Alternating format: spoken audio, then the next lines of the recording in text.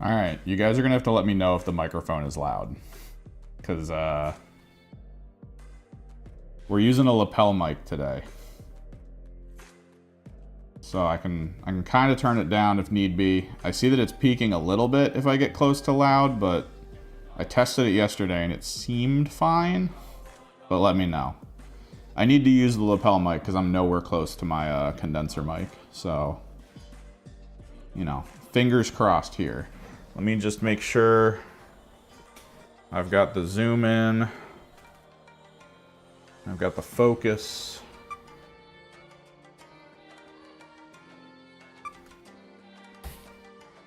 I think we're good. Kia! Welcome to the new setup.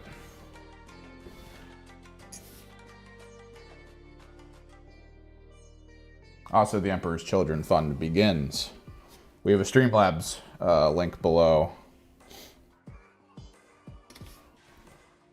Because I am of the mindset of, hey, let's get the funding together so that when Emperor's Children drops, I can just drive to one of my local hobby stores and be like, hey,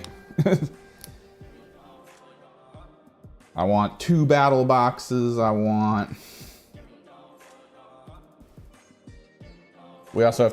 have to take some bits over to my buddy's house this next weekend, not this weekend. So I can check to see the size differences between the Sisters of Battleheads and like a regular Chaos Space Marine head. Because I do really want to do the glam rock thing. I think that'd be cool.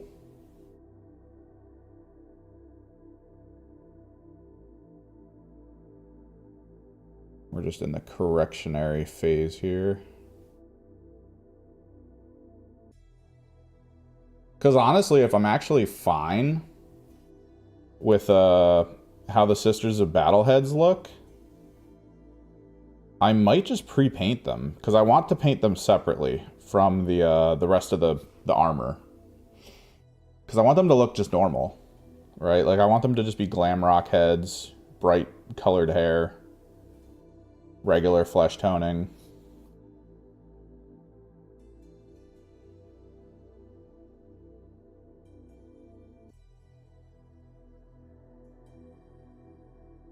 I think that could be pretty cool.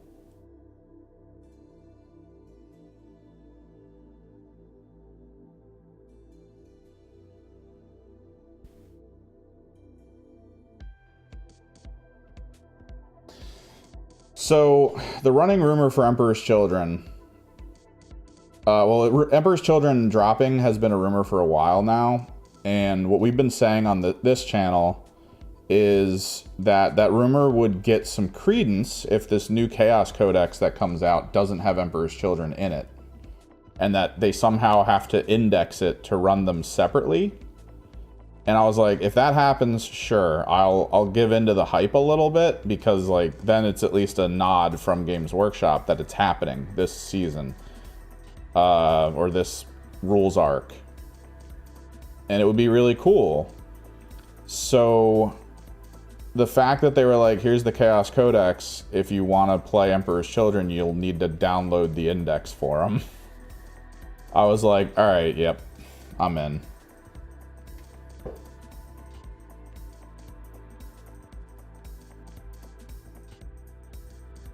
Yeah, that was the thing we were worried about, is that the heads might be too small with the bodies. At which point, I gotta figure something out. Because this will basically put another break in the total value that I need to save in order to use them the way I want to use them. Because I'm basically going to need to drop a ton of funding into Etsy for a person for 3D printed heads that just work on Space Marines. Which, this is a very niche idea, so I highly doubt I'm going to find something that's usable. Because I want them to be glam rock heads. Weird cut hair that I can make look like, you know, just bright colors with streaks in hair and stuff.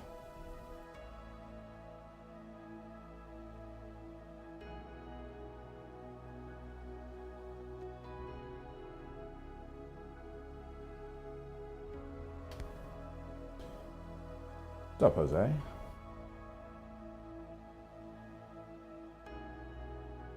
So yeah, so we're in saving mode. I want to create a little nest egg for when the Emperor's Children come out. That way I can confidently walk into a Games Workshop or wherever. I think I might do the Games Workshop, maybe the local store. I'll probably split it up between a bunch of stores. Spread the love, I guess.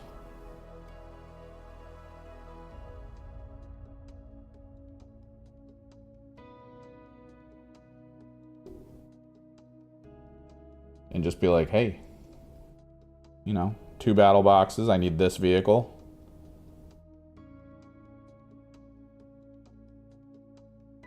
Definitely grab me the Primarch.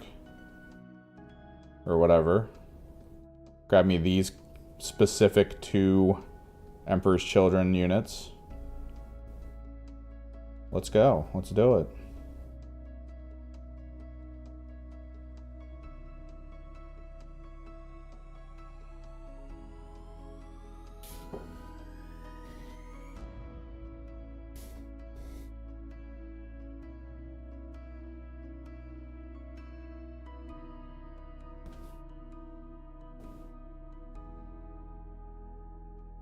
That's what we're thinking. Possibly new Lucius. Hopefully they do it like the World Eaters, where they drop the Primarch right alongside them.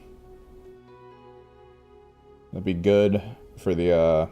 It'd be weird, but it would also be good for the updated Fulgrim model. Just because, like, they technically just dropped him for Horus. And I highly doubt the Horus model is going to be the 40k model. I still think they might storyify it to make him like a regular sized Primarch, since they already have 3 demon sized Primarchs, but it might be related to something else.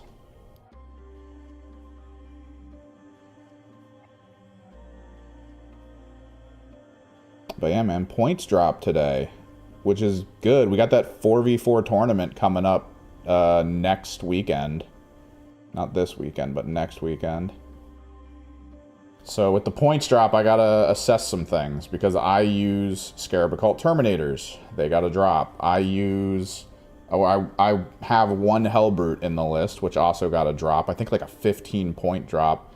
I thought that meant the 1000 Sun one was going to be like the lowest cost Hellbrute, but apparently all Hellbrutes are now just 130, which still is kind of sad because the Hellbrutes from World Eaters and Chaos Space Marines and Death Guard are just better. So to go from like, oh boy, maybe the rest will be like 140, and I'll feel good that they recognize that the 1000 Sun Hellbrute is kind of crap. To oh, they just made them all cheap. The person that's running Death Guard in our team also runs a Hellbrute. He's using the thing I thought of back in the day with the with priming targets with debuffs. Like, I watched him in the store have the conversation I've had with you guys like so many times about how it's a really good idea to just have a long-ranged gun and be like, hey, you're at -1 armor now. Let me unload on you with my Plague Burst Crawler.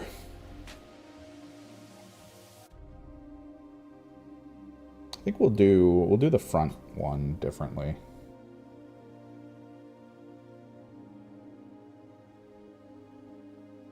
I mean, because the Legionary and because Nemesis Claw and Legionary are so close in unit types, you can just... I would personally focus on trying to make them look like each other, right? Like, the idea of a Shrieve Talon and whatever the other Warp Talon Claw user in Nemesis Claw, like, does... Like, there's so many similar units. I think one of the core unit differences is the Spellcaster, and that's about it. So you'd have one extra unit on your list, or at least visually that you've designed, to feel like a sorcerer, and then you could play either. Personally, I like the Legionary rules because Slaanesh Legionary is actually... It's underrated, honestly. One of the strongest rules you can access in Kill Team, in my opinion, is the ability to strike twice in melee before the opponent goes. And Slaanesh has access to that. The unit needs to be wounded, which is not as easy. You need to chip down at whatever you're fighting. But being able to double strike into an intercessor because it's at half usually will kill it with one of your more damaging characters. It'll just run up and just end its life.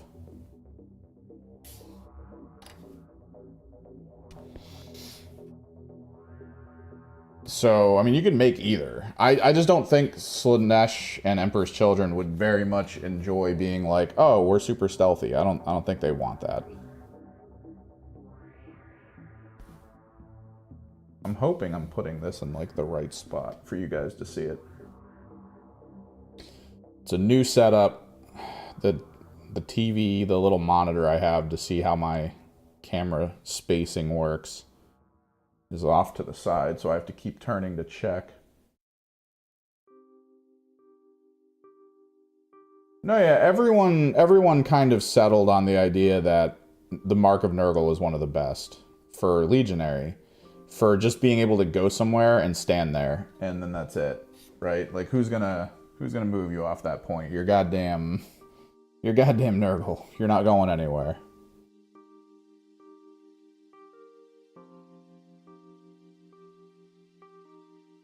But a few people started leaning into Tzeentch because Tzeentch became the from ranged, you're going to do a lot of work type unit. Right? Like, from ranged, you're going to be fine.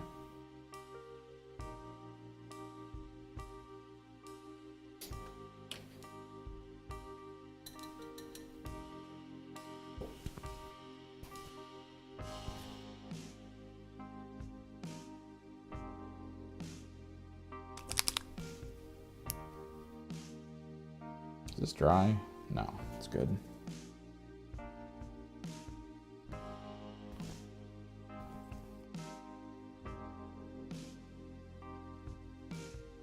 No, yeah. Dude, I'm trying to remember what the Scarab Occult Terminators were before, but for a squad of 5, it's 200 now. I could have swore it was like 280 or something before. It was ridiculous. But, like, they were useful, and you needed to use them. Almost every single list I've ever seen that wins for Thousand Suns involves a Terminator squad, so...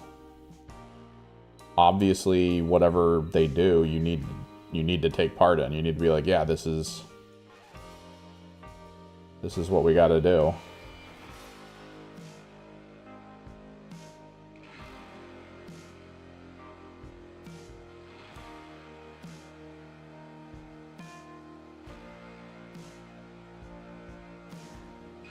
Oh, we bought some more paint the other day. In preparation for what we're going to paint for the Underworlds teams I picked up.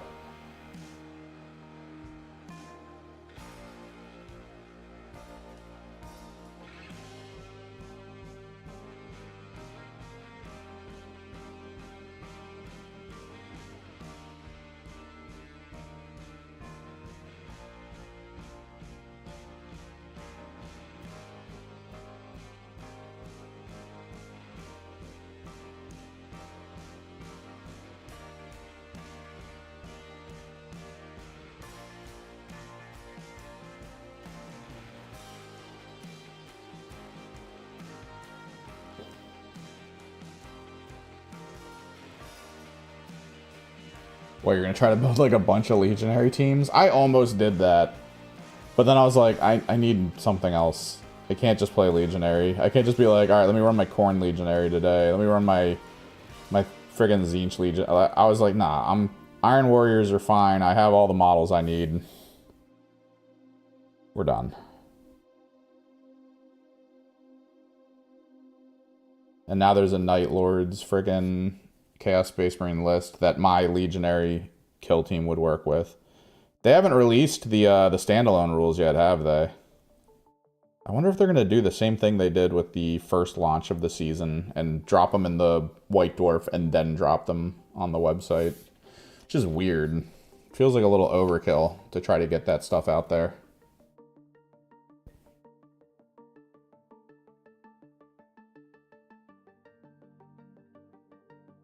The Nurgle Curse cultists have some good rules. I've never been one for cultists. I know a lot of people use them, mostly.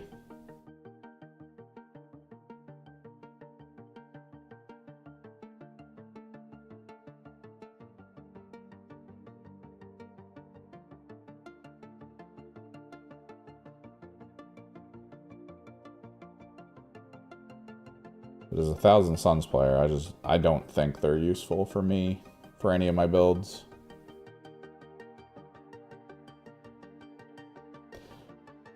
I'm still debating, though. Demons didn't get touched points-wise. That sucks. I was kind of hoping they would see some points adjustments, considering how hard they are to run and how few people actually win with them in tournaments. I figured they would get some adjustments. But I guess because the Chaos Space Marine Codex is coming out, they might as well have taken a quick look at the points values there.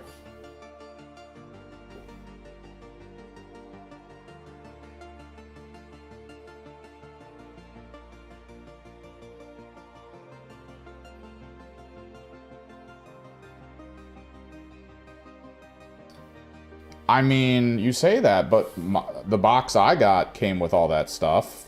And it was in White Dwarf, and it was free?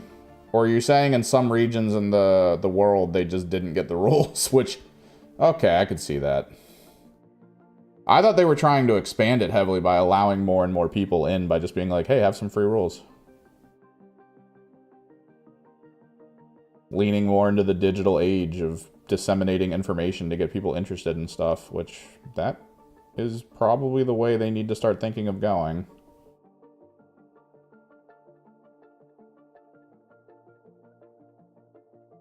But if it's, I guess, because of a manufacturing mistake, that sucks.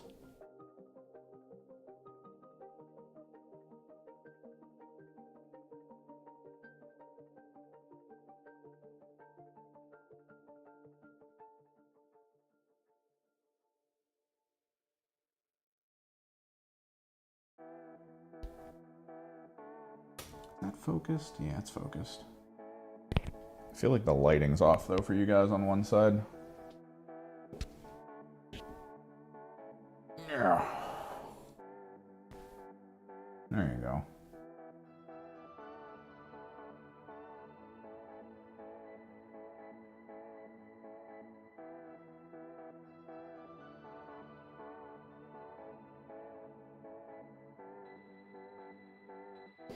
And that was my argument with, because I did the video talking about how they've been, what they're doing now with the indexes, getting rid of them and going back to codexes. And it's like, they were so close. I literally know people who found out about the indexes who never played 40K before in their life. And they were like, oh, I can just see the rules now? And that was enough to get them to be like, all right, I'm in.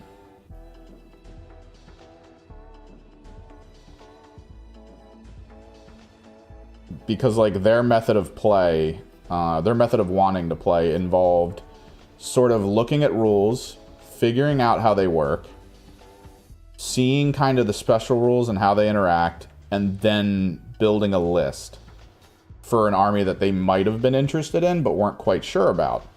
Because that's kind of the big issue right now, right? Like, when you switch out of indexes, whoever gets talked to about, like, hey, I want to play Warhammer, what should I play?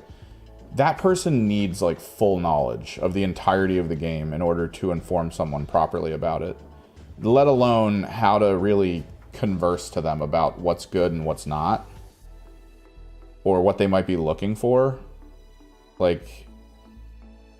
Whereas if with the indexes in place, you could just be like, look, the indexes are here. You want to go over them? Do you have something specific you want to look for? Let's start taking a look through units. And then you just do that.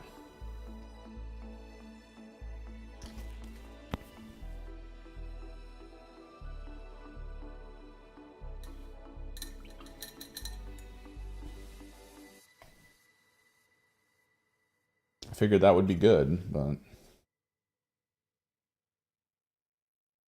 now the Space Marine thing on their downloads page is just, hey, this is what this card actually meant, or hey, this is what this rule's supposed to do, and then that's it. There you go. No more Space Marine info. Omega tier Sag. Oh.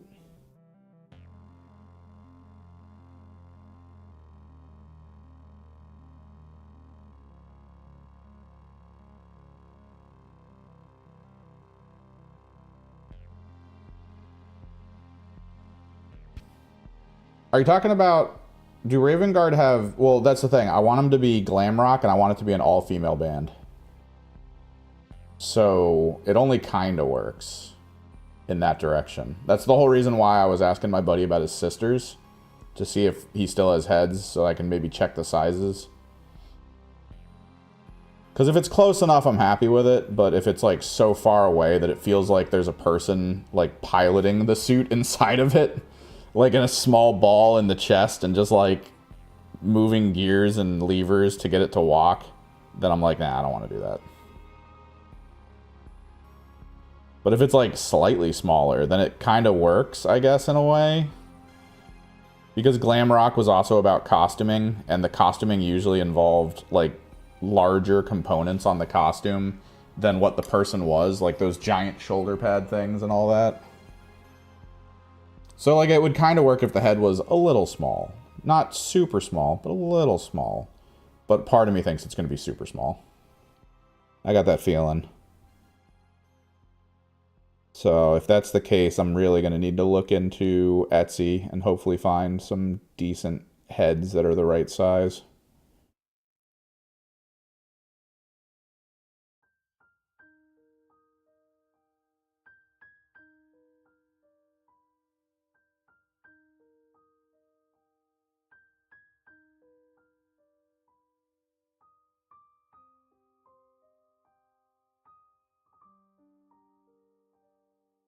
We might need to work on making a list tomorrow.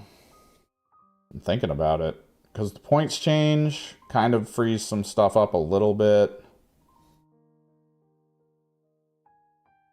Since I do run Terminators and I did run a Hellbrute.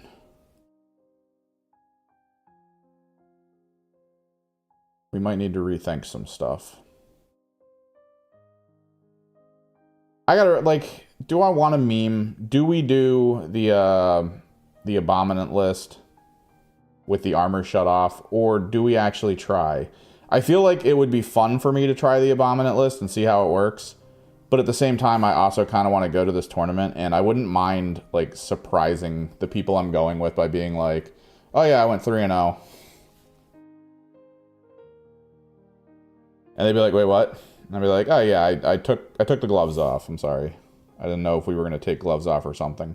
Because I asked them, I was talking to them during the Underworlds tournament we did.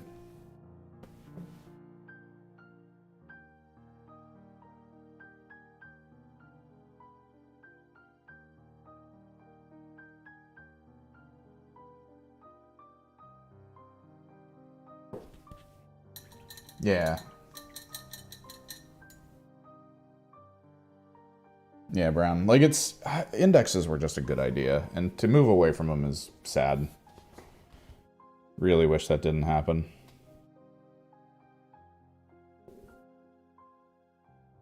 It was so much easier to point to. We have, in my local, like, friend group, we have one friend we were trying to get back into the game. And I feel like if the indexes were still out, it might be easier to get him into the game. Because he didn't know if he wanted to come back as Tyranid. Like... He kind of liked Tyranid, but he was like, I wouldn't mind looking at other stuff. And I was like, all right, take a look. And he's like, yep. But then we haven't heard from him in a while until we got, like, the wedding invite for him. Like, it's like, all right, dude. You seem to have been busy.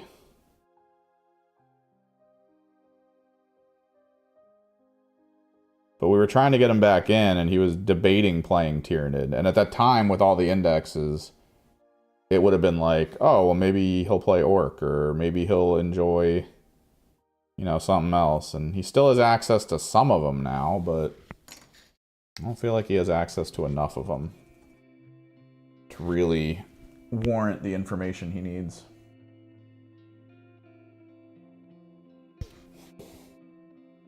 I think the Emperor's Children models are going to be about the same scale as a Chaos Space Marine is right now. Which, to my understanding, is slightly smaller than Firstborn. I don't know. Scales are weird.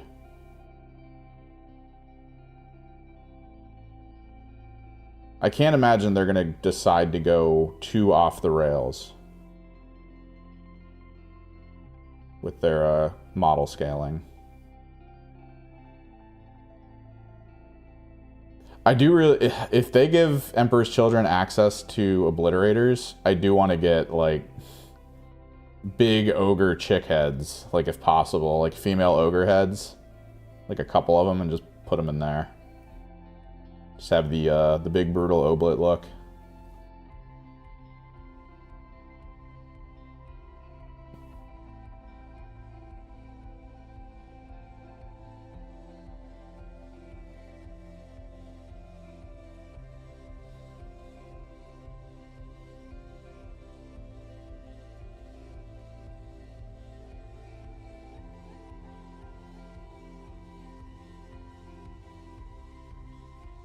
I'm kind of excited about Emperor's Children, man. Just, it's there. I keep thinking about them.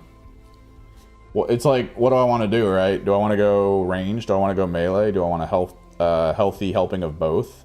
Because you know they're going to be a melee team, right? Like, the drugs and all that. It's going to be combat stems. But then maybe the range stuff does, like, we shoot drugs at people.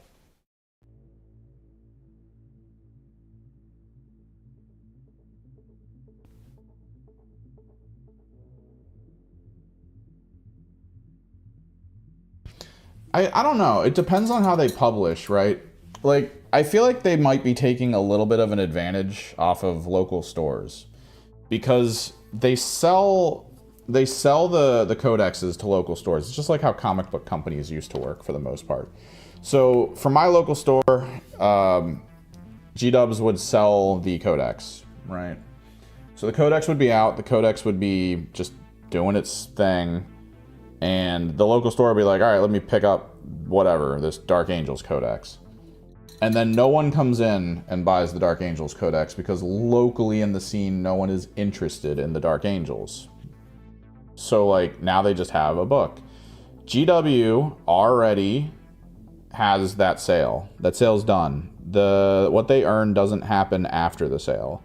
What they earn happens, like, right then and there for the local store purchasing. So they're good. Which means the problem of having to get rid of the book is now on someone else, not GW.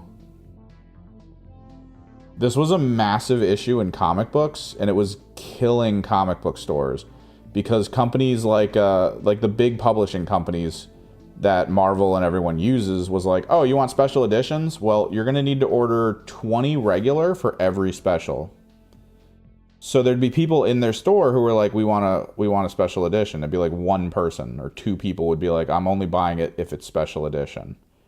So now that store would have to buy 40 regular books in order to get the special editions for like the two people that want them to make the sales.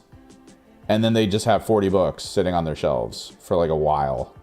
And they would need to find a way to offload those 40 books, which not easy. Right?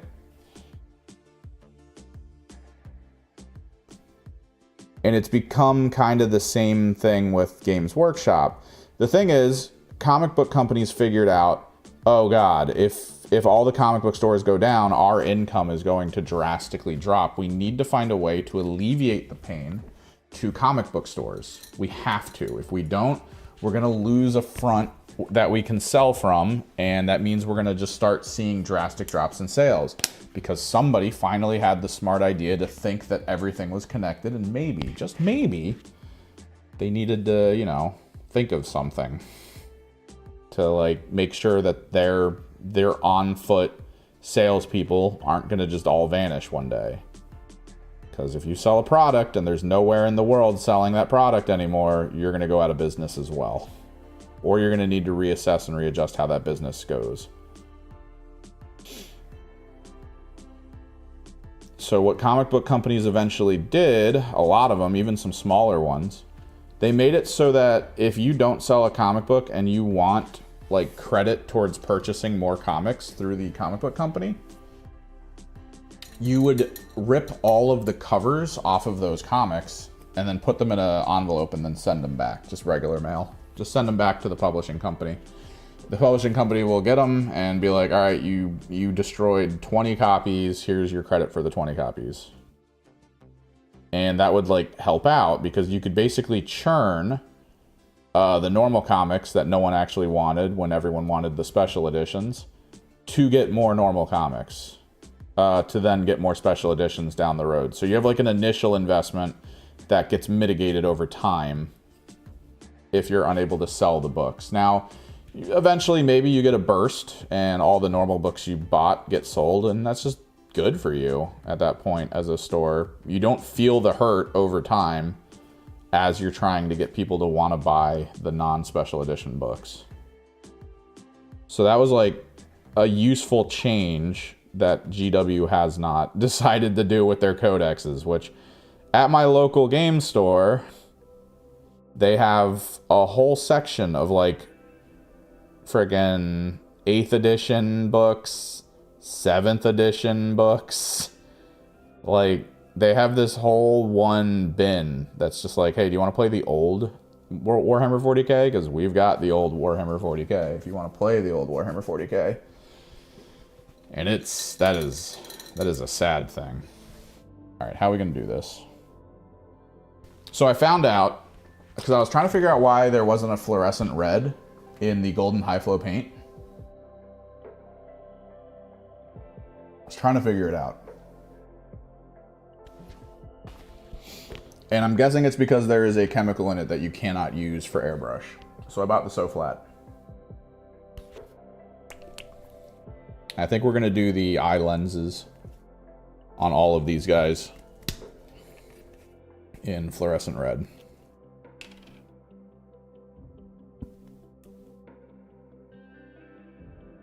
Which we can probably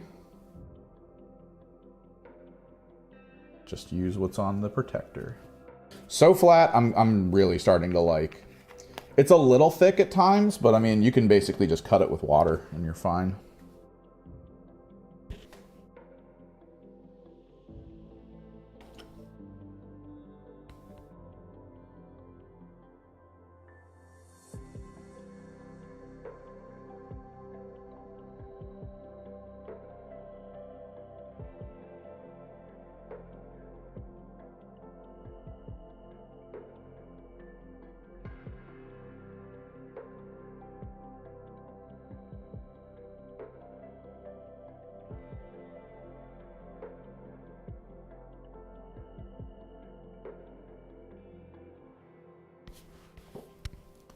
Might need to back the camera up. I'm trying to find the right spot to sit for you guys, and it's not easy. Like it's here.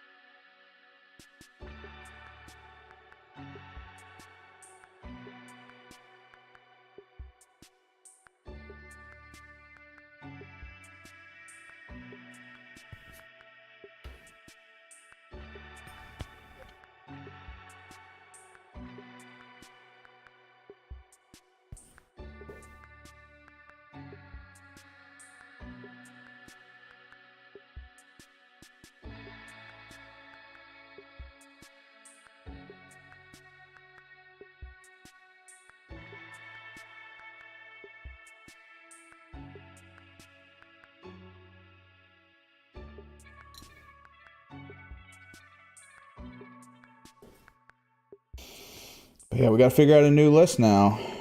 I don't know. We either go with my meme list we came up with for the Chaos Abominant, the Chaos Knight Abominant, or we determine something else. I also got to talk to the guy who set this team up because I'm kind of unsure. Like, he hasn't. The tournament is in BCP, right? And the last time I did this, for like 2 weeks, I had the info for that tournament in my phone on BCP. I gave him my info for BCP. I gave him my email address and everything, right? And I still don't see the info for the tournament. So like, I don't know who's coming. I don't know any, like, I'm trying to figure out, we should really talk, because part of me wants to just be like, you know what? Hands in the air, Chaos Knights, right? Like, let's just go the Chaos Knight route. Let's call it. Let's just do the basics. Let's just have a little bit of fun. But like, it's 4v4, and I kind of want to make sure I'm not like spending too much time on a turn. I don't want to feel like I'm falling behind or not getting enough points. I mean, I'm trying to feel like it's not the worst to do that, because I've watched a lot of high-end tournaments where they don't even get past turn 3. Because, like, the game gets so crazy.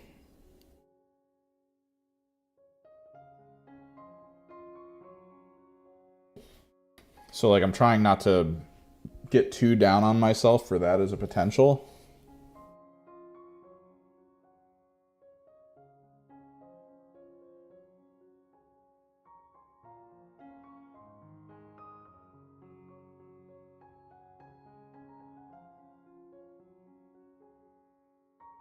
But at the same time, I feel like getting to turn 5 is pretty cool.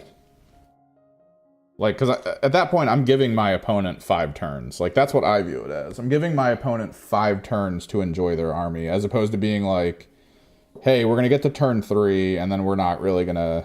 We might not really know who's going to win. Because we both took so much time to get here that we can't finish. I should probably buy a chess clock. There was a chess clock I was looking at.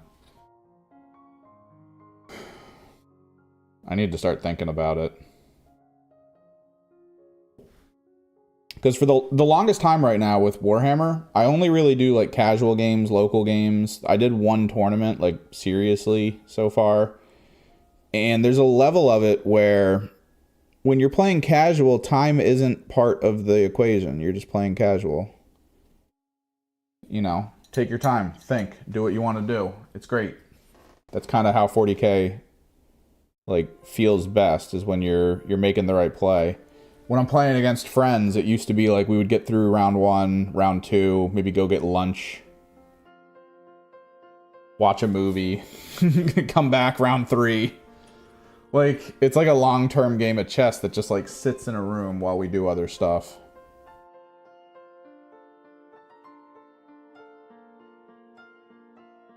But in a tournament, time is an adversary that you need to figure out.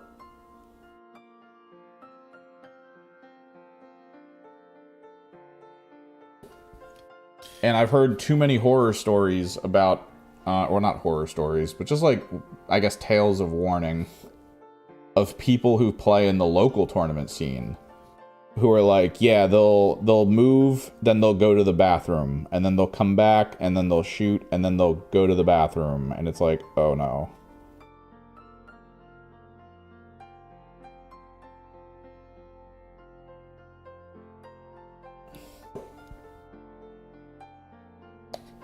Because you know what they're doing at that point. It's like, yeah, they're going to be like, oh, you're going to argue about my medical condition? And it's like, I don't think you have one. I think you go in the bathroom and stare in the mirror.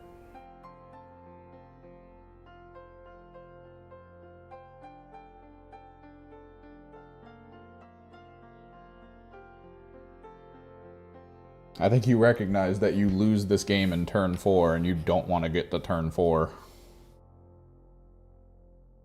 Because that was a thing. One of our main tournament goer people went to a mini event for like a practice game with some actual big names. Like if you guys watch any of the streamed live games, there are people who were at this place testing theory and stuff who like, they get like top, is this not focused? They get like top 3 at big tournaments globally. Like they're usually doing good.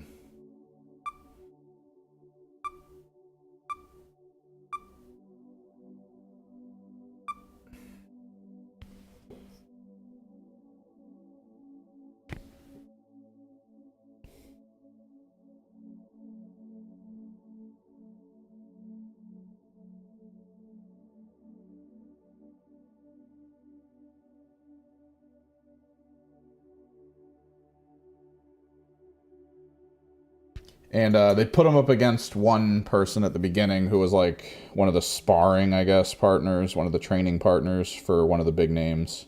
And they were like, oh, they did that shitty nerd thing at the beginning of the game where they came over and they're like, sorry in advance for your loss. And it's like, oh god, dude, what are you even doing? What are you even talking about? It's like, yeah, this guy trains with the best, so you know you're gonna lose. Okay. Yeah, this guy trounced them. Like, in the most confusing way possible. He was just like, and I win.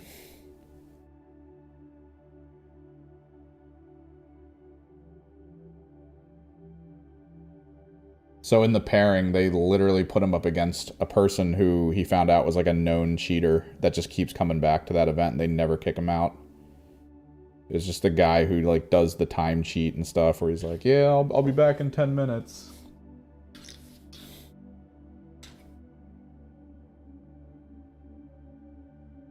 Nah, we don't need a chess clock. We'll definitely get enough rounds in.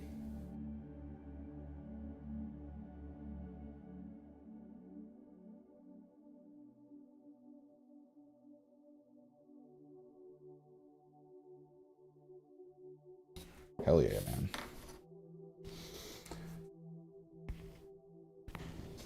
Alright, eyes complete. What what are you all up to? Got anything cool from the points change that any of you are super interested in? We might actually try to push these guys a little further too, honestly. I like them, but I feel like I need to do something with their bases.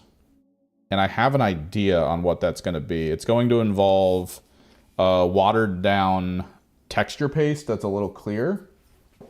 And then we put like a drop of pigment in it to get it to look like swampy. And then we would just put it on the surfaces to make it look like they're walking around in puddled, swampy areas.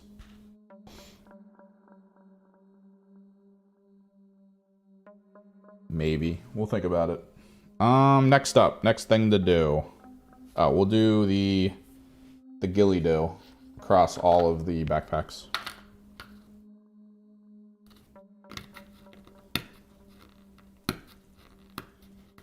So we got a video coming up Monday. I might start on another video while that one's, you know, gonna come up. That way we can try to get a couple videos out in a row. We're leaning a little bit into the hobby right now. Yeah, I heard that the NID's got a little bit of a reduction, which is cool. Psychophage Swarmlord.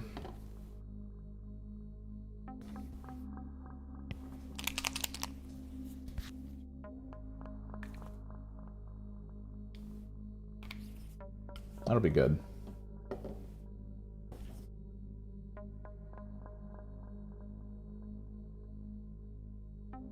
We don't really have a lot of NID players locally. We've got a couple. They're pretty good. But I feel like one of them switched over to Orcs. Because he likes the idea of cavalry. And kind of like how I would do it, he looked at the models and then realized he could do something really fun with a conversion. And then he just did it.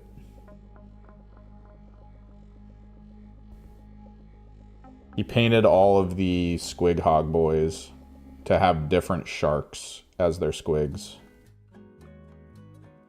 Like he would pattern their skins to be closer to how like actual sharks look. Like he's got the Mako Squig Hog, he's got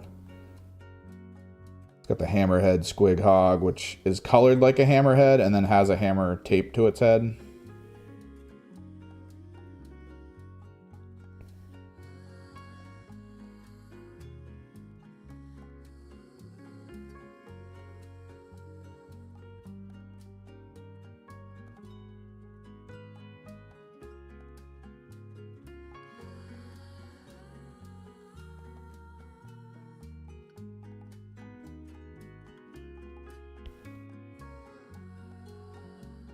I've looked a little bit at the points, mostly for my own army. I noticed that Chaos Knights didn't really get any changes, which made me sad. I noticed Demons didn't get any changes, which made me really sad. But then I also noticed that Thousand Suns have lowered Scarab Occult Terminators, which is really good. They're like 200 points for 5 now, which is crazy. I might change my list up. I have a, which means we would need to actually kick it into full gear, painting this Terminator Sorcerer Lord. Oh no. I've had a list idea for 2 Terminator squads with 2 Terminator Sorcerer Lords. But like, they're so expensive that I just didn't want to do it.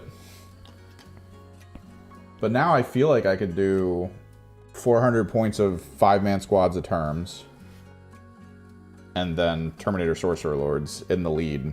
That way you have like a split anvil system.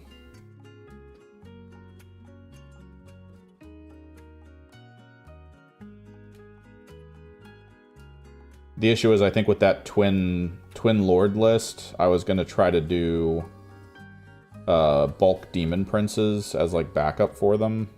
But my local store didn't have the Morghasts I wanted.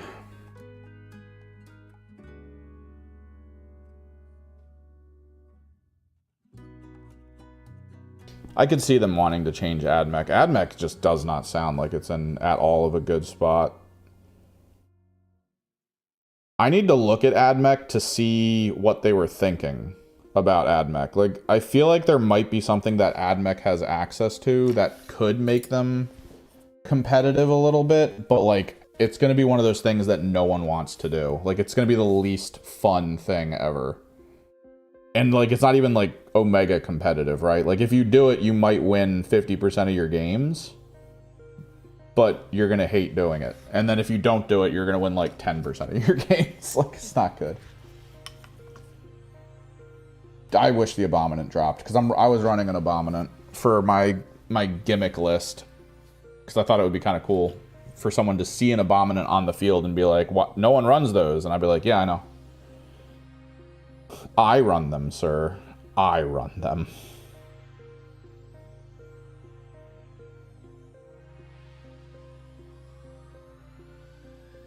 I run them as an ally for Thousand Suns. Behold, a list that barely has any Cabal points.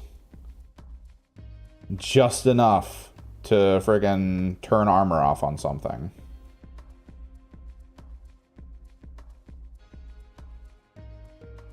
But, like, now that I look at it, with the points reductions and the unit that I'm using, the cost of the Abominant, I might as well just swap him for Magnus, if I'm being real. Like, I think Magnus is, like, 20 points more than the Abominant, and I think I just gained 30 points spare as an army list between the Terminators and the Hellbrute drop. Because the Hellbrute drop, I think, is, like, 15, and the Terminator drop, I think, was, like, 30. So I could just be like, oh, let me just use Magnus instead. You know, that way I get Cabal points. He does have a really good attack profile. Like, you don't want to not use that attack profile. It's about the same. Actually, no, I think Magnus is less range. I think that's, like, the only thing that makes me, like, a little annoyed at Magnus is he's 24-inch range, I want to say, versus the Abominant's 32? 36? It's in the 30s.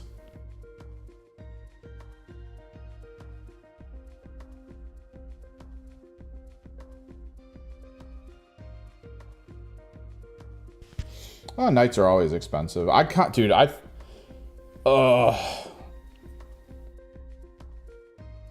probably after the Emperor's Children fund, you know. After I get the Emperor's Children, I'm hoping to get to then paint and convert and stuff for you guys. And then play a few games as, and get recordings and battle reports for that. I'm kind of hoping that maybe one day I'll run, like, a triple Abominant list. I don't know, I get the rest of the Knights. I get that the Despoiler is really good. I get the idea of War Dog spam. I understand it. Like, I don't want to just sit here and be like, oh, why doesn't it work? Oh man, I view War Dog's spam as weak. No, I don't. Like, I get it. I get why it's good. I was debating picking up the War Dog character, so that I could literally War Dog spam, like, nothing else on the field but War Dogs.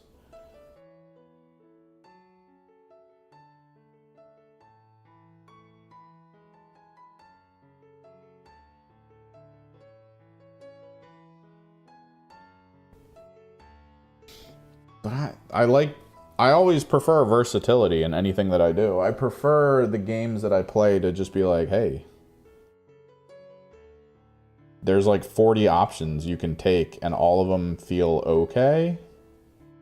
One might feel really strong in a local meta, just because if your opponents are all like, hey, we're all armor, and you're like, oh, well, I have this anti-armor list.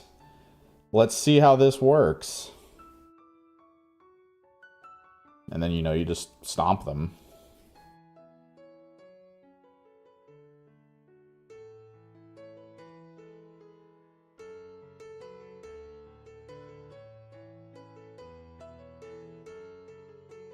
But I really wish some of those units were more useful.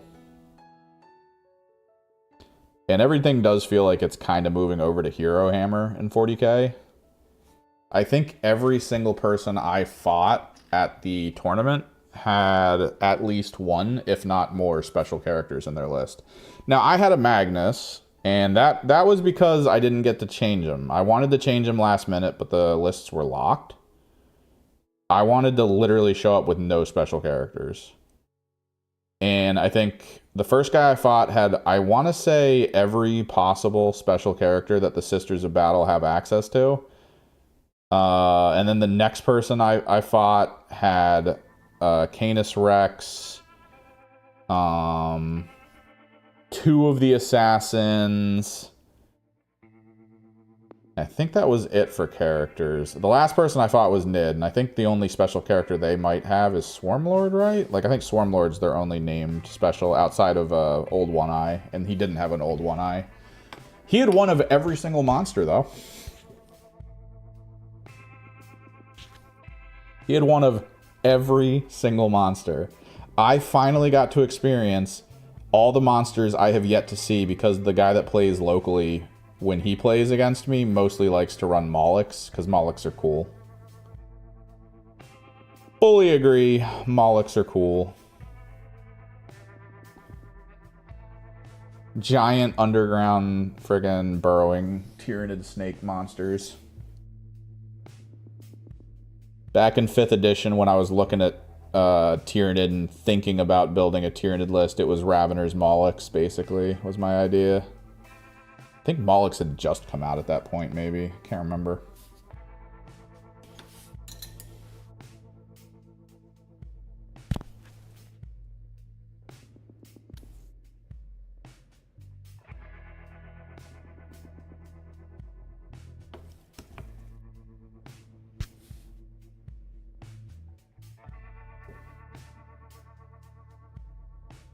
So yeah, the guy had literally one of everything. He had a Norn. He had both variants of the Norn, Emissary and like the other one or whatever. Like I got it all. Every single one of them. I had to figure out all their special rules because I didn't quite know them. He kind of misread one to me and it threw me off a little bit. He claimed I was looking into shooting my friggin' Mutalith Vortex Beast mouth lasers at things because that's how you play the game.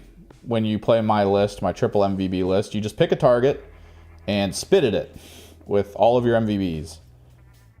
Unless you're playing Horde, at which point you do the blast instead. But yeah, you just pick a target, spit at it till it dies.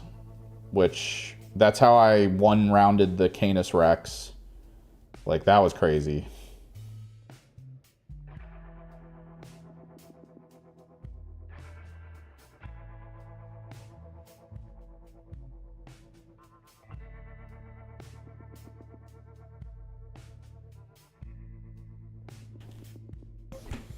Is this a box or a bag? No, it's just all metal. Alright, we're going to need Basilica Gray, I think, for most of the metallic basing. I'm still not sure whether we want to do chevrons for like a lot of the accents. Or if we want to maybe do like a burgundy color. Because burgundy is so sexy. So good looking. For now, we should probably just go over all the metallics with Basilica Gray so that we can hit it with metallic after the fact.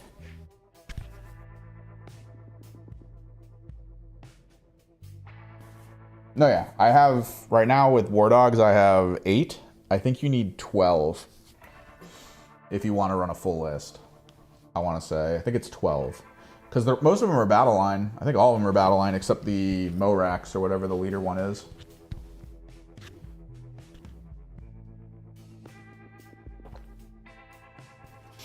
So if you want to actually fully spam War Dogs, you go Morax. And then you just fill out with as many Brigands as possible. Executioners or Ravengers. I think Ravengers, whatever the melee one is, that one's a really good one. You run a squad of maybe 2 or 3 of them, because that's the squad that goes through a wall at some point during the game and just messes people up.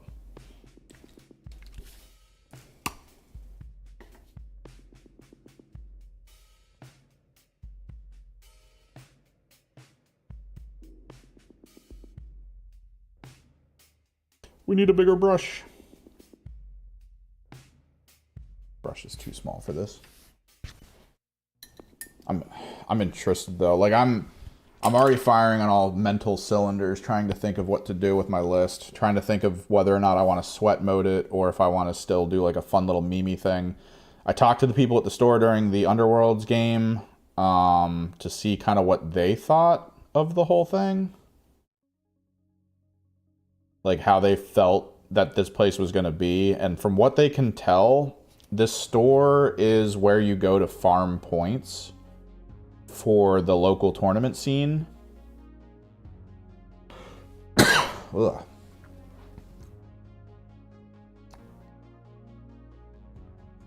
I feel like I'm breathing in dust. Like, people go to this store specifically to farm points for getting into bigger tournaments that require you to have like X amount of points. So there are people here who are just like, yo, I'm the sweatiest of sweats. I'm the try-hardiest of try-hards. What are you going to do about it? So part of me wants to be like, oh, well, yeah, well, let me bust out my try-hard stuff. Let me build my try-hard list and let's go. See how this works.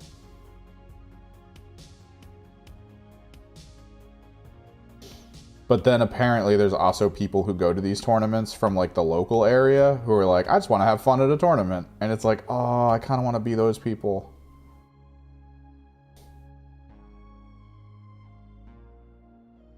I really don't want to be the guy who's like, get fucked, son, and just like freaking flexing on nerds. And I don't want to be that guy. Yeah, the Carnivore's the mini melee. Because the Ravager's the big melee? I can never remember what the big knight melee is. I actually got a little confused at the 3v3 tournament because every knights player there was talking about how the meta now is 3 big knights and then a bunch of littles and then some allies that can deep strike so you can do the missions. And I was like, what? Everything I looked at when I was looking into building knights lists and what knights to get and how to like prep all this, like everyone was like, yeah, you don't want big knights. Don't purchase big knights.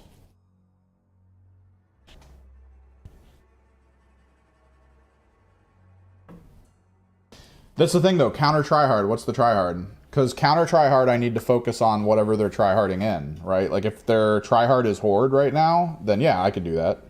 Thousand Suns, 100% I could anti-horde.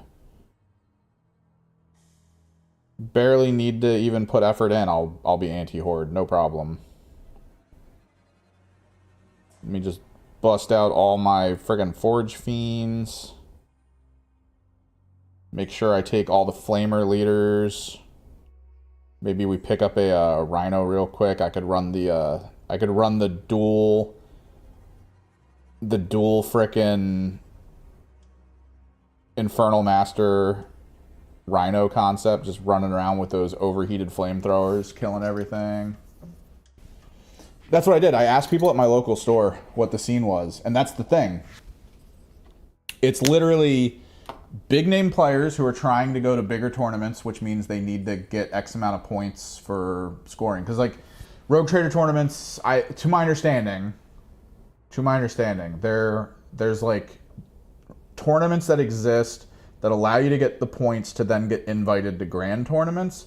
That's what this place is. Yeah, Rampager's the big melee. He's a cool one.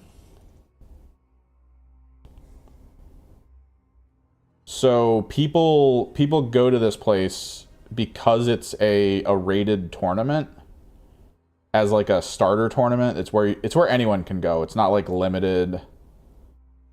And people go to this because there's apparently a fairly good cross section of players who just want to play to have fun.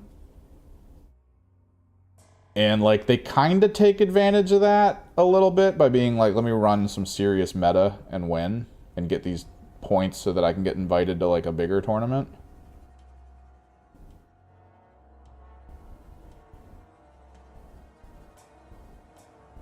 It's something about it. The terminology is still lost on me because I'm not fully into it right now.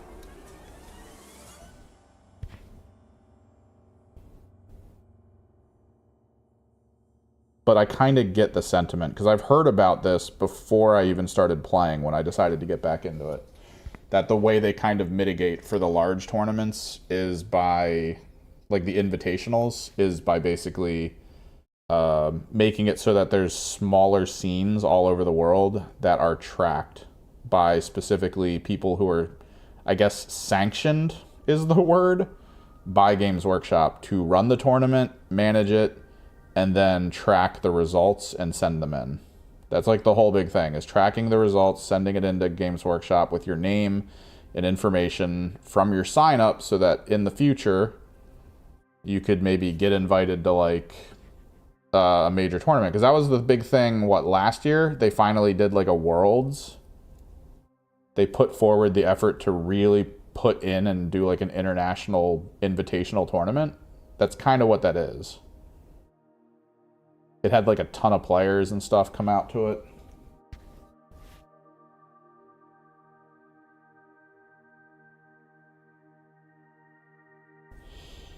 So it's for like the international ranking, I guess. As like a properly set and sanctioned tournament for the ranking system. 2 Lancers? Are you a psychopath? I mean, that's kind of what my video is all about on Monday. We converted that Castigator on stream, and I captured a good bit of it in footage. The video is not 100% what I want for hobby videos, because like we did really miss a lot.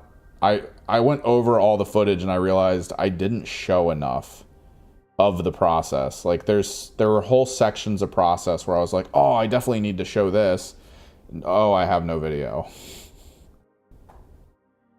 Oh, I had everything set up. I just didn't press record for this moment. Oh no. Like I didn't show off the conversion of the back armor for my Castigator. I only showed it in pictures after the fact. We've still got work to do. Changing this setup is like step 1 to helping, but like we've got a lot of work to do. I might actually unzoom this camera a little bit. I feel like it's just blurry, man.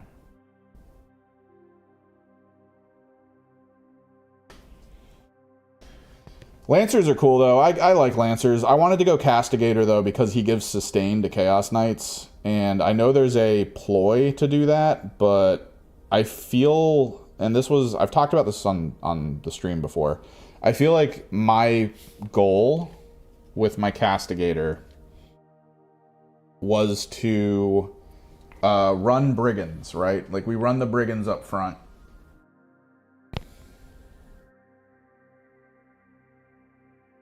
And the Brigands kind of flank the Castigator. They try to stay kind of behind him, but within the 6-inch range. The Castigator himself is a wrecking ball. Like he's supposed to get in. I gave him the panoply so that he has the reduction to AP against him. Because I feel like a lot of people who go saturation fire to counter heavy armored units by being like, I'm gonna roll 100 dice and you're gonna take 30 wounds. A lot of it's based on the AP. Like they try to get very basic AP weapons to make that a problem for you, rolling like 4+ instead of 3s, which yeah, that would work. But then if I'm like, I'm still rolling 3s, then it kind of puts a spoke in their plan. A little bit. Not a lot, but a little bit. And I like that. I like to just be like, no. Bad.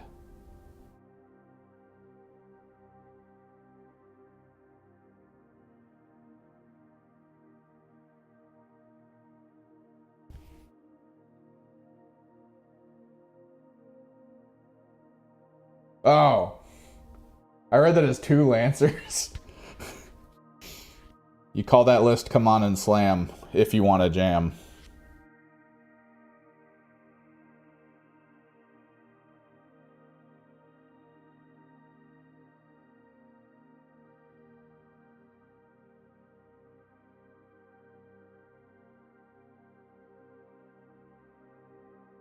The Lancer's good. A lot of people point to Lancers. The Lancer's mostly good because I feel like a lot of the meta right now is vehicles. Even if it's like, there's so many people who play Knights, and your Lancer is going to do so much work into Knights.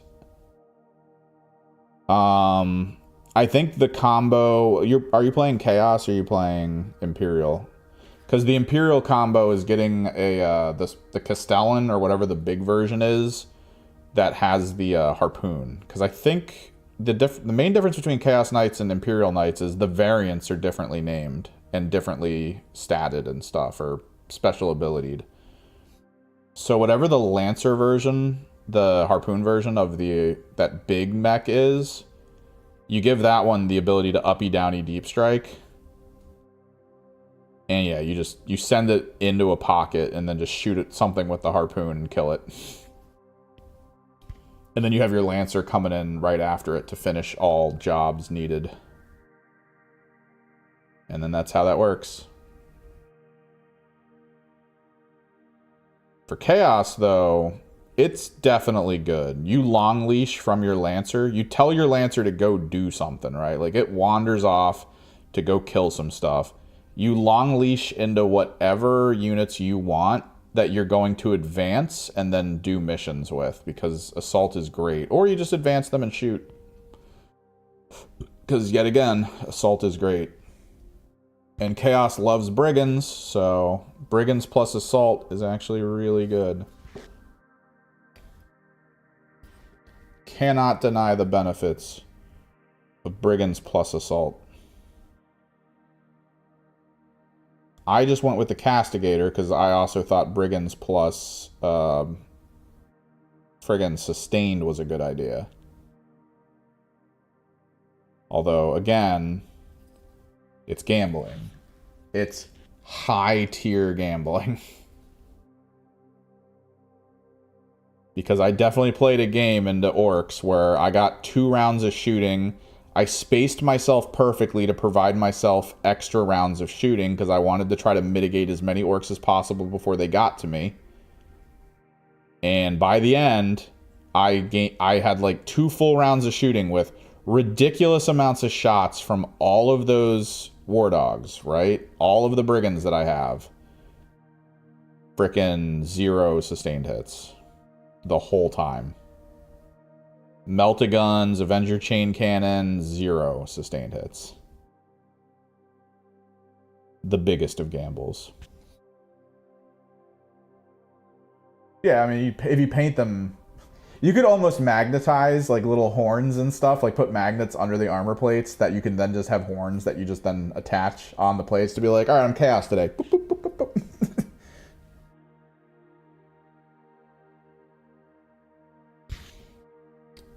The free tank shock's good, but like the assault, you have to kind of look at it as a whole package. Free tank shock, fantastic, so good, but assault also really good.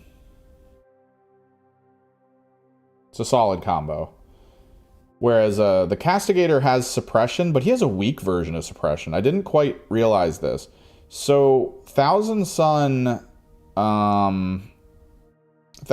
Forge Fiends suppress anything they shoot. That includes tanks. Tanks can get suppressed from Forge Fiends. That's pretty huge.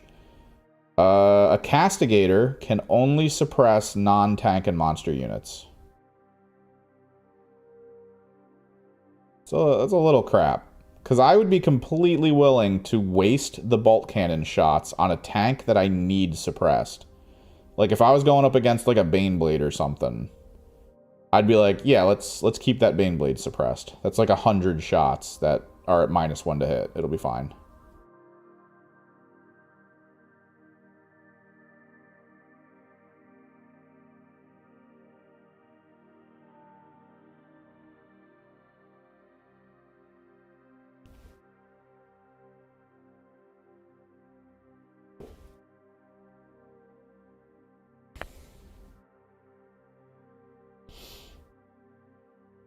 But apparently I can't. It'll only suppress infantry units, not even monsters. So, it's a bit of a problem. But his stats are really good otherwise. I actually really like him as a pick.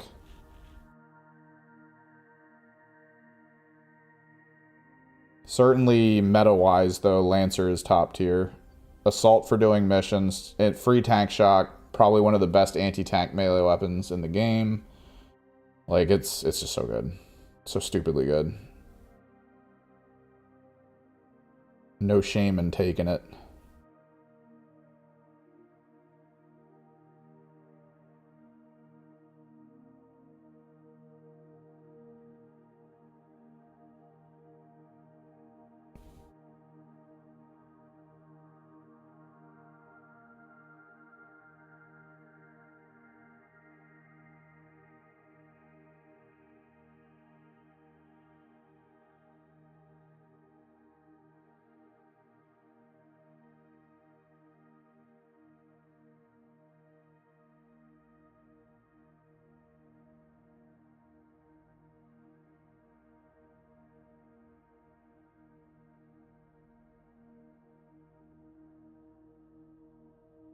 Do you run allies in your Chaos Knights army? I feel like that might be one of the strongest options right now, is trying to figure out good allies. Usually people run Nurgle allies, because Nurgle allies are fantastic.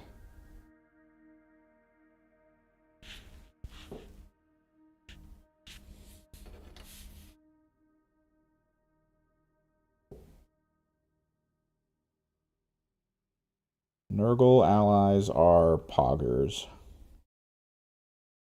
I run Tzeentch allies, because I like expensive things.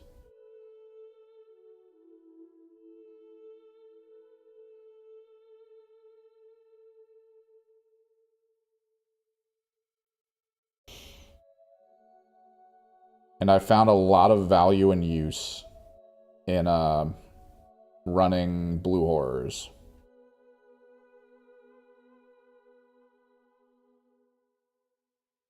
Because Blue Horrors are obnoxious.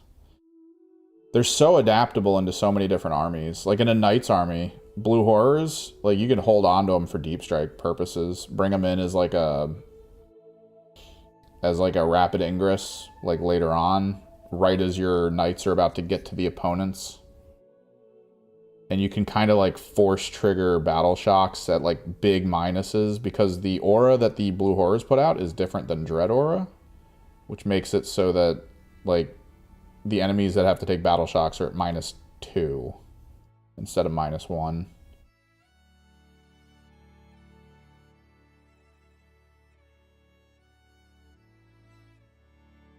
Which is kind of cool, if you ask me. Probably gonna actually color these pipes, but this is fine.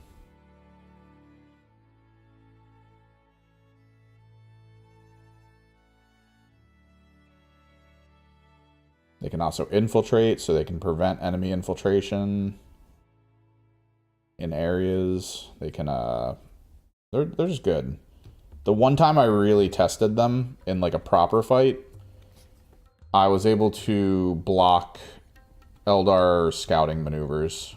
Like they had scouting squads, and I was like, all right, let me just build a wall of Blue Horrors. You can't scout anywhere. Have fun.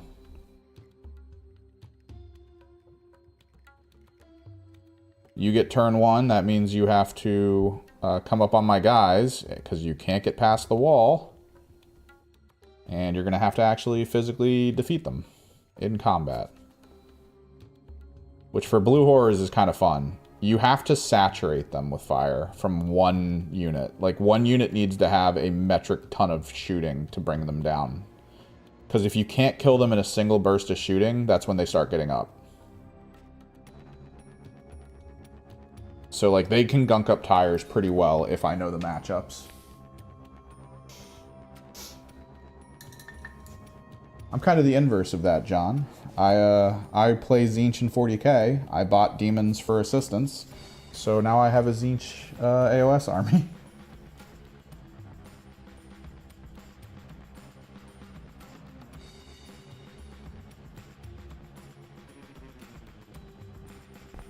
Yeah, I run 2. In my regular brick right now is 2 Blue Horrors, 1 Changeling. I could, I think, run 3 Blue Horrors, 1 Changeling if I really wanted to, but I think I'm okay with just the 2. The 2 is enough to body block the entire middle field if you want, or at least a good chunk of the middle field. And then the Changeling is, of course, the Changeling. He's freaking god tier. Yeah, like the game that I played, I put my Changeling on the back line. Like, I actually just put the Changeling on the back line.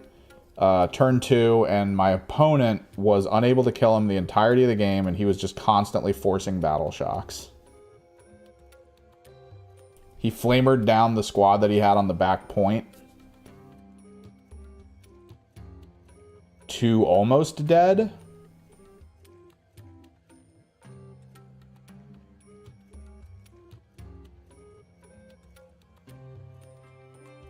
And then that squad failed its Battle Shock every round for 3 rounds. Which meant he wasn't able to hold the back point. He lost a ton of mains because of it. Like, it was crazy. I know you're not supposed to rely on Battle Shock tests being pivotal to how you're going to win or lose, but, like, that moment, those Battle Shocks, yeah, that guy lost because of the Battle Shocks. It was like a 20-point swing by turn 4. Because of those Battle Shocks. It was crazy. But yeah, Changeling's baller.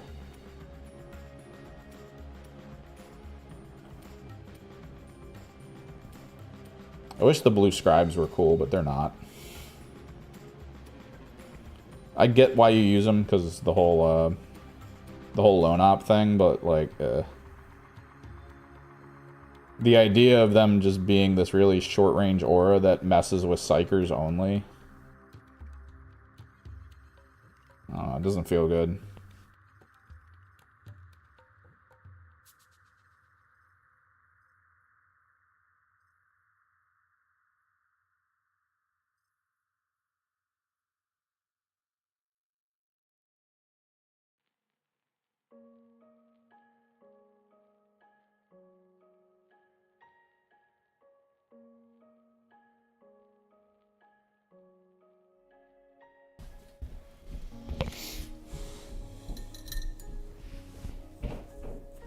I wish it felt good, because they're blue scribes. They're kind of cool. I was actually probably going to convert blue scribes at some point, because I had this, I have this extra Ahriman disc. And I had a couple extra blue horrors from a box that I purchased for the chariot, because I needed an exalted flamer.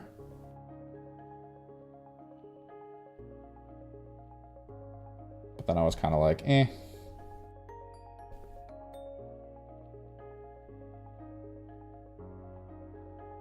Not really that worried about it.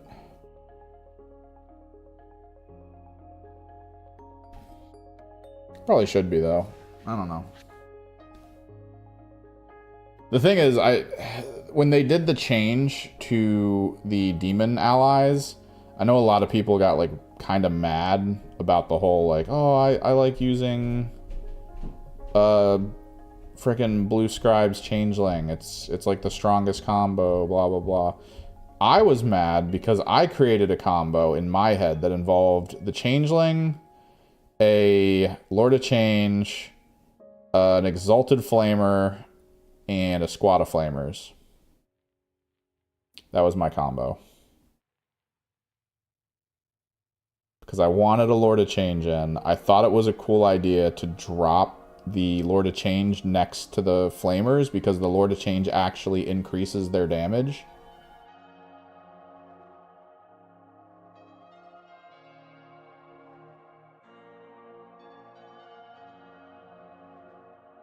And I was like, yeah, this will be cool. Bought them, finished painting them. I feel like the day after I put the last color on the Lord of Change was the day the Balanced Data Slate came out that was like, guess what? You need to buy Blue Horrors right now.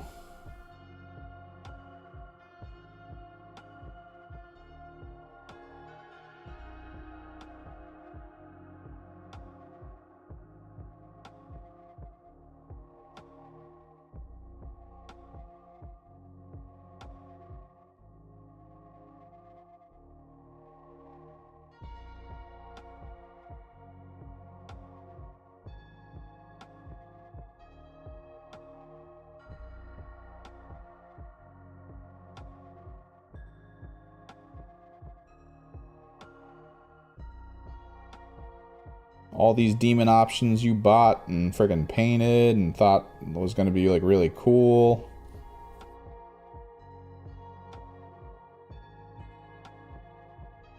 Yeah, you can't use them anymore until you get those blue horrors.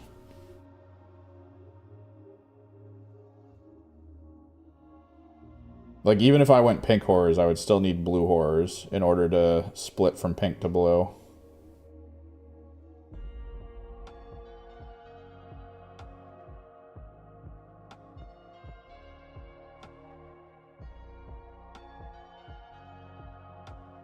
And as most people say, those pink horrors are very expensive. They cost way too many points. Because I do think you actually need... It's like, you do need, I want to say, 2 squads of blue horrors for every 1 squad of pinks. Because I want to say the pink horrors become 2 blue. And I think pink horrors come in a squad of 10. So the assumption is you're going to roll poorly when they split, so you're not going to get, like, more than double. At which point it's like, yeah, you could probably just go with 10 and be fine, because you're probably going to roll really bad, and you're only ever going to get, like, 10 or below. But, like, if you roll really good for a game, you're going to want those 20.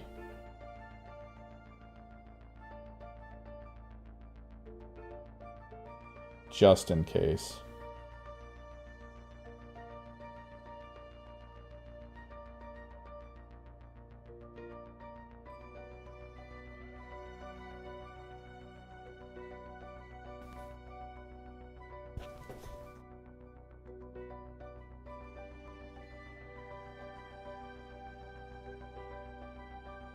Dude, this wireless lapel mic. Battery holding strong. Love it.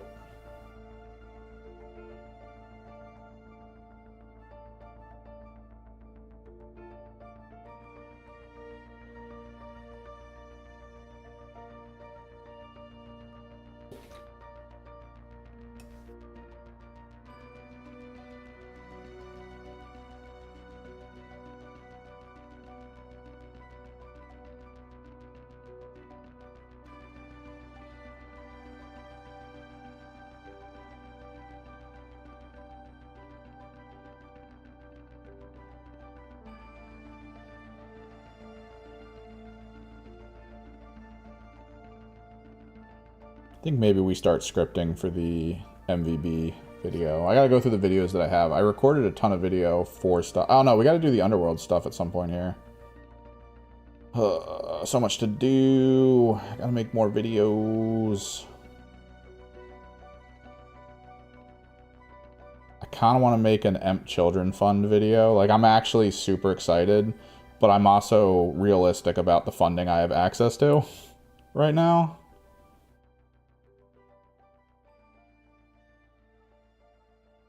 So I kind of want to be like, but it would be read so poorly.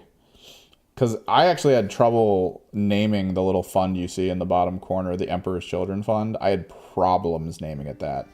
Because it sounded so much like an actual charity in my head that I was like, oh, if someone comes in here and misreads it as a charity and donates thinking I'm giving to a charity, oh no.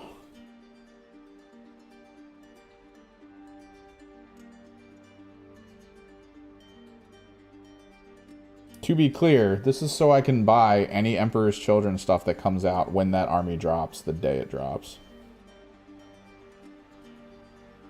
We're going to go all out on crafting, converting, making them just look incredible. We're going to be playing a lot with OSL. We're going to be playing a lot with the idea of them being a glam rock band, mostly female characters. Just like interestingly lit. We're going to look into the potential of wiring some Bluetooth mini headphones into some of the models to allow me to play music while we're playing the gun. While we're playing the game. Yeah, they always split in AOS.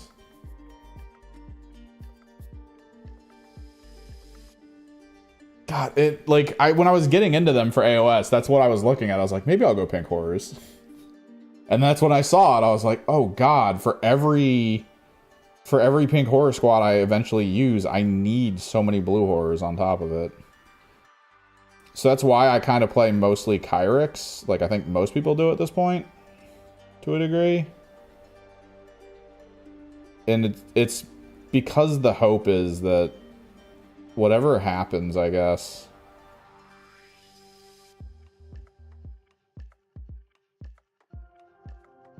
Like, whatever I summon for the field, I was actually running the guild that summons Allure to Change for, like, no points. That was my idea, was to go Kairos, a bunch of Kyrix, what was he? What is this? Oh, I think I know what this is. We'll do this. Kairos, a bunch of Kyrix,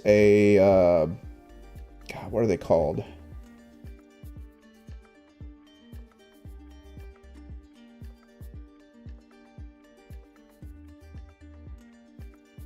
Gaunt Summoner on disc. Like, I had just a bunch of sorcerers, and the goal was turn 1, summon Lord of Change. That way I have a Kairos and a Lord of Change on the field. Just all together, doing their thing. Supporting each other, getting all the bonuses for spellcasting. That was my whole idea. And it didn't really work that well. And I don't like that all I have access to, really, outside of the Fate dice, for, like, on-field interaction, is the ability to summon demons. I did not like that, because I didn't want to have to buy a metric ton of demons. But now it's like, oh, if my goal is to get to blue horror, or pink horror summons, because then they could split into blue horrors and do all that, and that's crazy, I need to buy so much stuff. So I bought, like, flamers and screamers, because I think I'm just going to try to, depending on what AOS Season 4 or AOS 4.0 does, I might just focus on summoning a bunch of low-level demons. Just calling it. So I don't have to deal with too much.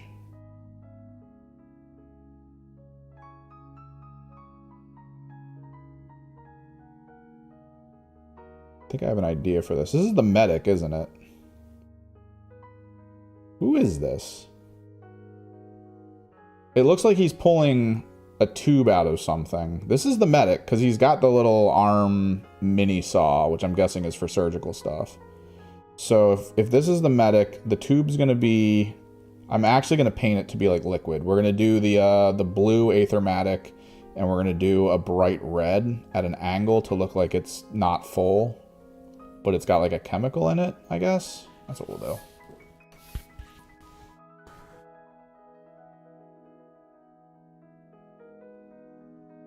Oh, geez, you bought pink horrors and then realized all the extra stuff you needed to purchase. No. Darth Vader meme.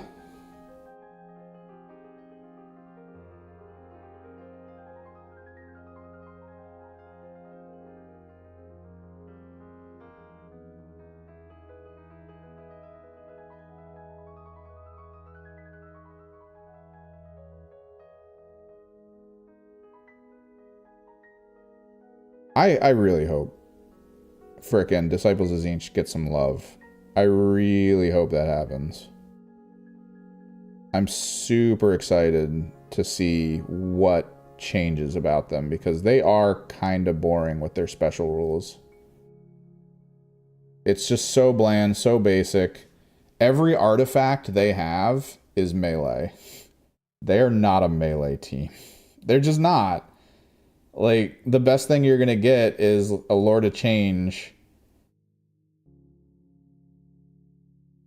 with, like, one of those upgrades attached to him, with the sword or whatever he gets. And comparatively, when you look at teams that are like, yeah, we're melee, when you look at those teams and compare it to things like the Kairos or the Lord of Change with the sword, nothing in the Thousand Sons is melee. Nothing.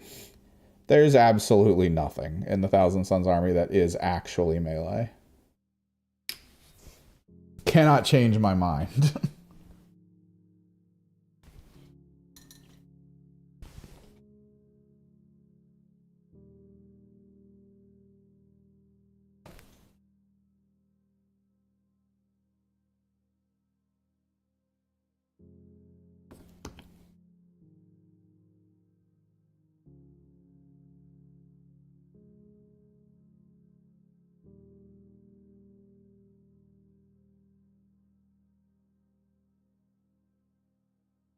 Probably should have did this first, because the correctionary for it is going to have to come after.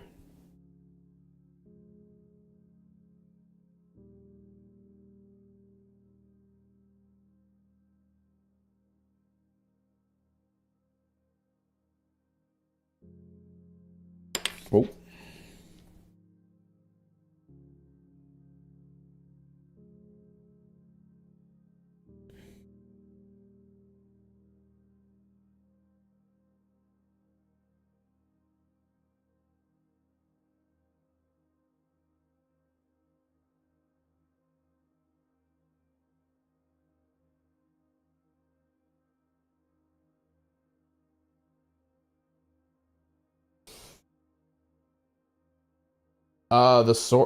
The sorcerer types from Disciples of Tzeentch AOS.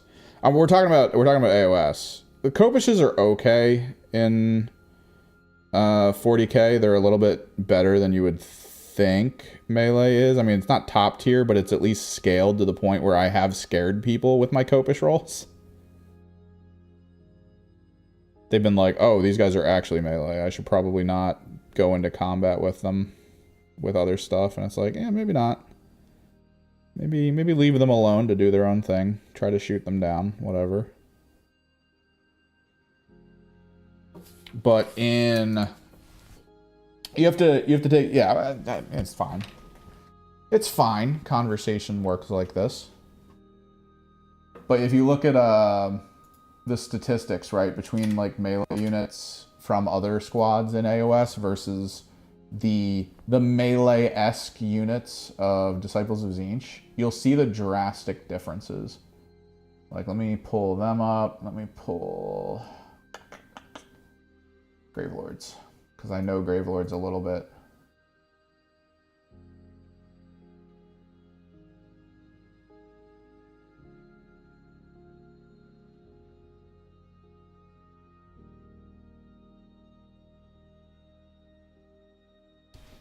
We'll look at non-behemoth leaders. Where is the guy? They have so many named characters and frickin' this list, it's so crazy.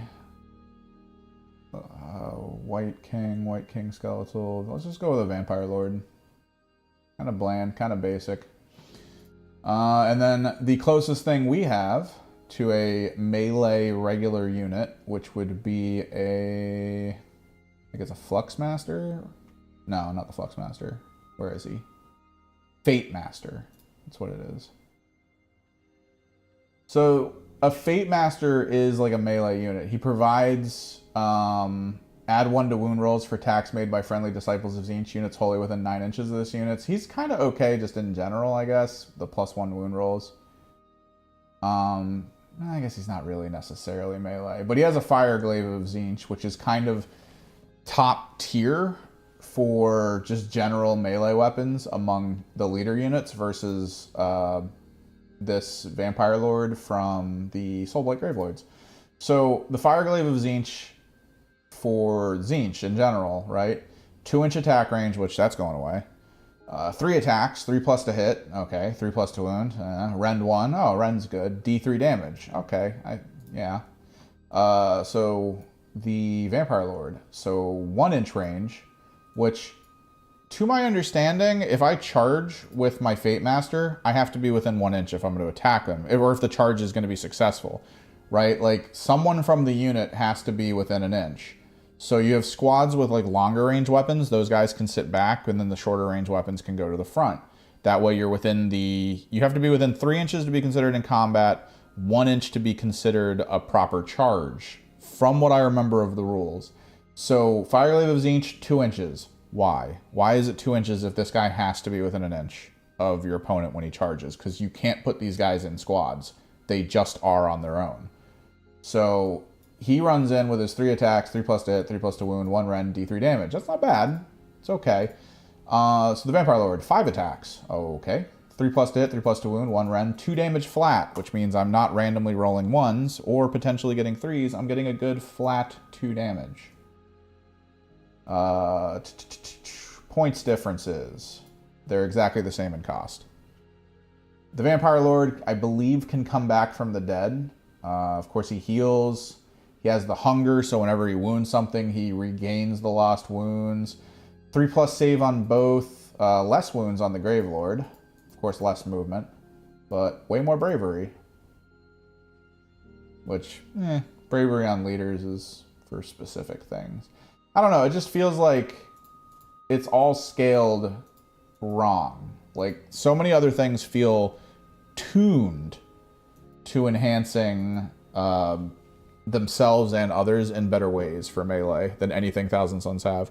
Fate Master would be a flamer guy, probably, yeah.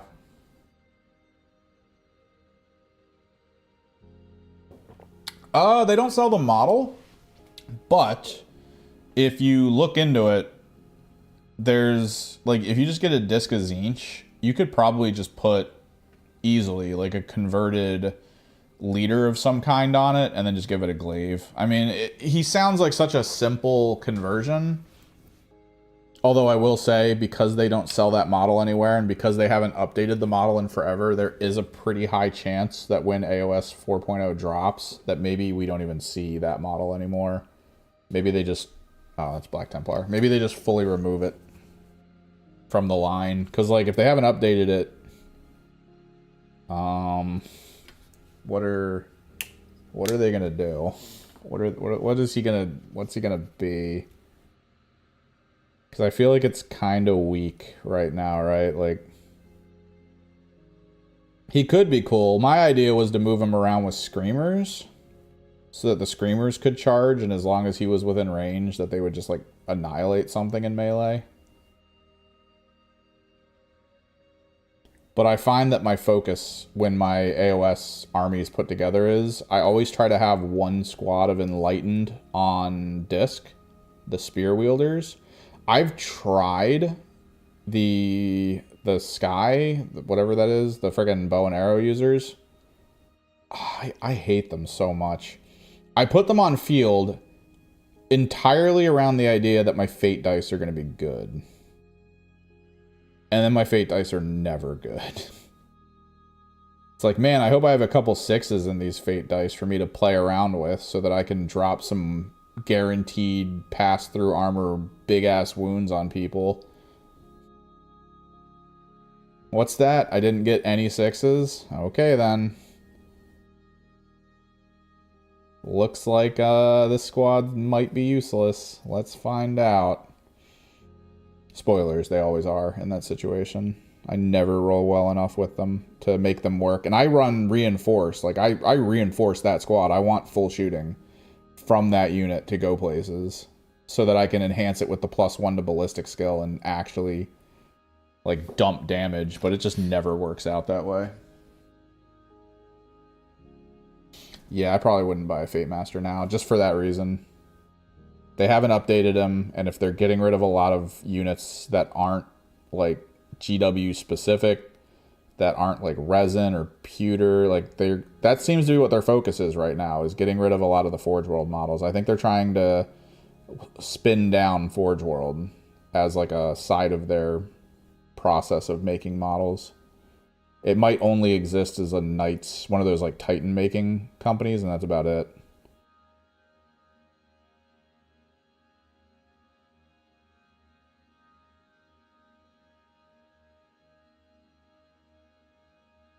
It might be like Titan and Made to Order or something, because they keep trying to do Made to Order things, which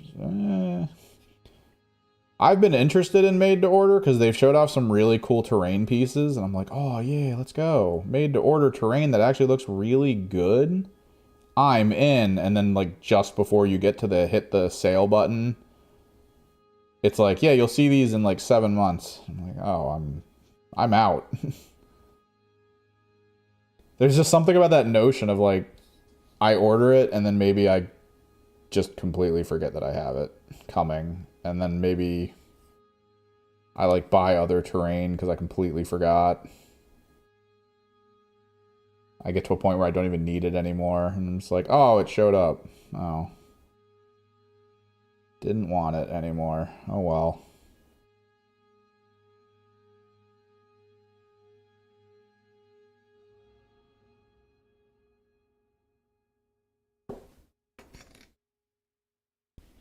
I think when we're done the gray, do we want to try to make a special effect swamp base?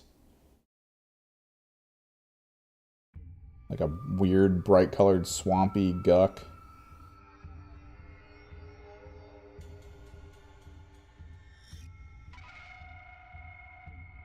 For my Kroot. I think that's the route the Kroot are going to go. I think they're going to get like a weird swamp base.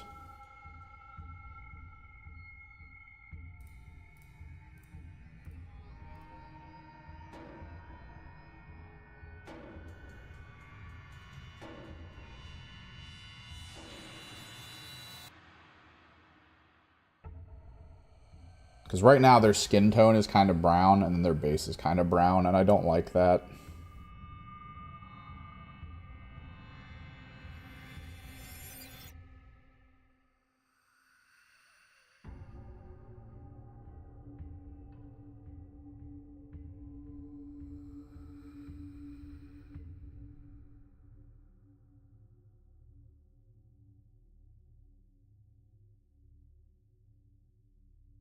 I mean, it does make them look a little camouflaged, but you do usually want a little bit of separation between the base and the model on the base. So, like, they don't overtake each other. You'll either pick a main color that's not even on the model to use as a base color, or you just, you know, adjust contrast so that the bases are darker or lighter than what the model is. Maybe we'll do that. Maybe we'll try that out. Because we got 3 more of these guys to hit with gray. What time is it? It's only noon. So how hyped are we about AOS? I feel like a lot of the people from the local group that I play with are pretty excited because we all kind of... We did the Slytherin Isle event at the store, so we all built AOS armies. One of us built like 4 armies because he wasn't quite sure what he wanted to play.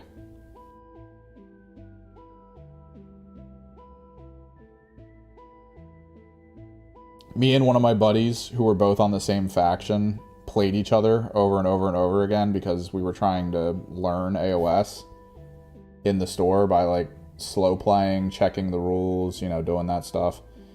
And because we were both playing the Slytherin Crown function and we were constantly playing against each other, our side won like the first story arc by accident. Like I completely forgot that that's what we were doing. I wanted to play other people. Like I wanted to play people from the other factions and see how like their armies went. But it was mostly me just playing against my one friend, and we basically stacked the deck in our faction's favor because everyone else wasn't able to play nearly as many games as we were in the short period of time that we were playing.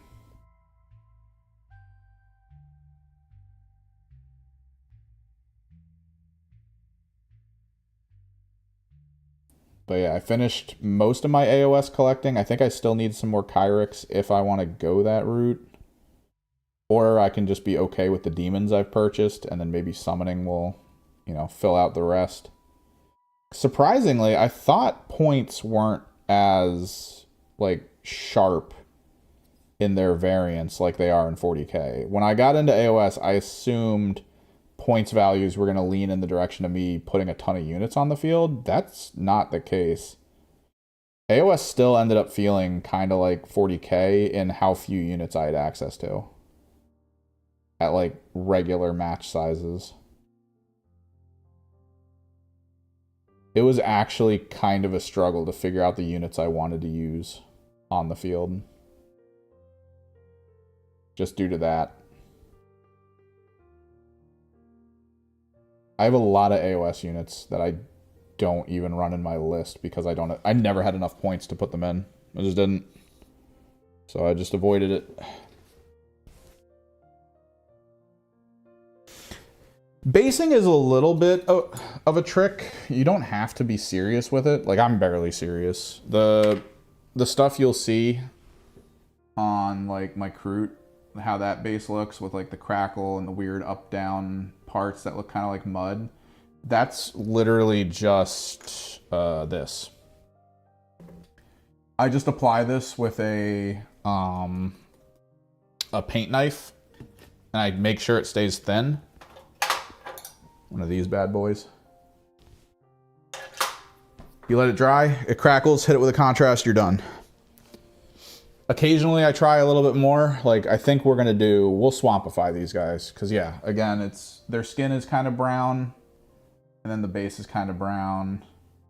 So I feel like I need to put like a dark blue gray all over the ground under their feet to make it look kind of like a weird liquid. Maybe a purple. There's no purple in, there's no purple in the actual models other than the guy with the bird. There's no green either. I mean, there is green, but you can't tell because their skin tones are brownish, but their skin tone is actually green. Like you'll see the green in the shadows, but that's about it. Because of how the contrast worked over the base paint.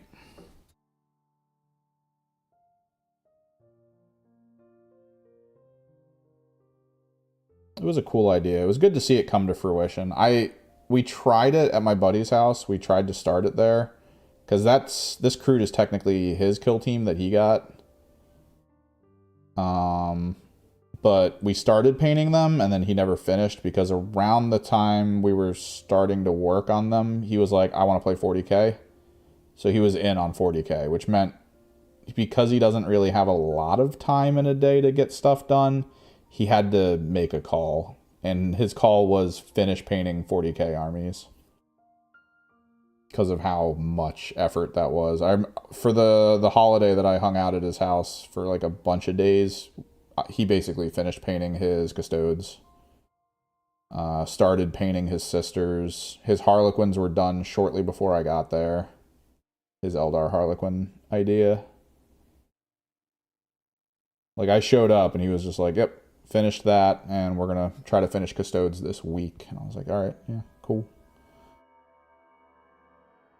Kind of interested to see what he does with his sisters. I don't know if he's painted any yet. He might be waiting till the next holiday time that he has free time.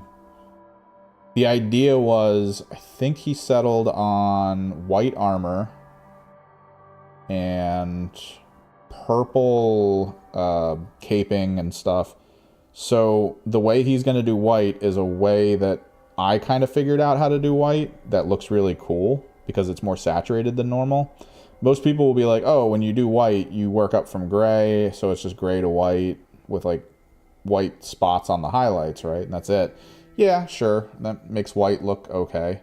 What I like to do for white is I like to hit a white primered surface with a speed paint called Pastel Seafoam. I can pull it out here in a second.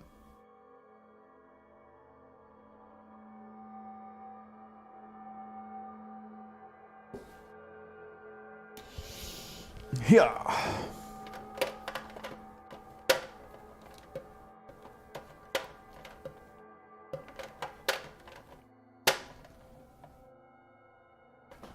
Speed paint has a small series of pastel colors that I actually really like. So you'll notice that the high end on this little cube, which usually represents the peak on whatever you're painting, is almost white.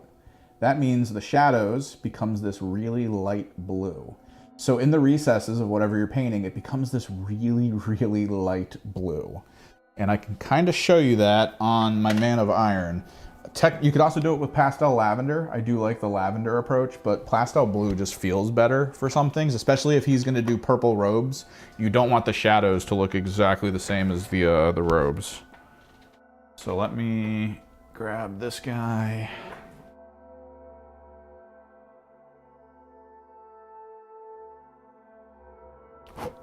That cobweb? No, that's his freaking dog hair.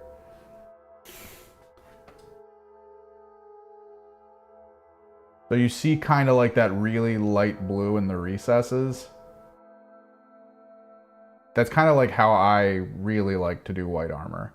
So you do this, you do the pastel blue, and then you dry brush. I gotta turn down the brightness for you guys. There's no way you're seeing this. It's gotta be way too bright. There you go. There you go. That's perfect. So you can kind of see the blue in the recesses. So you hit it with the pastel blue all over the white primer, and then you dry brush white pro acryl from top down over top of it. That way it keeps the gapping on the armor, that like slight blue color, but then the rest of the armor is still that bright white. So it looks really clean, which I think is really cool. It's so cool.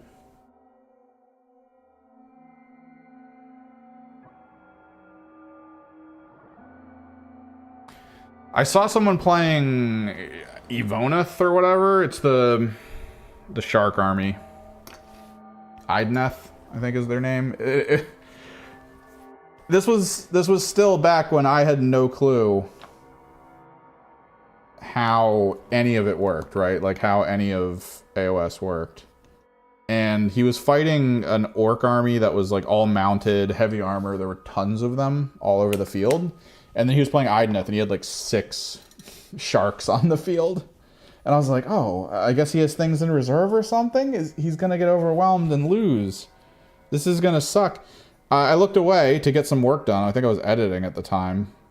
Then I looked back over, and like all the orcs were dead. And there was like 1 missing shark. I was so confused.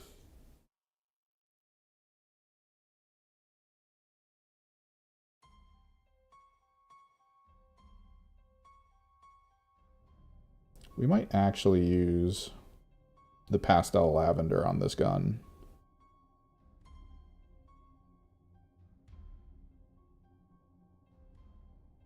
Yeah, I'm gonna build up the plasma in reverse, because the plasma right now is primed white.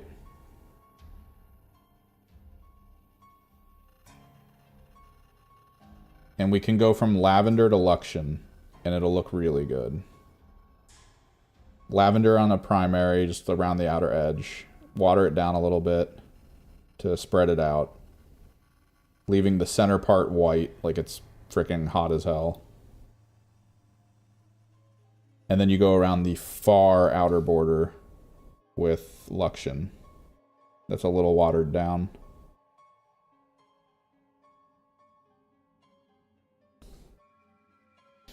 It's cool though. I'm excited about AOS. I'm a bit excited. Because it does feel like a different game. It's cool to see that they're... I guess they decided to bring wizard levels back to AOS, even though they put them in Old World. And I had assumed Old World was going to exist as itself. I don't know.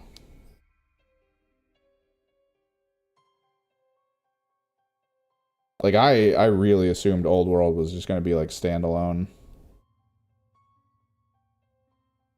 But the fact that they're bringing the Old World rules into AOS a little bit...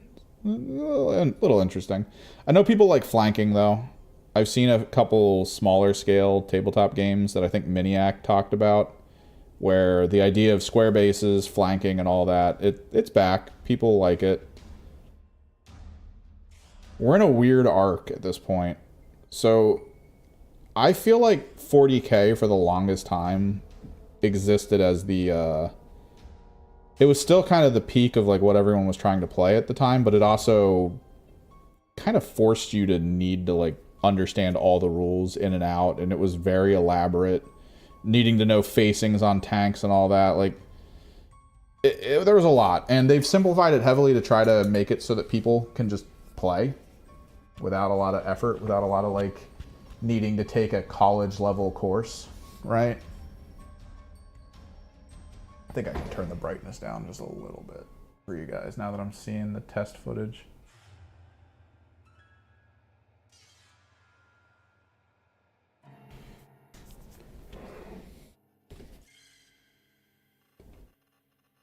So they've kind of taken the game that was very elaborate, very hard to master, and simplified a bit of it so that there's still some fun to be had, but like it's just way easier for people to pick up.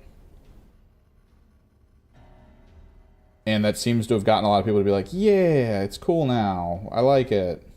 And now there's all these side companies that are like, oh, all those rules they took out of that game because it seemed difficult for some people. We're putting them in ours. And then there's like an ocean of people who are like, oh, that's great. We're in. So like the more elaborate games are becoming like the secondary company type stuff. I guess that's how it always works though, right?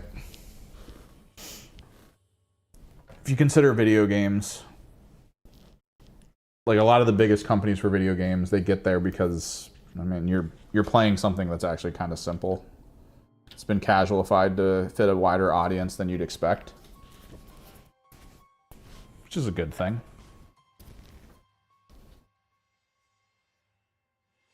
And then all the games that tend to be more focused and crazy with way too much detail and like you got to learn way too much to play it properly. Those tend to be that outer edge game. The fringe games.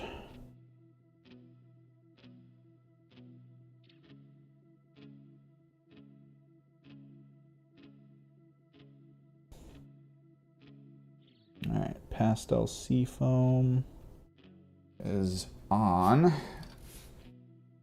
And while it's there, and it's got a little bit of that contrast medium down, I gotta find my Luxion, which is probably gonna take a lot. Oh no, I got it, excellent. Result.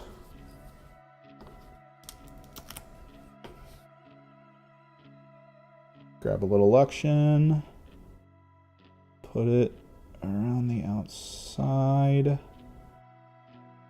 utilizing a bit of the contrast paints.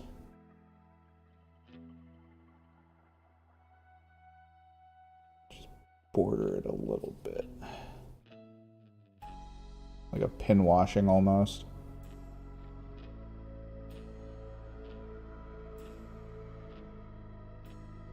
Saw a really cool way to recess shade. Like doing the pin washing. I think it was on Instagram. Someone basically just took a quill pen, like one of those quill tip pens, put shader in it, like just loaded it with shader, and then went to the thing they wanted to recess shade and just held the quill tip into one of the recesses. They just poked it with it, and then the shader came out and slowly flowed across all of the cracks and crevices until it was like completely done. He just held it there for a couple seconds. It's really cool looking. I liked it.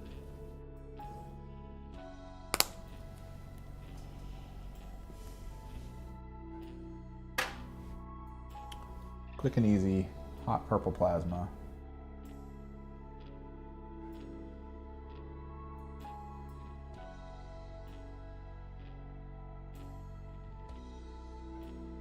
All right, let's try it. Let's organize a little bit here. I need to clear one of these out. I need to get a different one of these. I don't know if any of you have ever seen those bubble pop things that are meant for people who have like anxiety issues. I've seen this brought up a few times. I might buy one.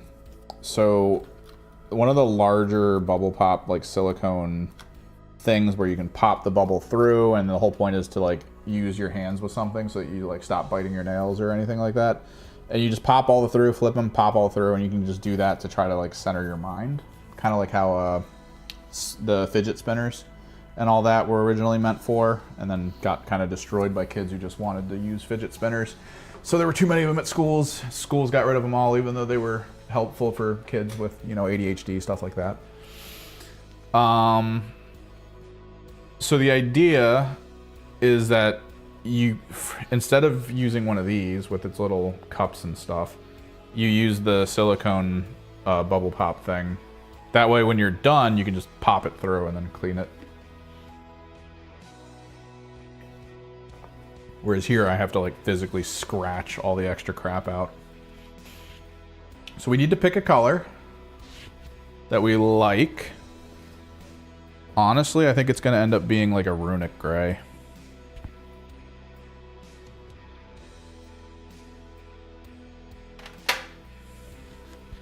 Or like a rust gray, like kind of like this. I need fine pumice gel, because fine pumice gel is actually a gel.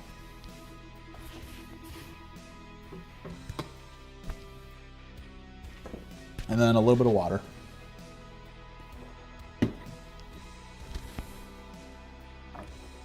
And then we got to pick a brush that I can apply it with that I'm okay with throwing away, which I have a ton of, so yeah. This one. So here we go. Do I have a bigger bin to mix this in, actually? That might be better. I'm not seeing a larger bin. That's not good. Oh well.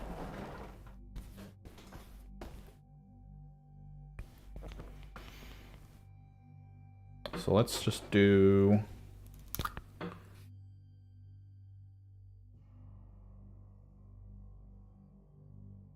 the rust gray down. We can always add more.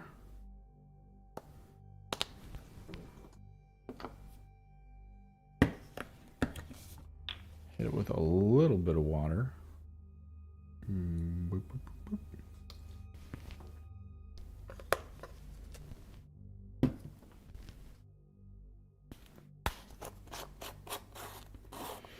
So the trick with fine pumice is it is actually just a gel. Like, it's pretty much a paste.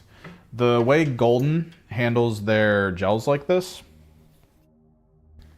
is that they try to make them as close to white as they can get. This is a little bit bone tone-ish, I guess.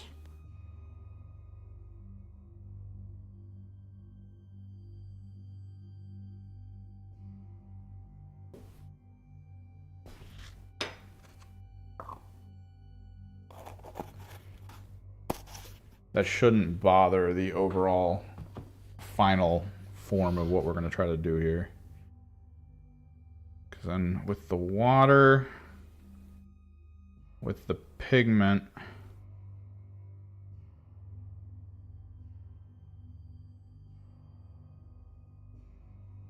we're going to try to create a little bit of a paste.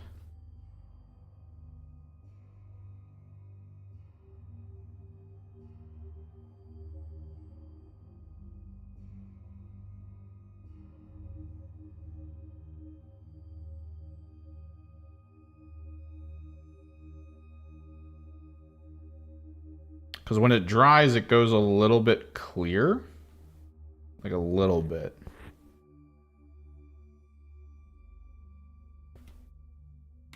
I have one character I can show you with this on it. Take my headphones off. I did this with my Abaddon, who I wanted to make look toxic as hell. So the basing under his feet is fluorescent green mixed with it, and it creates like this weird little swirliness. It's not as clear as I would probably like, but it's not bad. And I feel like if I can control how much we put on, and then maybe center it or something. Because it is a little watered down, so the hope is that it actually finds cracks and crevices.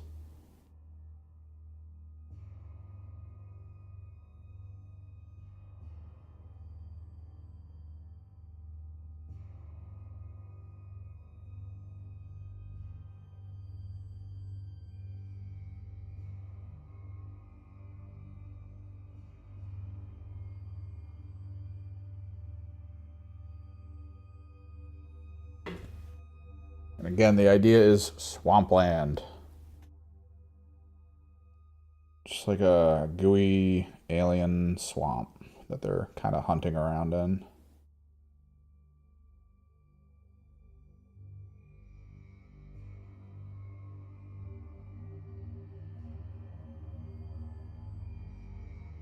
I'm already kind of liking it because it is pooling in some areas and it is getting a little transparent in others.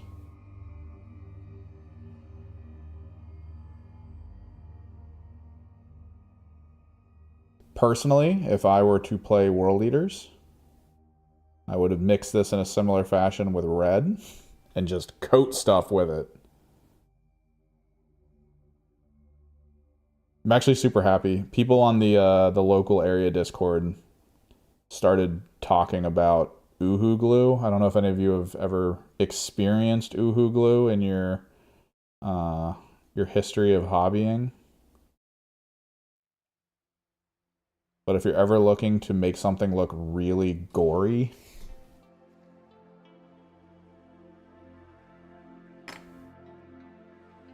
Uhu glue. Just color it red, put some just basic red in there, like a nice dark red.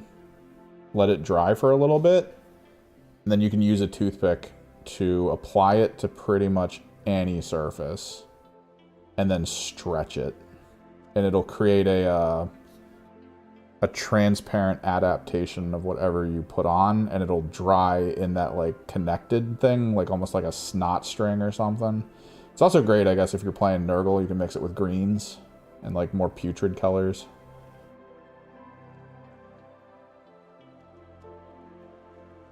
I play Thousand Suns, so I try to avoid that because, you know, we're clean.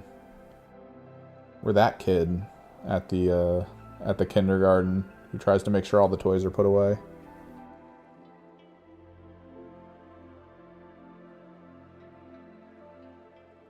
Who doesn't want to get yelled at by their parents for getting muddy.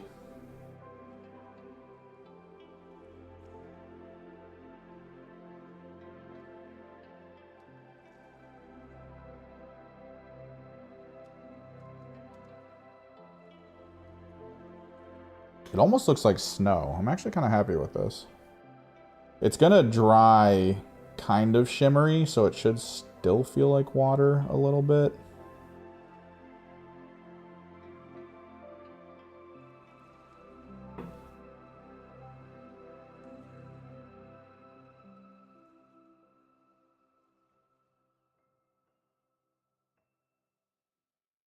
Like, still feel like puddles.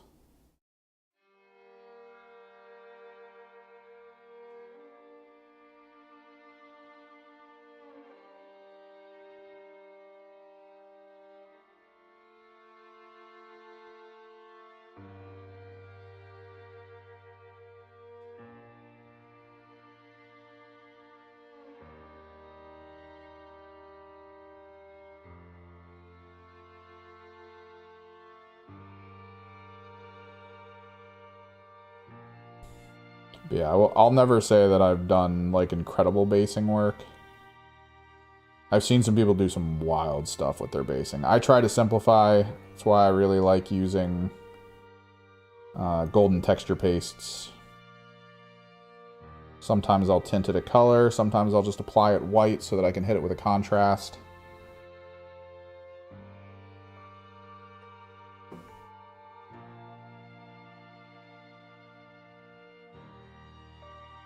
Yeah, there's just a little dust, you know. Well, we try to hide the dust. We seal it away.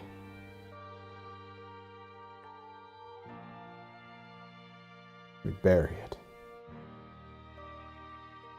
I might need to stop the, I've been trying to make merch for a while now. I need to maybe get off of this one idea that I'm trying to work on, because it just never reads the way I want it to. And I think it's trapping my brain in a cycle of wanting to finish it, but also not liking where it's going. So I have a couple orc ideas that we might make, because orcs are fun, and they're, you know, the new codex, so maybe if I can get a couple of those done, get them set up in a shop, and then maybe link it to the channel, people might be interested. I want to do one where it's an orc kind of in the thinking pose. And then next to it, it'll just say WOG with a question mark.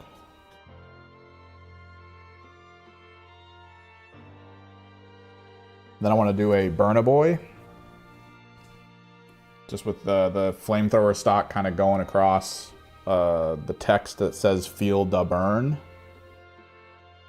And then at the other end where the flamer head is, it's actually burning the letters.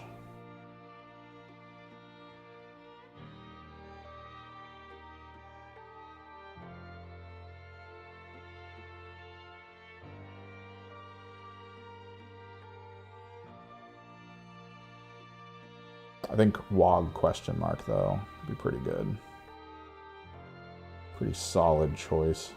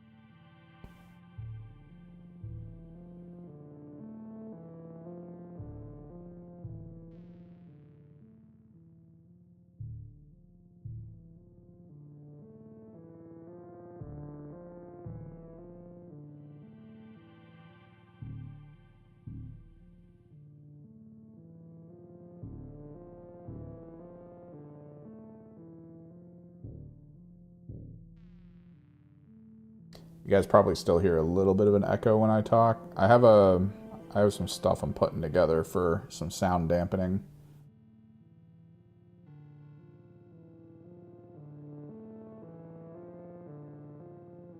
Should be good.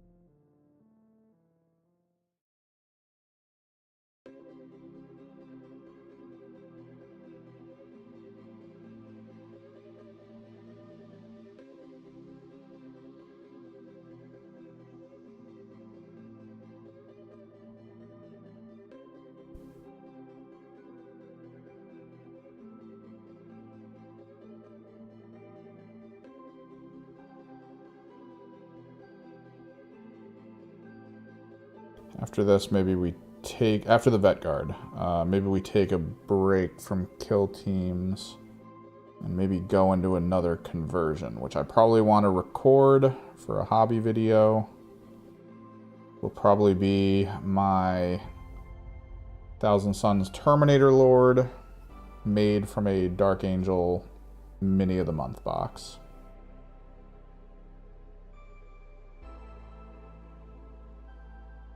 It'll involve a lot of dremeling.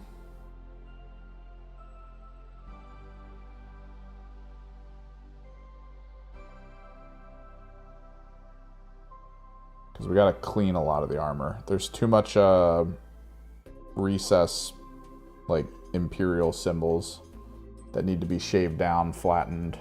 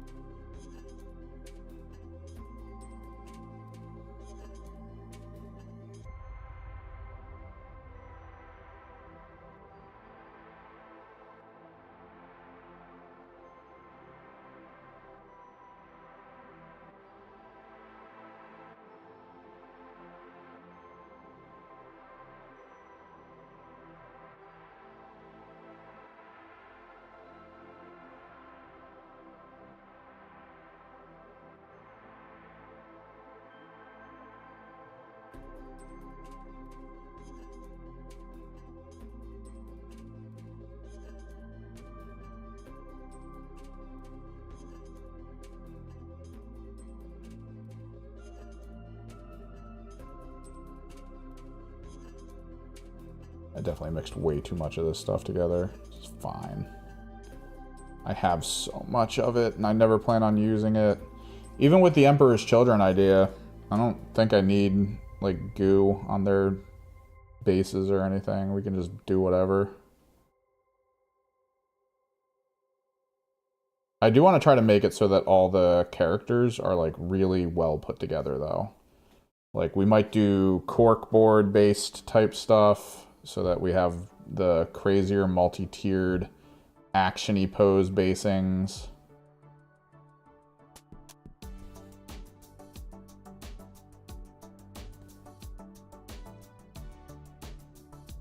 I kind of want the planet that they're on to sort of almost make it so that, like, they are kind of lit by the planet, like underlit, sort of like actual pop stars.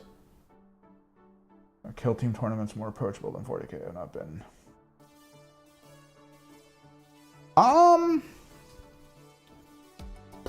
I think any tournament has full potential to not be approachable, right? Like, it's a nerd thing we're doing. So if you go to a place, I told this story a little earlier. I've told it once before as well. One of the people in my local group loves going to new venues, loves going to tournaments, loves testing himself and the armies he builds to see how they kind of work. And it's one of his favorite things to do. So he decided to try and drive out to a much larger venue than the one we play at, to see how it feels, because he was like, I might put this in my rotation once a month because it's a bit bigger of a venue. People talk about it more in the competitive scene as a place to test, like, your army lists well. They hold tournaments monthly there. It's pretty big. It's run by, like, a major entity within the tabletop gaming scene as well. And he said it was, like, the worst experience ever, because they pit him against one of their big people. They didn't know him. They don't know that he's good at the game. They don't know that, like, he's actually, like, has a history. They basically talked to him when he got there. They were like, oh, I guess you're new to the game or something. Like, they treated it like he wasn't just a person who traveled. They put him up against one of their team members in the first round. Apparently it's something that they do because the team members, they like an easy warm-up game, so they usually pit new players to the scene against the people so that they kind of hit them with, like, all the work and effort, like, right away. Like, you're gonna have a hard game one kind of situation. And not only that, but they even talk to him from the perspective of, oh, sucks that you got to lose round one, but I mean, that's how the matchup works, like that kind of stuff. And then he trounced them. Like, it's what he does. So there was a level of it of, like, that's a bad experience, right? And you can get that out of Kill Team. You can get that out of everything.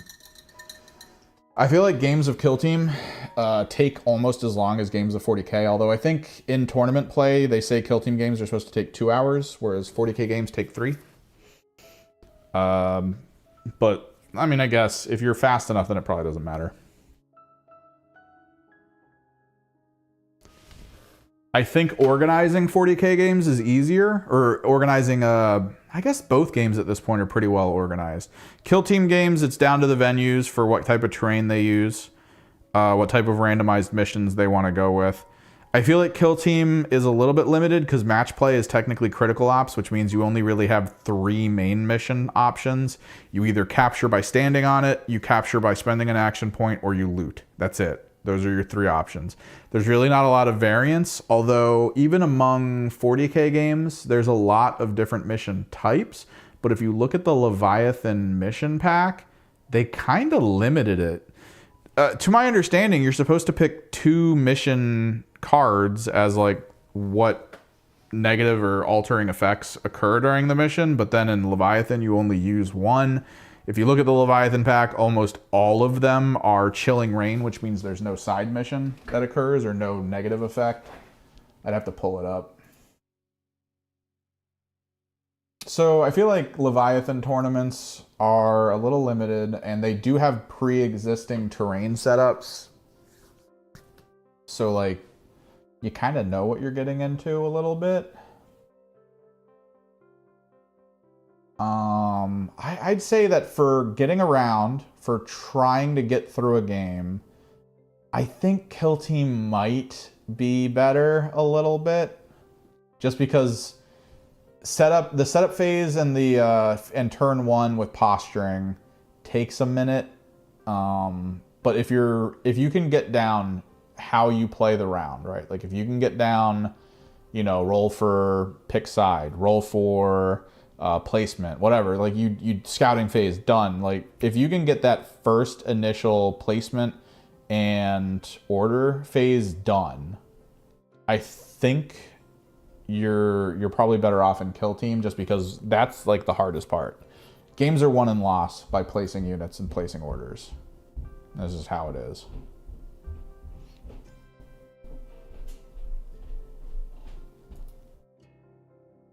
Where's Leviathan? There it is. Leviathan Tournament Mission Pod. Yep. Take and hold. At least half, if not more, of the missions. Yeah, it looks like more than half of the missions are Chilling Reign, so no side effects. Setups are bulk, Hammer and Anvil, bulk, Crucible of Battle, and then like a couple Dawn of War and a couple Sweeping Engagements, which I was pretty sure there's like more setups than this, I think. I don't know. It's been a while since I've looked at that deck of cards. And then they have their terrain layouts that you have access to. 1, 2, 3, 4, 5. So there's Search and Destroy, I think, is the one they don't normally do. Search and Destroy. So there's a couple Search and Destroys. There's a spread of it, I guess. There's not a lot of Dawn of Wars is the big one. Not a lot of Sweeping Engagements. But when it comes to movement, when it comes to counterplay, I think Kill Team might be a bit better, because I go, you go, like the back and forth like that per battle round. It makes a lot of people feel better about being able to respond to something.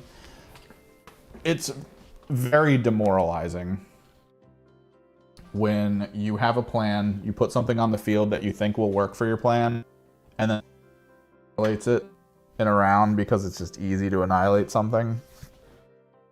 40k isn't as damage heavy to be, but it's still pretty damage heavy. I can't deny that.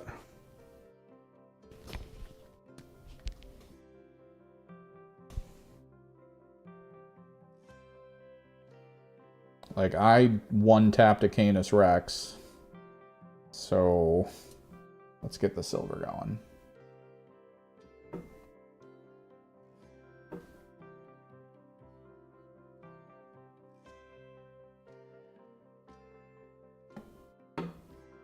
There it is. The stuff we just put down on those bases that was kind of all over is already starting to spread out and dry a bit. So I'm already starting to see that it's kind of doing what I was hoping it would do.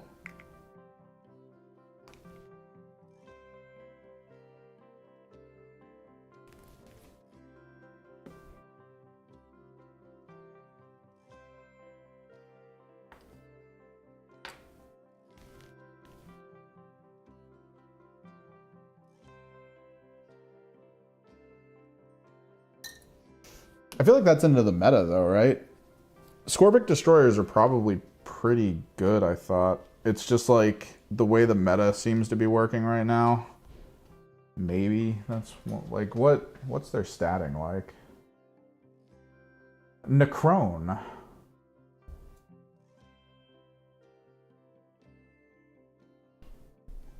Scorpic Destroyers. Toughness 6 isn't bad. What cost are they? 100 for 3. Wounds 3. It's alright. OC 2. That's a little weird. No invuln. Save of 3. Okay. Summon model in this unit makes a melee attack. Okay. I mean, toughness 6 is literally the thing you need to try to not die with. But like, eh? Yeah, it's not that great. 4 attacks, 3+ to hit, strength 7, AP 2. They're good melee. I mean, you kind of want a full-size squad of them. And if I remember correctly, it's a fairly large unit. So it's hard to hide. It's going good. We got some of the base stuff down for these little dudes. Most of them are flatted the way they need to be. We can start rendering. Start working on some stuff. I'm going to be applying some metallic to them. And we also took a minute and gave a little bit of an update to these guys. We did some basing work. I mixed fine pumice, Jesus. Mixed some fine pumice with rust gray and some water and applied it to their bases so it would make them look a little swampy.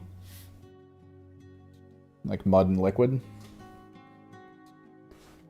Because their base did need something. Their bases were brown and it was almost the same color as their skin tone. So the fact that like they were kind of blending in was a little obnoxious to me, but now I'm liking them a little more because the bases feel a little bit more separate with the gray down. Which is good. Exactly what I wanted. But yeah, now we just apply metallics to these guys. We've also talked a little bit about the points changes. Anybody got some crazy stuff they're happy about? For Thousand Suns, Scarab Occult Terminators, cheaper, it looks like. To my memory. Pretty sure they're cheaper. Hellbrutes, cheaper, which they needed to be. I was kind of hoping the Thousand Sun Hellbrute was going to be the cheapest. But apparently they're all 130 points now, which is weird to me, but whatever.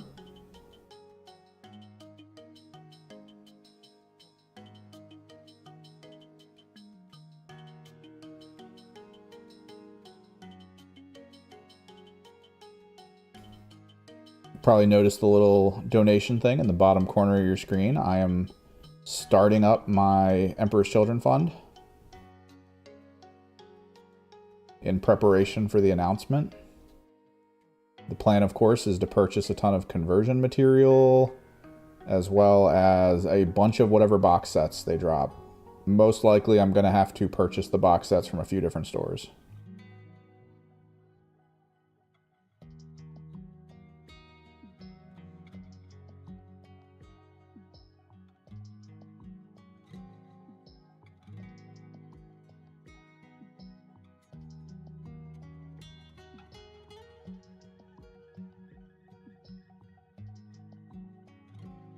But then we will paint and convert them on stream. Points changes just dropped today. Literally today I woke up and people in local Discord were like, wow, this is so much cheaper. I was like, what? Not everyone got points changes. Demons didn't get touched. There's a balanced data slate update as well.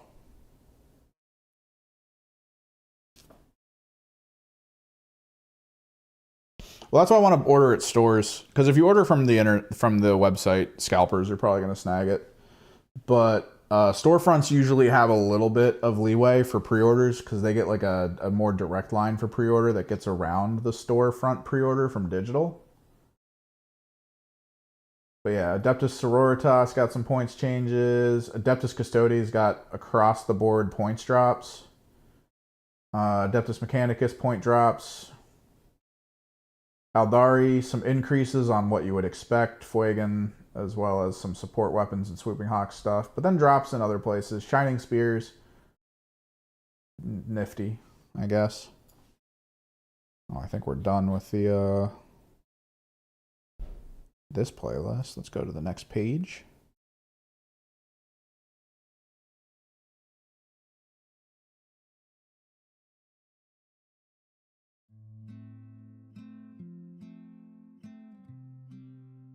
Forge World, Shadow Specters increased.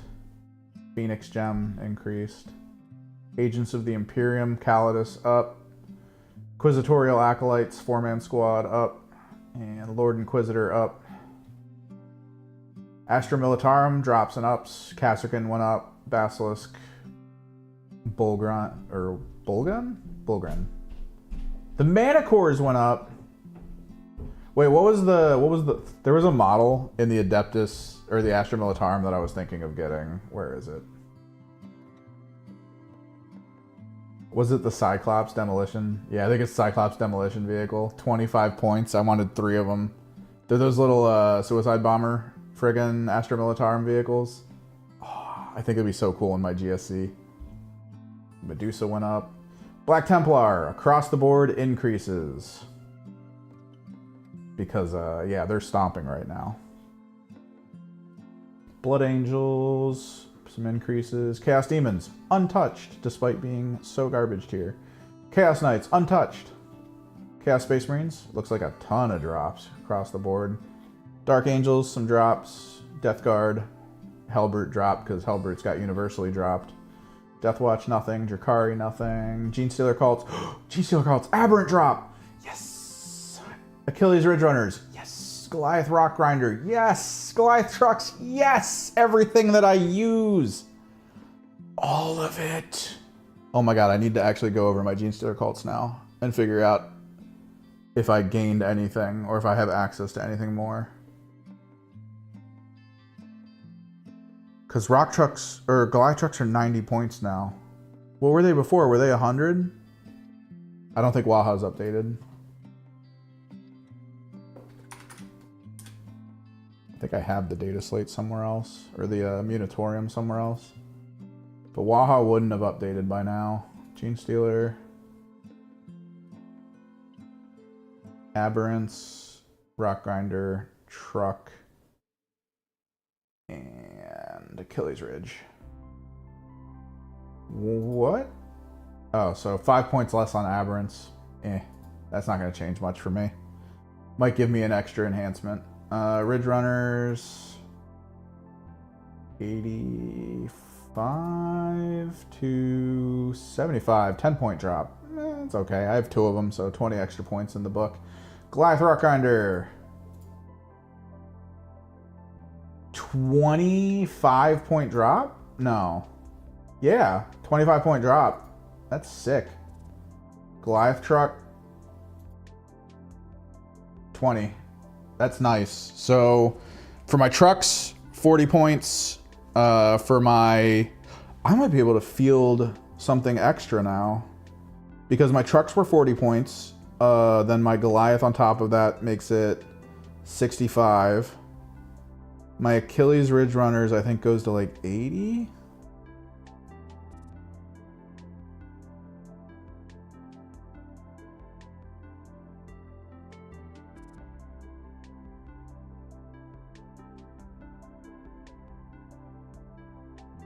Oh, did they change the points but then not color code them? Oh, that'd be wild. Grey Knights got some ups and downs. Nemesis Dread Knights, yeah. A lot of Grey Knights were winning on basically playing a Dread Knight army. Imperial Knights, nothing. Leagues of Otan got some drops. Nice, nice. Necrons, tons of increases. A little bit of drops. Your Scorpic Destroyers are down to 90 points for 3 models. Orcs, oh my god, Orcs drops across the board. Mech Guns, up. Trucks, up. Squig Hog Boys, up. Squig Hog Boys are what one of my teammates for this upcoming tournament use, so he might be screwed a little bit. Maybe. Space Marines, Eliminator Squads up. A bunch of other stuff down. Hellblasters are down. That's cool. Terminators are down. Tactical Squad, one of the people in our Discord uses a lot of tactical squads. They are down in points. That could be good for him. Space Wolves down. Tau Empire looks untouched. Thousand Suns. Thousand Sun Cultists reduced. I don't use them. Terminators reduced. That's kind of cool. What was the difference? I think it's like 30 points. It's gotta be, it can't be 30 points.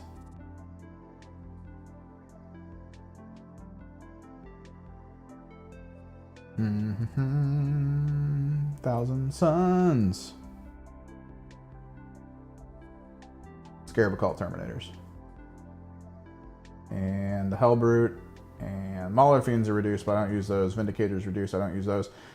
Both the Demon Princes got reductions, though, supposedly, which I use both of those, and I was actually debating getting...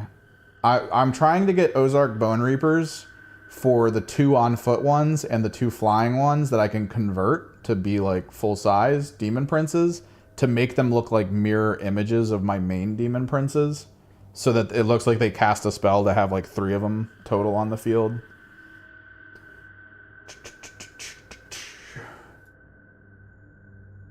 So, Demon Prince, 180. This is the on foot. Down to 170. So just 10-point drop, it looks like. 195 for the winged, down to 180. So 10-point drop, 15-point drop. It's not bad. It's okay. Scarab Occults, though. 215 down to 200, 15-point drop. It doesn't change much, because it also looks like Arcane Vortex, which I use often, and Lord of Forbidden Lore, which I use often, are both increased, which will probably balance out the points drops into points increases.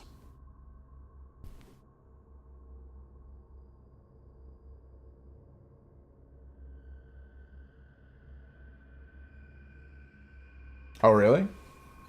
I mean, so if did they add a unit then? I guess from the Codex. So they have a new unit involved, so they just increased. Yeah, 15 points for Scarabs. The thing is, so Arcane Vortex, I always use it because why not? It's one of the cheaper enhancements, and it makes the damage output on something you have on the field really good. Usually I give it to a Demon Prince, because Demon Princes in melee with Arcane Vortex are horrifying. Like, genuinely horrifying.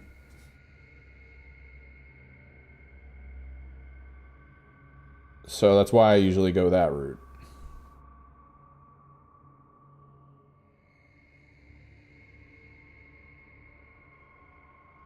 I think we'll try to do the gun butts in like Burgundy or something.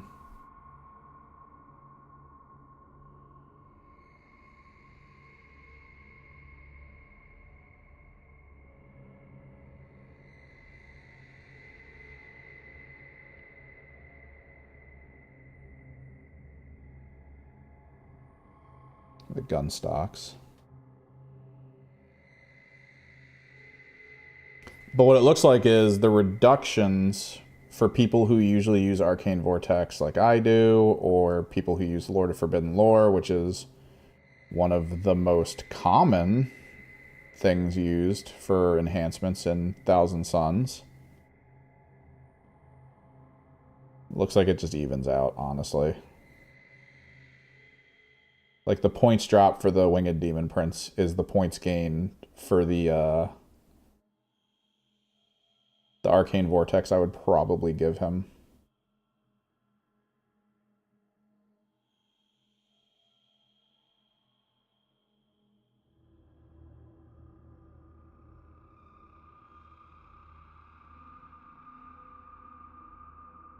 We'll see. We'll see what shifts. We'll see what I want to do with my builds. I might see purpose in twin princing.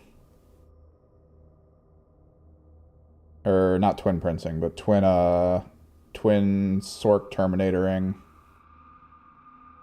That might be something we lean into for this list, because I think tomorrow while we paint, I want to try to set something up so that we can look at like how to build my tournament list. Because I'm still a little torn, and it is what it is.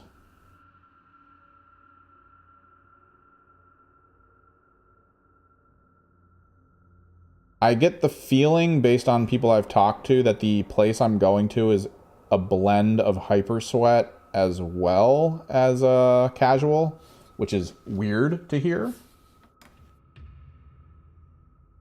Like, I always feel like the areas in gaming like this where Hyper Sweat exists, eventually the casual all leaves.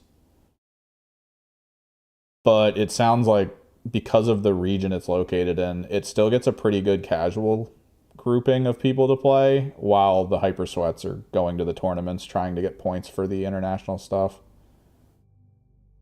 or they're placing, or whatever it is that happens in the main tournaments for 40K.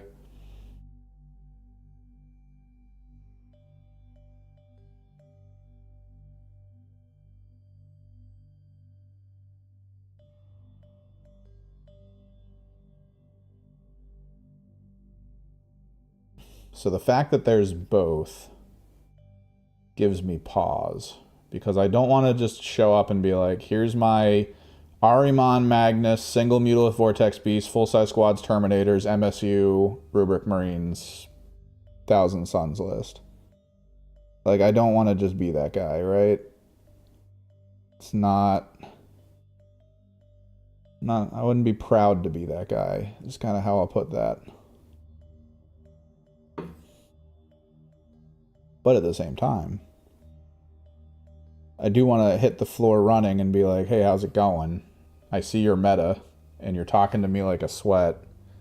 Be prepared for a struggle.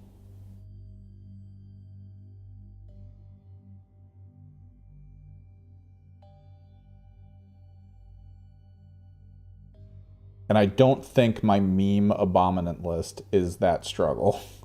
So, like, that's kind of where I'm at. Is like, do I move away from the meme abominant list?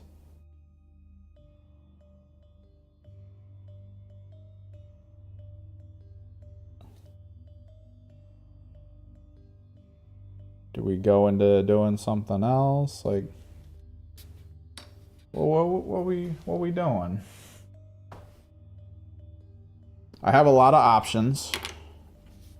I have a lot of function. I could try to meme with dual Helldrakes and play the early game pin down game. Then again, if you have Helldrakes in and you don't go first, enjoy losing, I guess. Like, that's kind of a problem with them. I'm not crazy enough to think that that first game I played with them is a good test for how they work always, because I got first turn, which meant I got into melee. Like, Helldrakes as non-aircraft entities, they get into melee. Turn one, they're in. If they live. And their models are so huge.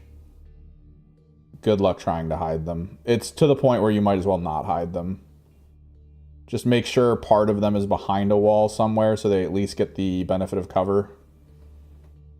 And then just go. Like, no, there's no reason to just be like, oh, let me try to adjust this to make sure your army doesn't see me. No, their army's going to see you. It's going to happen.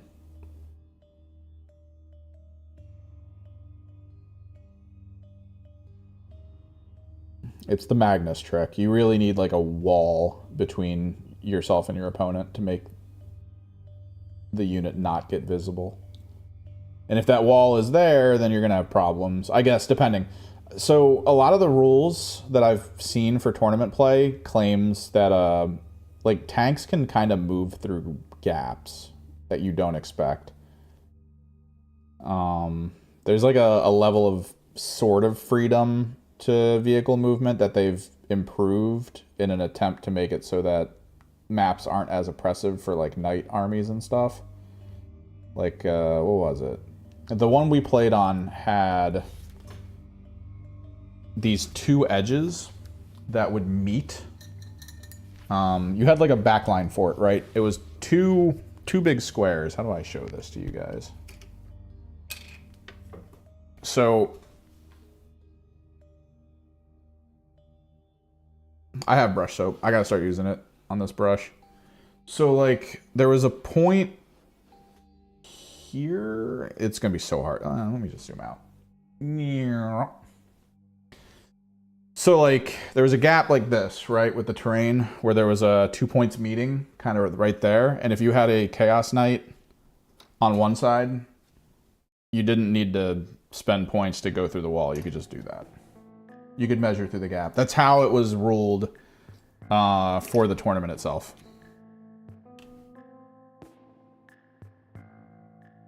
Yeah. But yeah, I have pink stuff, which I'll use occasionally.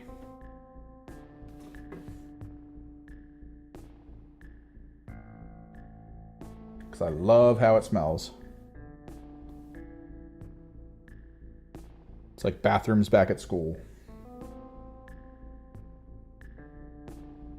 Friggin'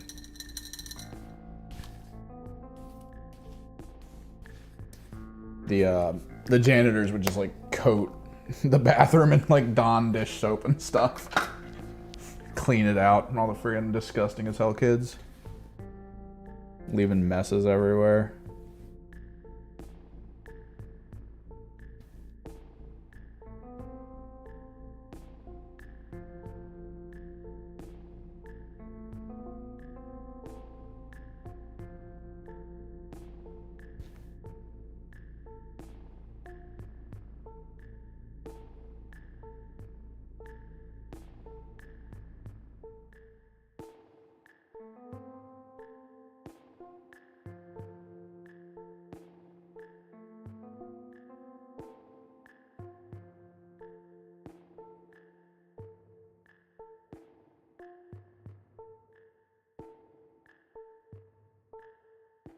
I imagine it tastes like just general soap.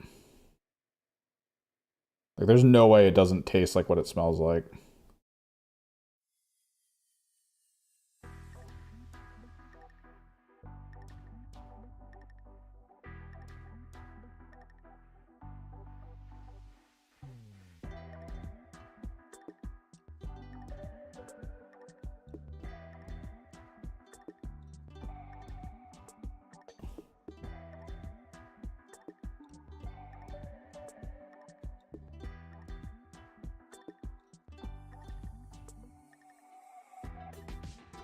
No, yeah, you definitely want to soap your bristles.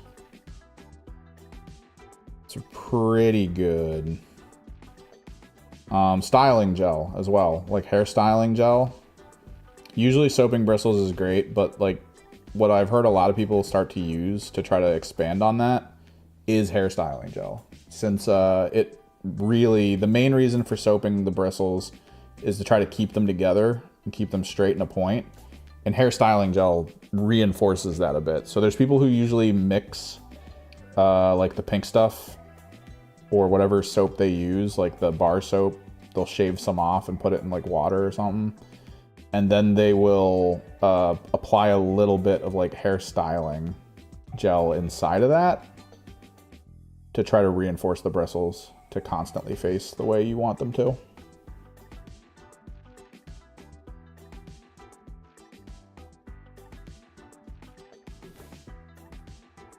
Which works, actually. It's pretty solid.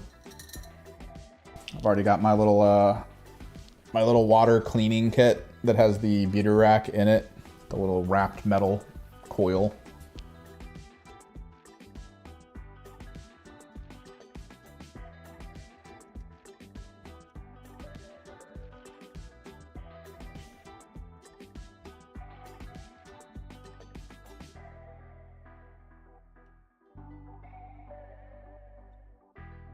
The trick is I'm using contrast paints, and I feel like contrast paints really like flex the bristles a little too much when you're trying to apply it.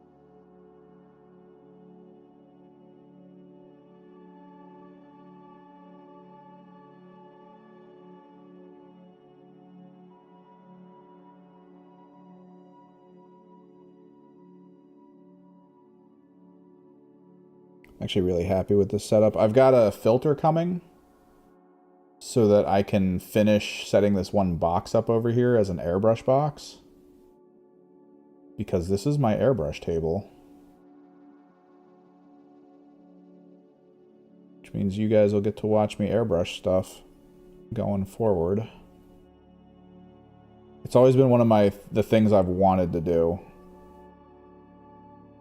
is things make it so you guys are at least decently positioned to watch me airbrush things, which I'm excited about getting ready now, because when I move over to the Underworlds models we need to work on, a lot of that is going to be just hyper focused on airbrushing, and like that's it.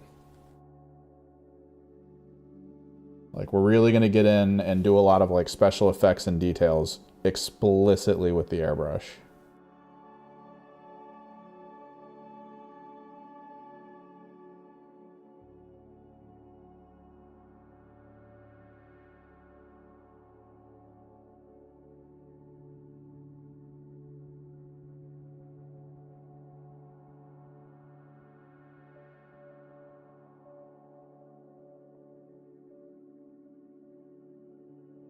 In case you were worried or wondering. No, yeah, you always want, like, it's a great tool to have. And a lot of people like doing it for terrain. I love doing it for terrain. Dude, the airbrush saved me when I built the Nachman terrain. I don't know how familiar you are with Nachman terrain. It is so intense. It's such large models too. Like I saw it and genuinely was just like, I don't know if that was like a moment in my life when I thought maybe I don't go back to playing 40K. like when you see that and you're just like, I could just glue it together and I guess we could use it as gray, but I won't feel great doing that. So like, I'm gonna want to paint it. Oh no. Where's my ball red? There we are.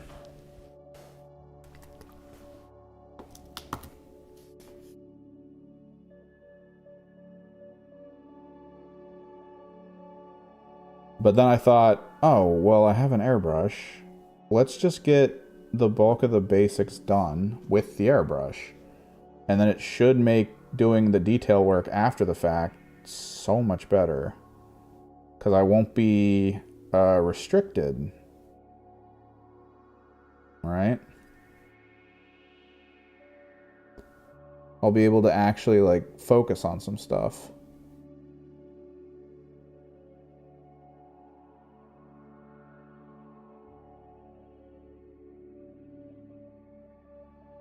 And I got through that Nachman terrain in like a week.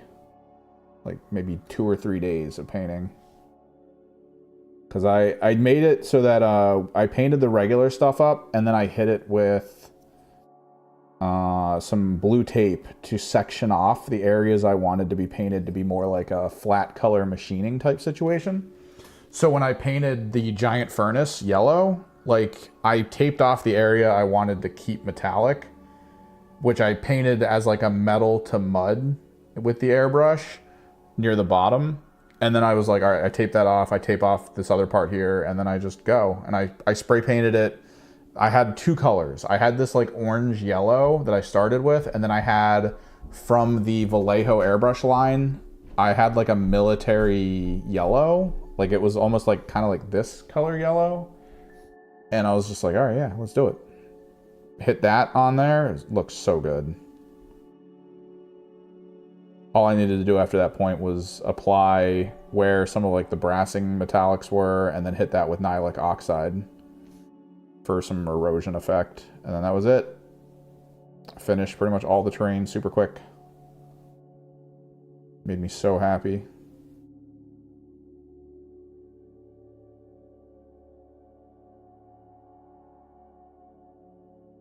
Kind of focused on that with terrain ever since. I have more terrain I need to work on. And all I can think is, well, whenever I have another airbrush day, I'll work on it. Because there's no way in hell I'm trying to manually paint that stuff. It's the terrain from the more recent Kill Team set. Not the more recent, I guess, the one behind it. Alright, John, have a good day. It's good to see so many people swinging in now. Like, seriously, thank you guys. And I know I have the dono goal up for the Imp Children stuff. You don't have to donate to it. It'll slow my process down at getting the models, because I got to start working on, you know, paying attention to my income and saving and maybe getting some side work in.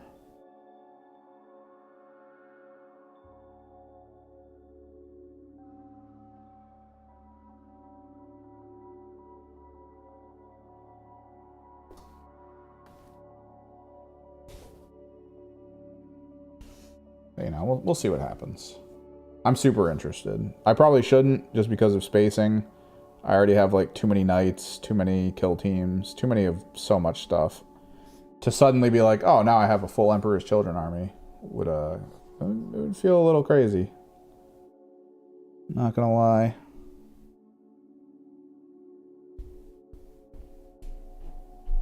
We'll have to see how that plays out.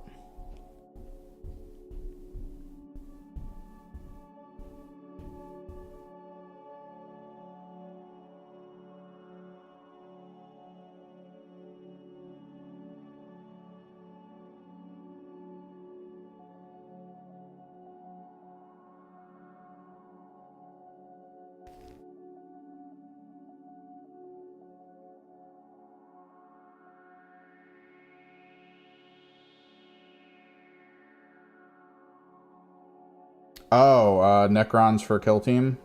So, do you have access to other Necrons as well?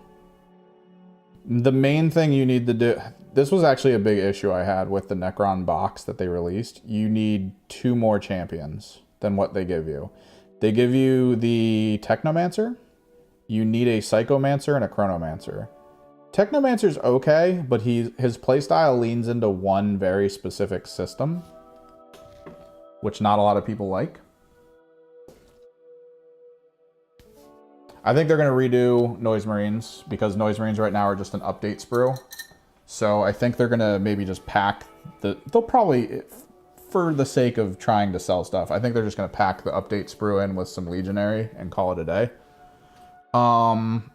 I hope that they give us maybe a new Lucius, maybe a more interesting 40k version of Fulgrim.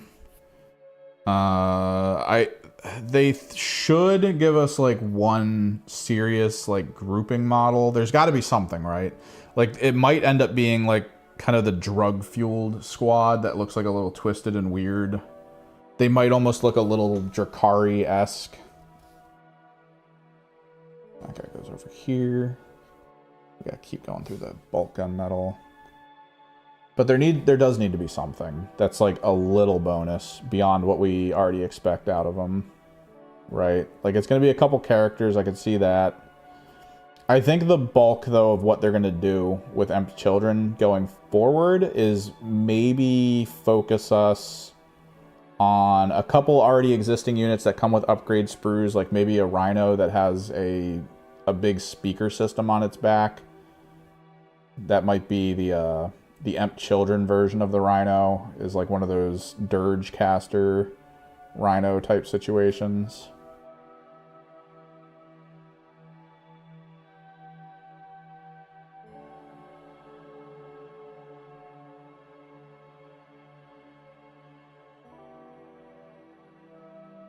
I think we might get like a Hellbrute with a new, like we haven't, the Hellbrute's been pulled for the most part. Like you can buy it from the online shop separate from everything. I feel like they're inches from getting rid of the Hellbrute completely and just relaunching a new Chaos Dreadnought, or focusing us up completely on the Fiends. Because Mauler and Forge Fiends are so close in cost right now to Hellbrutes, despite being arguably the better unit.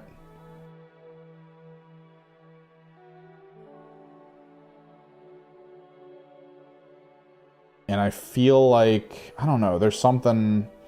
It does feel like Games Workshop's trying to figure out a way to print less different units so that people can get what they want, but then not have it be like a specific unit. Like, they just did all that work to redo Space Marine Dreadnoughts. I wouldn't be surprised if they were like, here's an upgrade sprue for a Space Marine Dreadnought.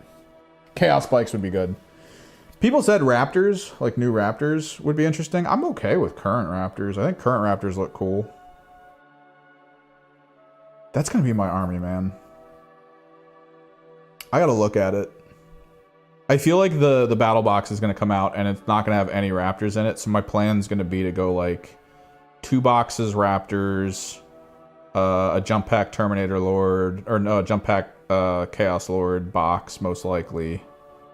Because I want them to be my speed. I know a lot of people lean into Night Lords, and they're like, oh, Night Lords, they're the jetpack squad. Yeah. I kind of want my Emp Children to be my jetpack squad. And then I want to go against my buddy's Blood Angels, which are his jetpack squad. Like, actually, that's his whole thing with the Blood Angels list he wants to make is all jump packs. All assault troops.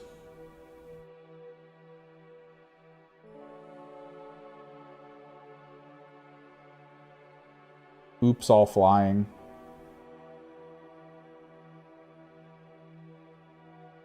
And I kind of want to have the echo to that.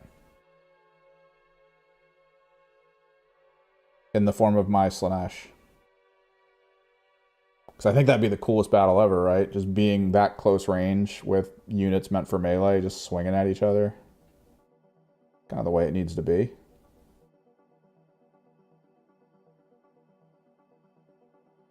Having the mobility to adjust with like bikers and stuff to hold points. Because I feel like the bikers would be the anvil for that squad, right? Bikes usually increase toughness.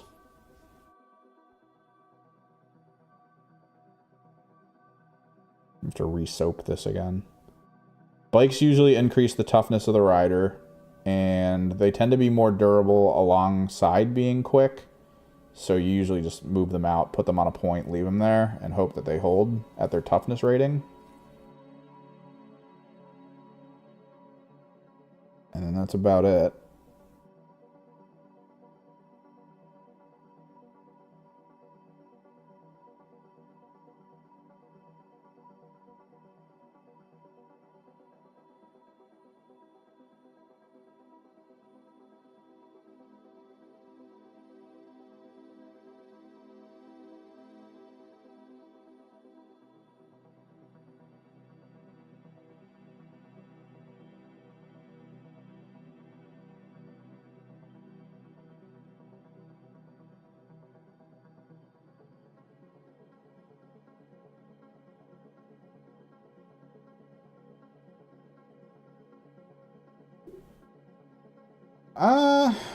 They could probably, like, okay, let's say they do release a melee-specific Emperor's Children team on the list.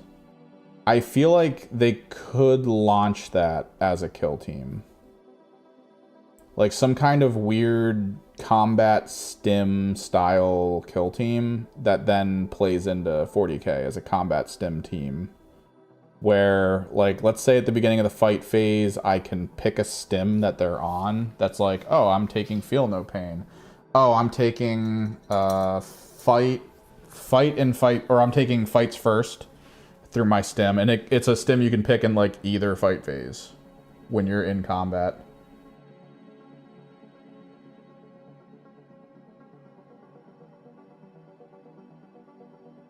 Kaz, you're playing 9th, right? Are you playing the formulated 9th? Because you're saying Elite, HQ, and Troop.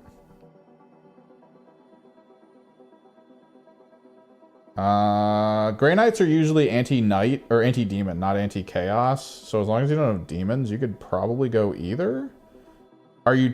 Is it just like a mission to just like chill and check stuff out? Or is there actually a mission?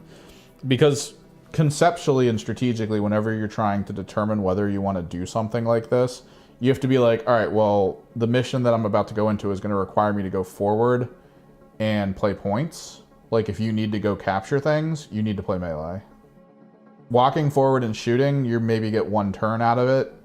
The thing with Death Guard, though, is, to my memory in 9th, you could build the squads to be combo. Like, you could have a bunch of melee up front and then have a bunch of shooty behind it, so like you can get the good shooty weapons, and then have a wall of melee meat in front so that you have that hybridization on the point where if he comes in and charges you, he's going to get hit by all of your melee while you're still able to shoot prior to that with like all your blight launchers and cool stuff.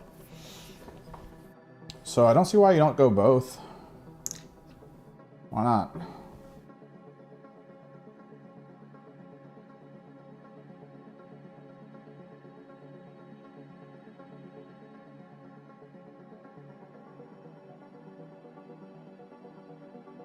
Hybridize.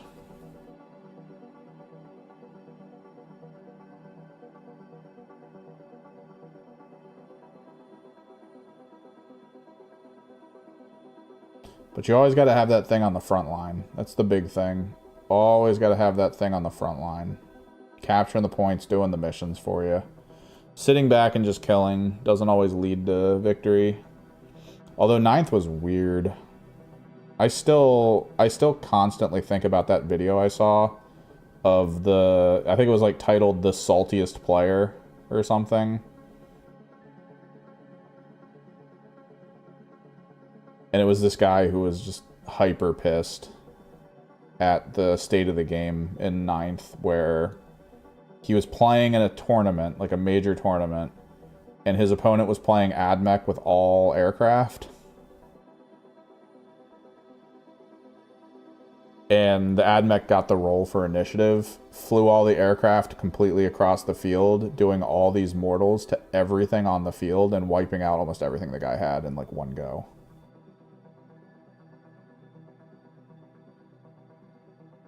And he was just so pissed because the whole concept was like that game came down to who rolled initiative. That was it. Victory, win, loss, it was all who rolled initiative. If the opponent rolled initiative, he had the stuff on hand ready to go to kill the aircraft. And if he didn't get initiative, the aircraft killed everything he had. That was like the whole matchup.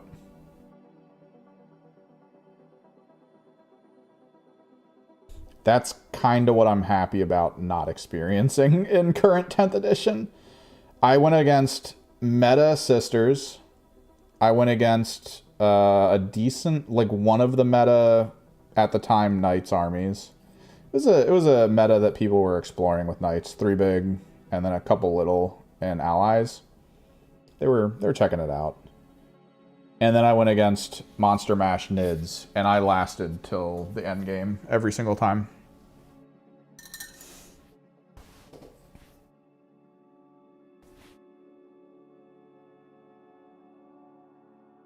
Well, that's the thing. The original idea was that because Legionary has a lot of adaptation with its iconography, the way you mark targets and stuff with their Pantheon marks, I think the whole goal was to try to make it so like you could just do it.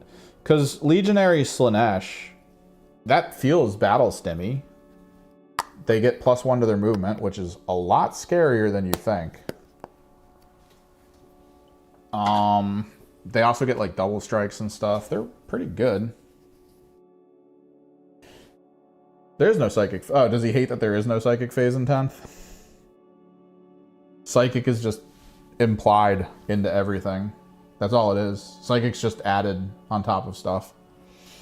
The whole reason it's there is because there are anti-psyker type things that'll stop psychic abilities from triggering. Which, if that's the case, then you know, it negates function of a lot of psychers. I'm still weirded out that there are still units in the game that are anti very specific things. I guess anti-demon isn't so bad because a lot of factions that you don't think as demon users, they have demons. Aldari have demons. I think it's what? It's freaking Kane. I think Kane's considered a demon. And I'm pretty sure the Incarn's considered a demon. At this point, demon is just entity that uses warp. It's just an easier way of saying it. But like I went against the sisters, and I had a demon thing on the field because I think, what is it? It's the Mutilate Vortex Beasts are demon. So he was like, all right, I'm rolling my anti-demon. And I was like, anti-demon? Man, that seems very specific for Chaos. But then I realized that a bunch of factions have demon that you wouldn't expect.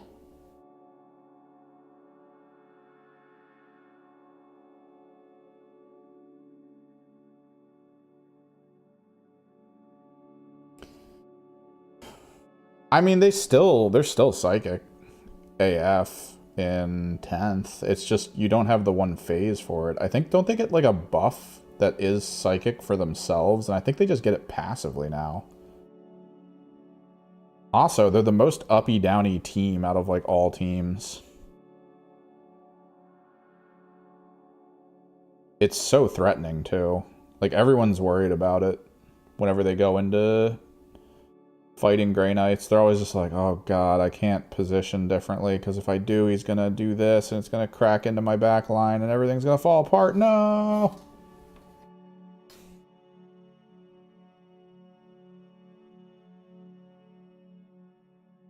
So like they're still good. They're actually winning a lot too.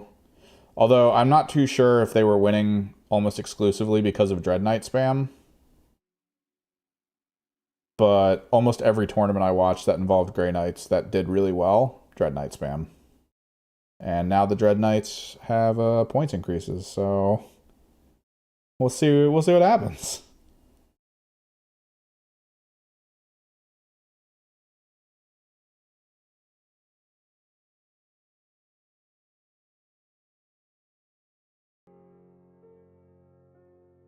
Because Dread Knights were so universally good. I don't miss the Psychic phase. I was looking into it as a Thousand Suns player. And the more I looked at it, the more I was just like, I hate this. I hate all of this. I hate the back and forth rolling of being like, oh, do I counter? Do I not? Oh, I have these special abilities. Oh, and it's like, because that's in AOS right now. And I kind of hate that in AOS. I'm not going to lie. Playing Disciples of Tzeentch in AOS and being like, we are the psychic army. Like, this is the army of wizards and spellcasting. It is exclusively us that is the goddess of tears at doing this. And then having a random army with like one mini tier psyker and it just be like, I denied that. It's like, oh my god. Oh, I'm going to cast this spell and I've got all these pluses behind it that are going to ensure that I get the highest number humanly possible. Probably even a number that can't be rolled by you. Haha, oh, I rolled a 5. It passes at the bare minimum. Oh, you rolled a 6? Good for you. like that's... no.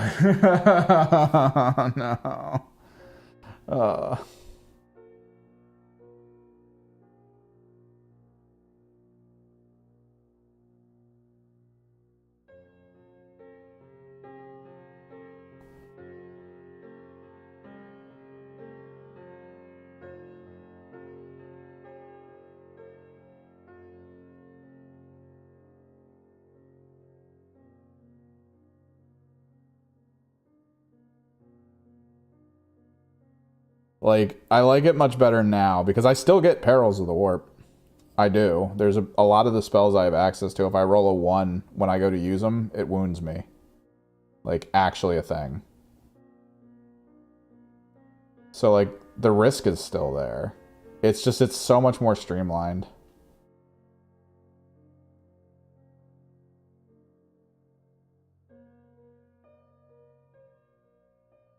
Which I love.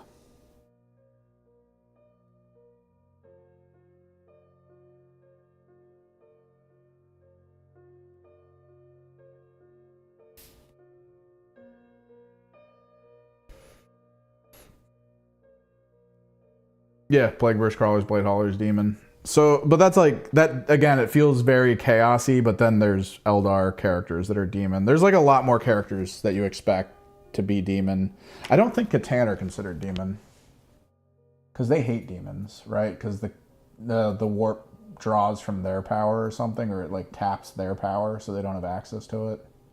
There's something weird between demons and Catan that the Catan hate.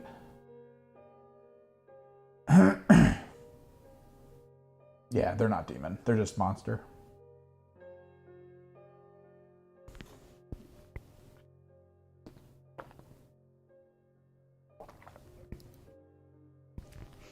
I would love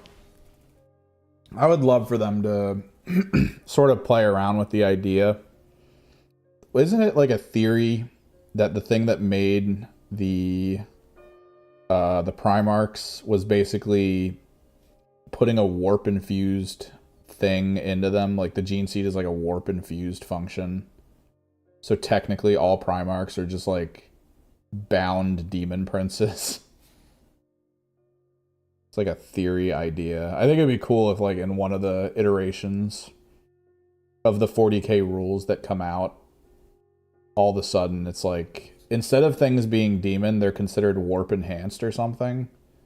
Like even the Chaos Demon army is like, it's not demon, it's warp enhanced. And then all the Primarchs have warp enhanced in their profiles.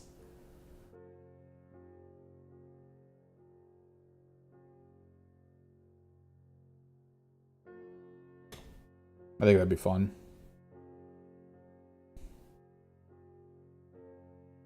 That little moment where everyone's like, wait a second.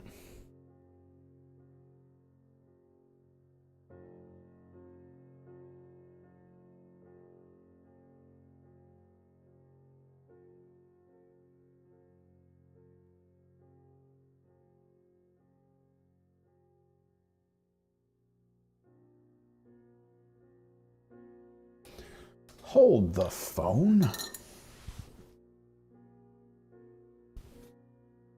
What does this mean?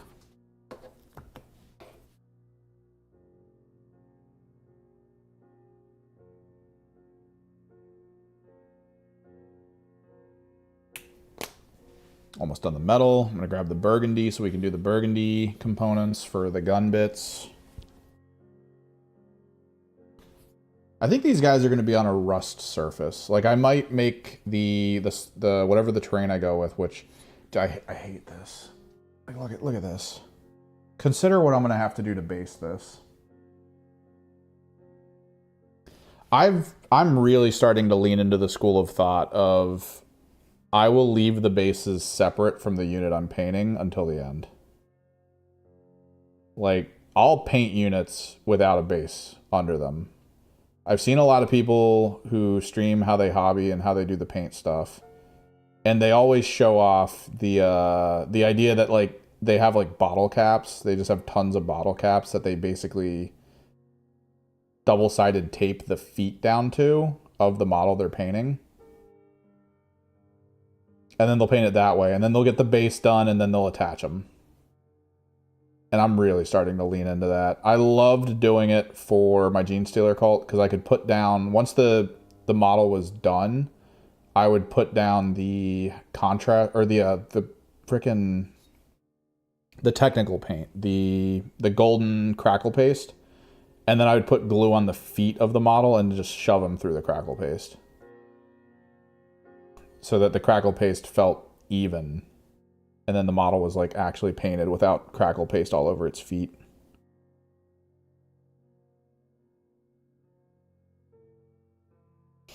You doing it for an event? You doing it for a thing you're doing? Like you running a game where you need the Mars train? Or you doing a, what is it?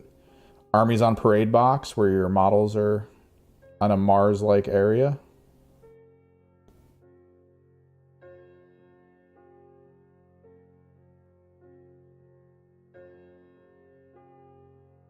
Spill the tea.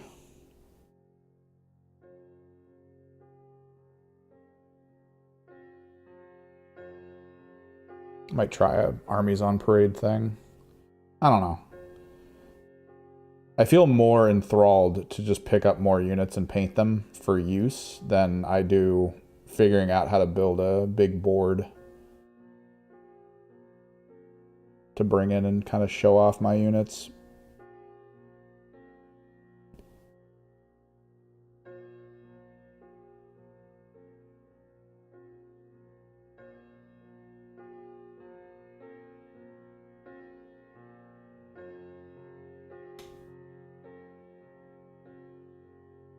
That's good. More terrain's always good. I kind of like the new system they use too for how tournament terrain is usually laid out by actually having footprint function. Like I bought the mouse pad texture stuff that is basically the footprint for the terrain. That way you can just put the footprint down and then put whatever the hell you want on top of it to resemble the area. That way the area itself is the cover, as opposed to having to guess, kind of like, oh, I'm kind of close. I'm sort of in the range of it. Instead it's, yeah, I'm inside the footprint.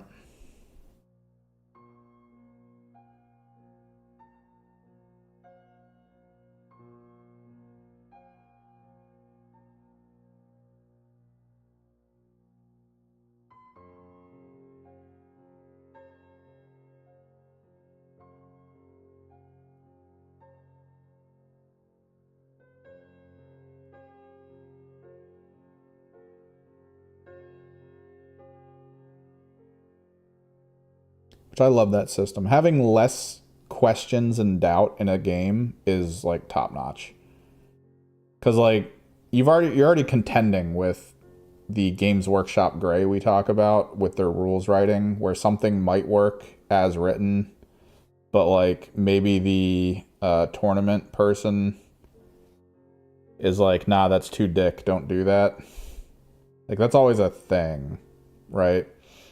And for the most part, I'd be the person, if I knew that this was a possible interaction that I could utilize, I would probably ask it before the games even start to the tournament organizer to get like a ruling on it before. That way, you know, you can get through the games without much issue.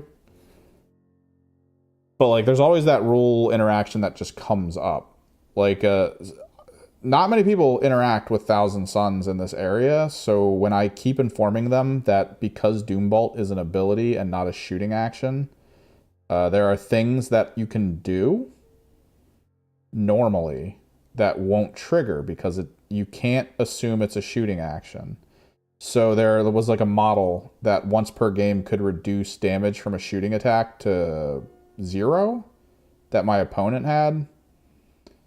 Like once per game, he could just do it.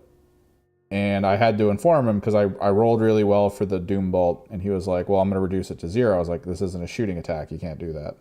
And then we had this whole thing. We had to get the TO to come over. So, like, less moments of that is really good.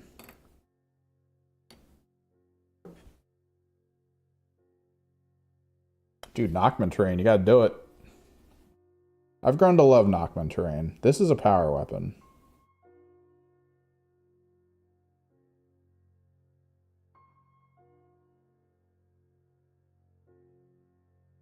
I'm just going to paint this metal, and then we'll work on the power weapon as like a flat from something else.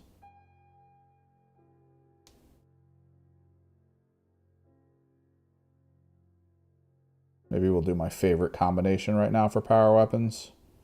Pink to magenta.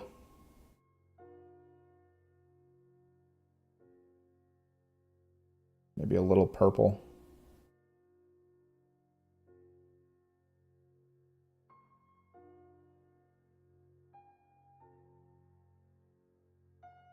What's up, go for it? How you doing? What you up to?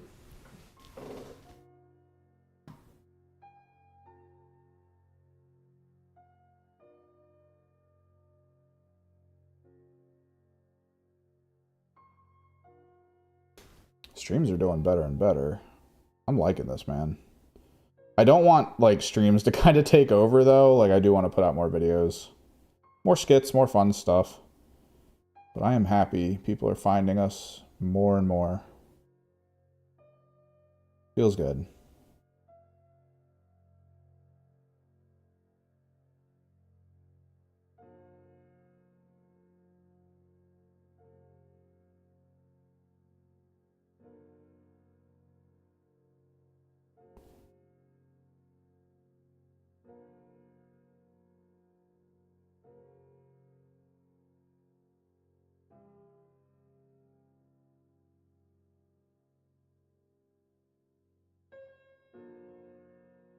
All right, one more guy for the metals.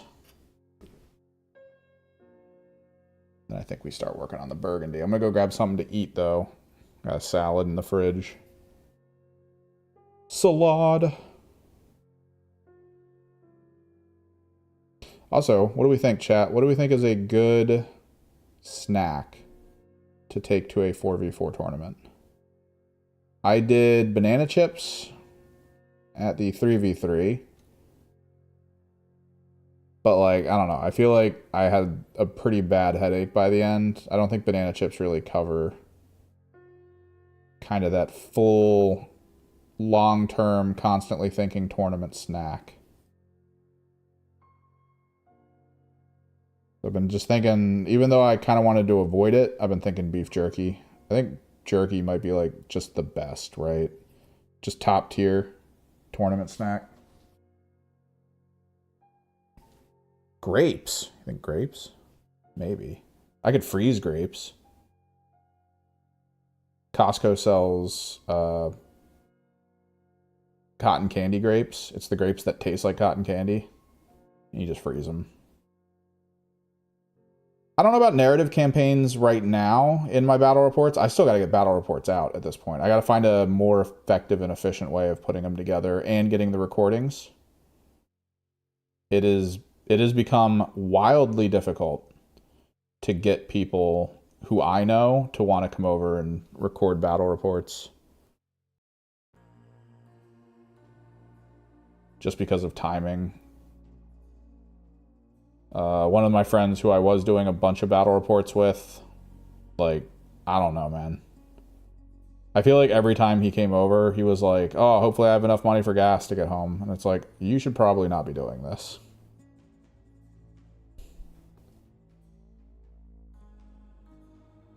You might need to focus on something else for a bit. Which I'm completely cool with.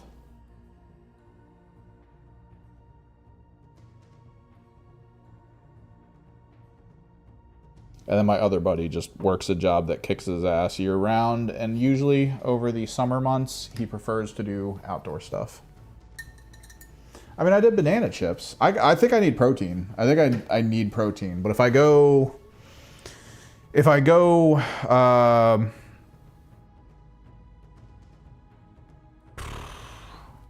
me refocus this because I'm going to get my salad and then we'll hang out and talk.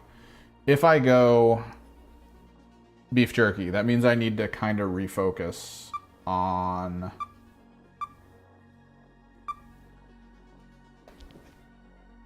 like hydration, right? Like that's going to be the big thing, is making sure I'm hydrated pretty well. Because then I'm just adding a ton of salt. Let me go grab my salad real quick. Oh, this thing is almost dead. I'm gonna have to plug this in too. I'm gonna have to plug my thing in. Hang on.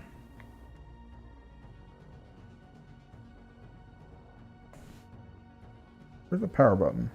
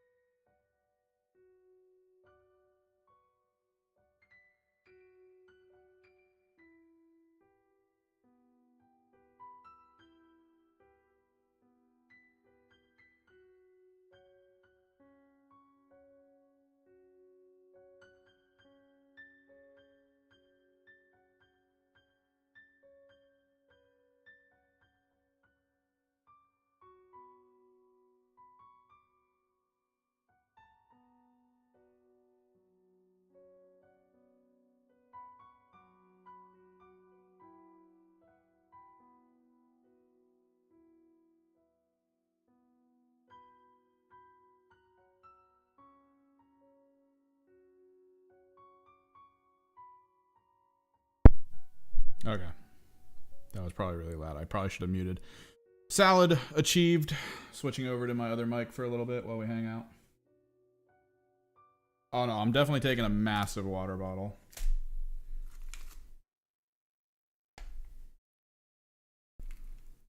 That's definitely happening.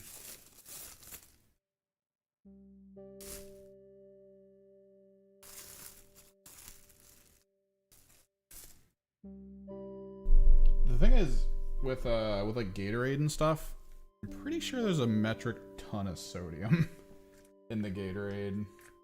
It like almost defeats the purpose. Like I know why it's there. It's so that it like causes absorption to happen like a little more efficiently. Because you need salt alongside the water to allow that to work.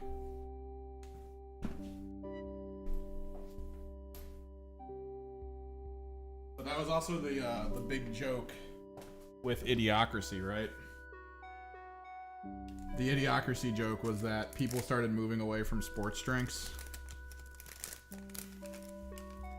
So in an attempt to save the company, they decided to run an ad campaign claiming that plants want basically sports drinks like electrolytes. It's what plants want or something. So all the farmers everywhere started using sports drinks as the way to make plants like grow faster, and then the sodium killed everything. So everyone was starving.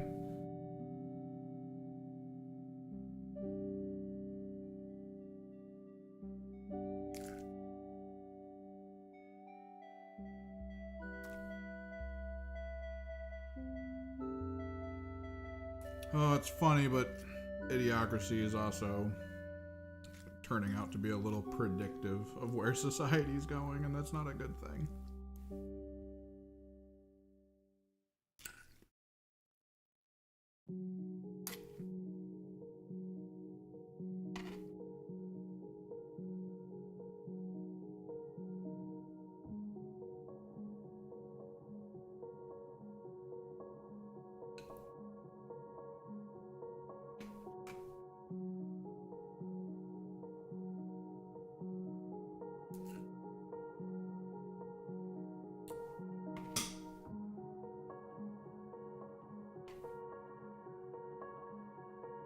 Yeah, I think the one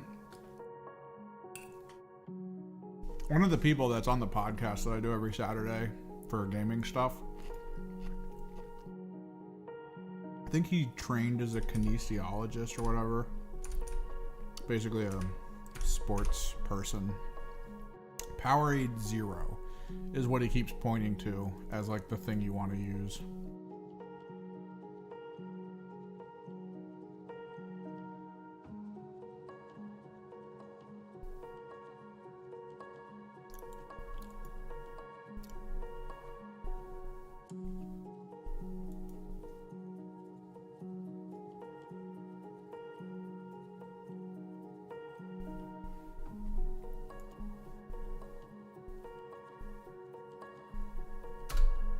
Zero. What is it? Nutrition label. Here we are.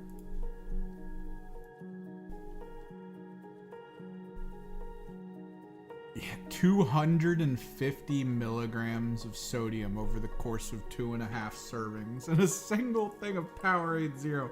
There's so much sodium.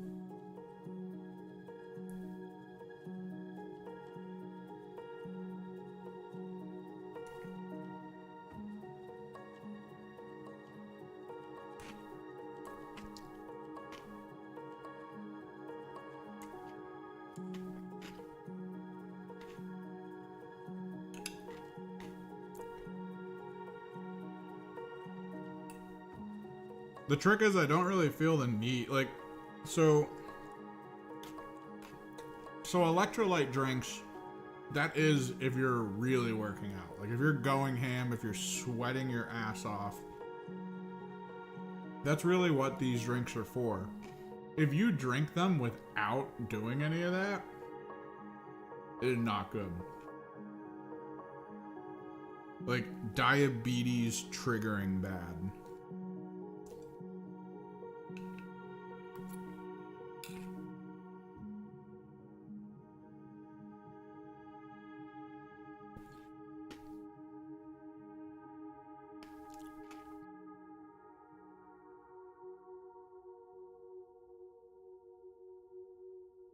It's why I try to focus mostly on like water and like steeped teas, not like not usually teas that are sold directly. Like I'll make a giant pot of green tea. Like I'll boil water in an actual pot with green tea bags. And like I'll put like a rod over top of the pot, green tea bags, and just steep it in the hot water, pour it into a giant jug. And that's my drink for the friggin' day or two.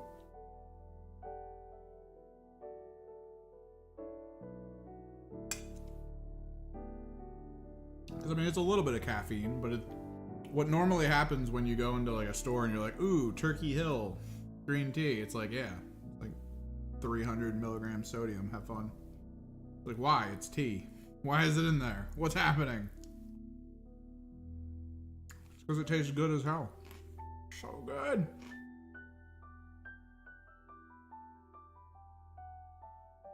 God, I miss good coffee. There was a store near here a couple of years ago. It's up in Pittsburgh now. There was this really cool guy he moved back to the United States.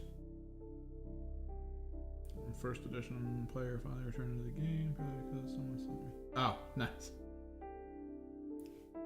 When you say first edition, are you saying Kill Team first edition or are you saying 40K first edition?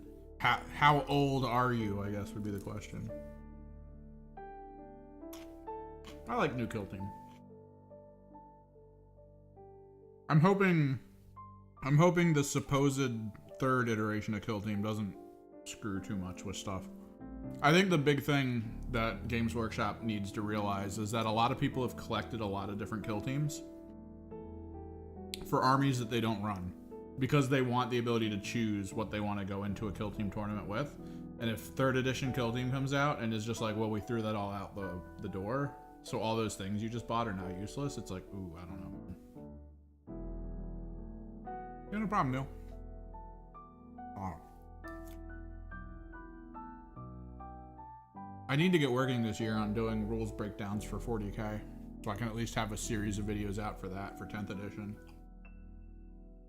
I really should have done that like months ago, but I did one video that I rushed with everything, and it was missing so much stuff. And then we got to do some more strategy videos for Kill Team. Some fun ideas. I was debating buying Beta Decima finally from the store that's near me, but someone bought it, so it's gone. I'm actually a little annoyed. I wanted to buy Beta Decima after they changed it, because I was like, alright, this is more reasonable, I accept this. So, I was gonna get it, and then my store didn't have it, so I was like, alright, whatever. Bought the Castigator, because I'm an idiot.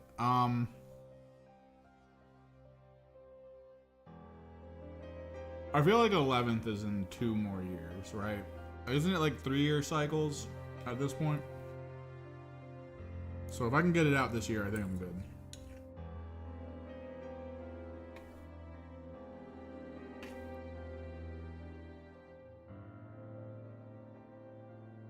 And then when AOS 4th edition drops, we'll have to do that one as well.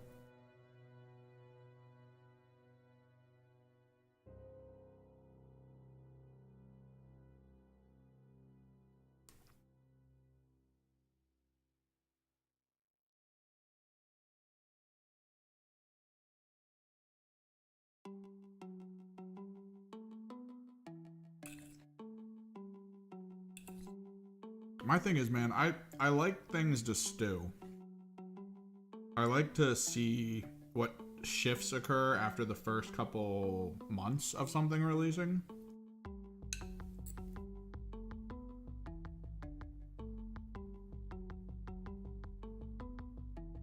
And then I like to make calls. I like to take that step back and go, okay.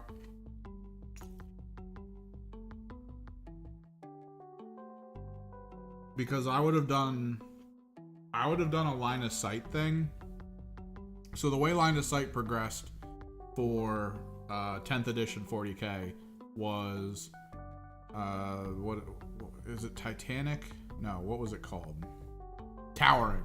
Towering can see over terrain. Things can see them past the terrain as well. Okay, cool. Great. Towering can no longer see over terrain. Things can't see past them as well. They have to be fully inside the terrain footprint to see over it. Okay, cool.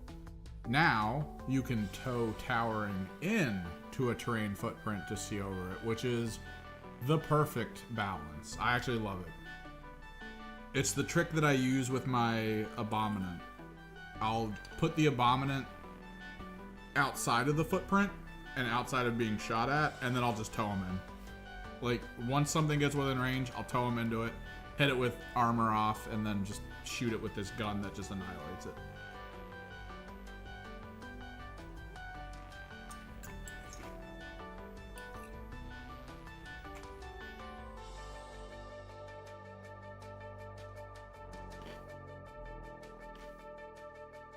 Then you can take all your bonus rats bits and start a Gene Stealer cult, friggin' 40k army. Call it Cheese Stealer cult. It's the way to go. Gene Stealer cult bodies are the exact same size as Skaven, and most of them are hunched over like Skaven. So you can put the Skaven heads coming out of the hunched over Gene Stealer cult bodies. Acolytes look so perfect like that.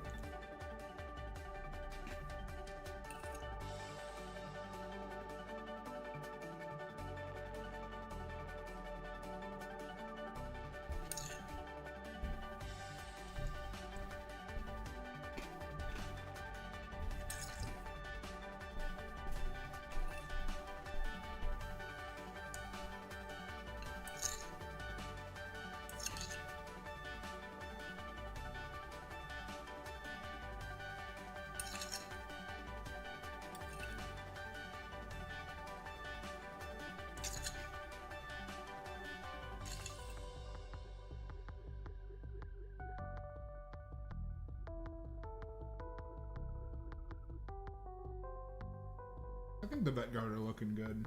I might hit the straps holding in all those ghillie doo things they got going on their back, though. I'm gonna try to get out the Garagax sewer, the snakebite leather. Make sure the straps are all nice looking.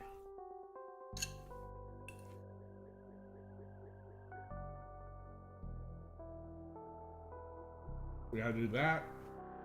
And then we gotta hit their guns with Burgundy. And I'm thinking the bases for these guys, I'm thinking we try to do some kind of like dark brown base, and then we hit it with rust. I want it to look like they're on a rust planet.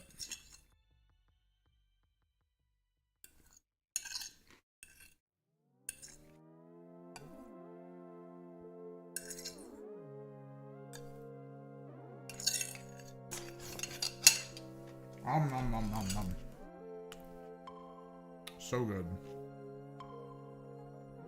Alright, I gotta figure out how to hook this.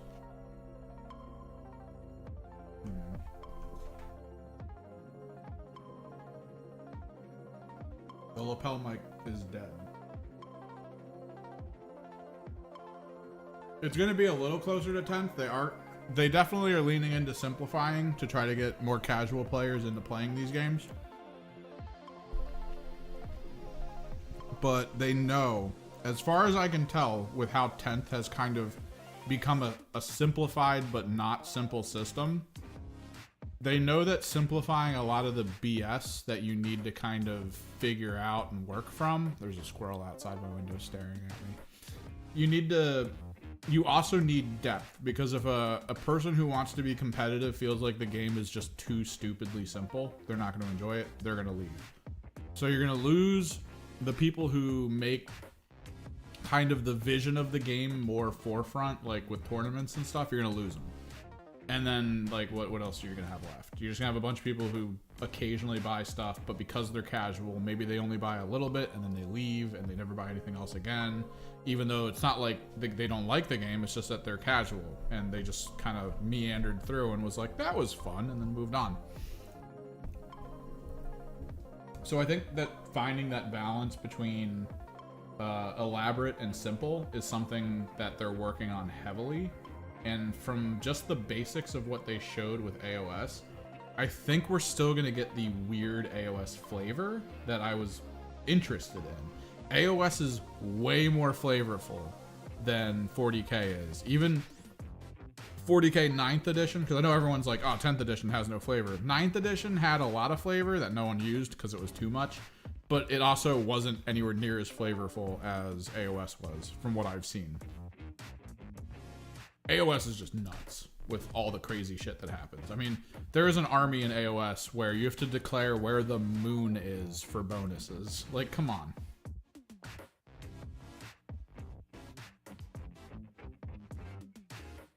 It's crazy. Let me go grab a charger. Hang on.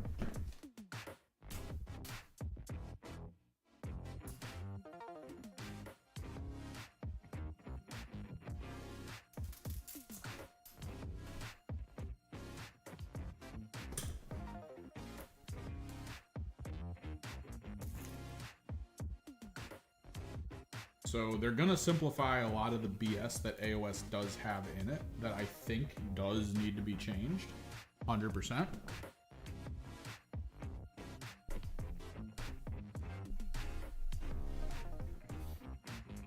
But based on the things that were leaked and shown, I think there's still gonna be a metric ton of flavor to play with.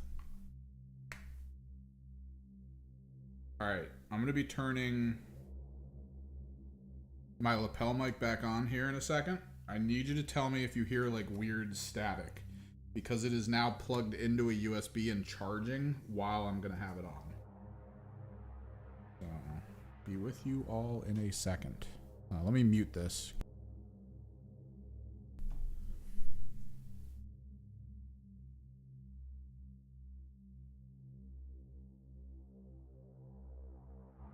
Check. Okay. If you hear static, let me know, because it's plugged in, and sometimes when you plug these in, the power isn't clean and it makes static sounds. So yeah. Servo active? It is not. Yeah. Let me zoom in.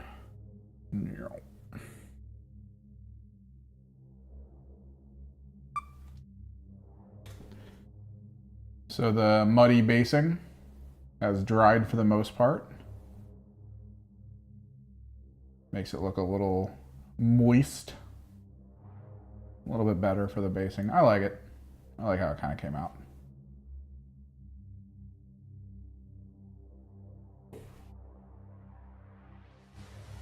Pretty much done with the Kroot then. So I need burgundy.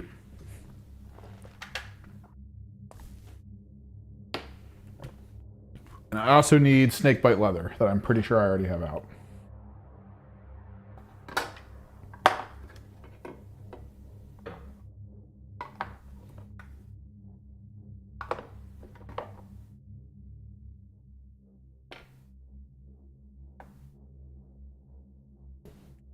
All right.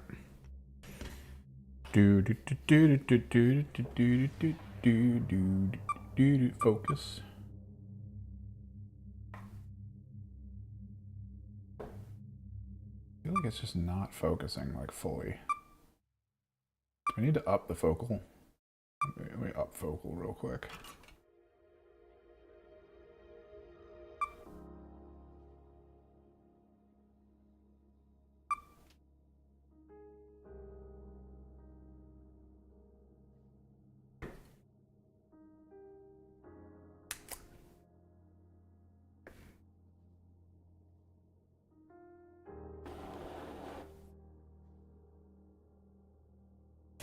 So yeah, AOS should be good.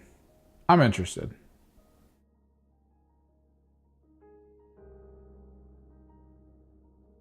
I'm definitely interested.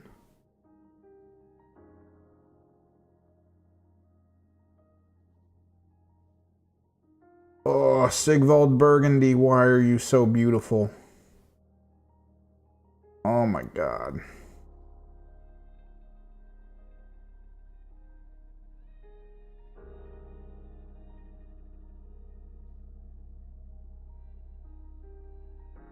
Dude, you can't even tell me that that's not a beautiful frickin' color. Look at that nonsense.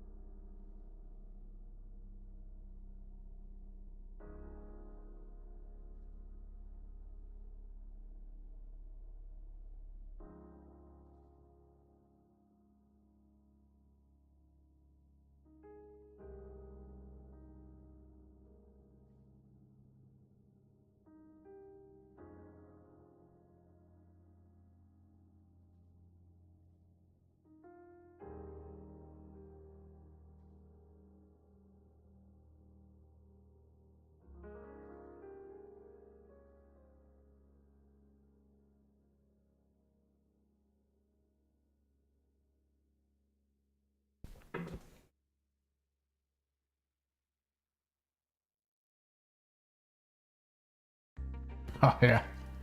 Yeah, I played in 40k 3rd, 4th, and 5th before I stopped, and I came back for 10th. But yeah, Kill Team... From what I understand of Kill Team's first edition, it was just 40k smaller scale. It was what Combat Patrol is now for 40k. Which, not really that appealing sounding. And the horror stories I heard of it, of being like plasma spammy and stuff like that, I was okay skipping that. And then coming back to the new system, which is a little bit more restrictive but balanced from the restriction, I'm down with it.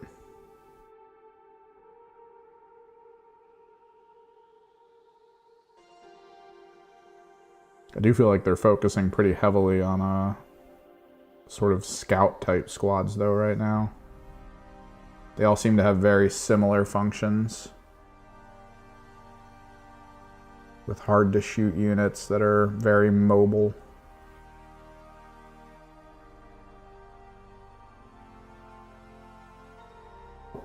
Burgundy, it's so delicious.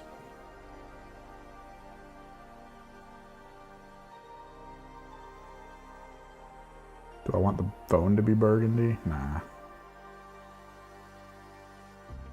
Maybe.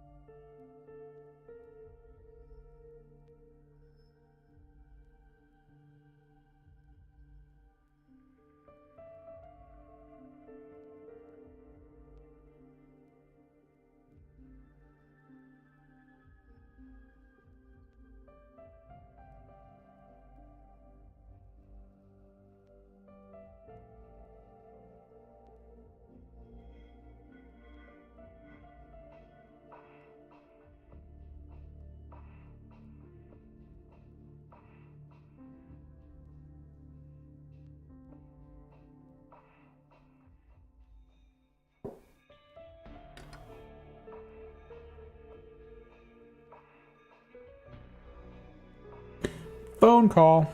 Which means I can actually just turn off this thing.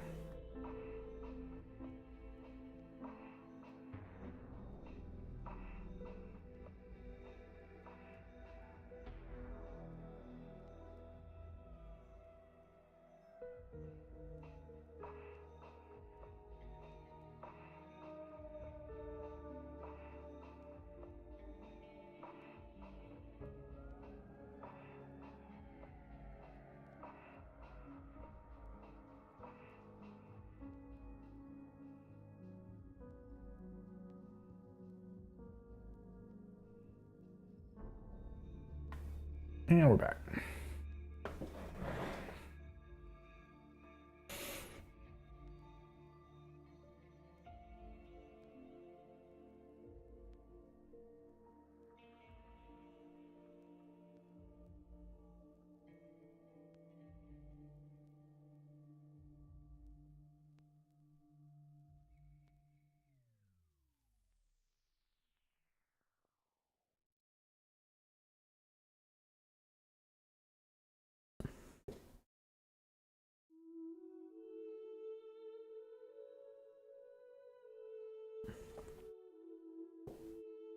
Burgundy. Dude, if you guys don't have Sigvald Burgundy, the contrast paint, in your selection of paints, you need to change that, like right now. Like, drop everything you're doing.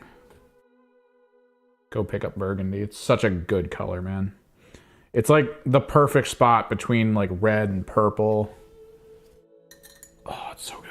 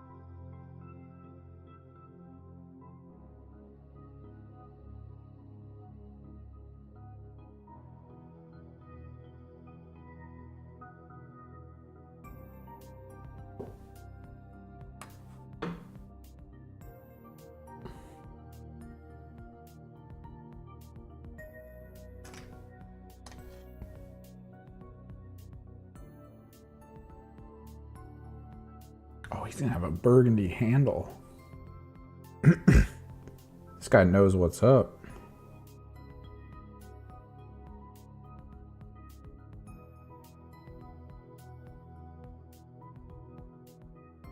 Got the beat stick for style.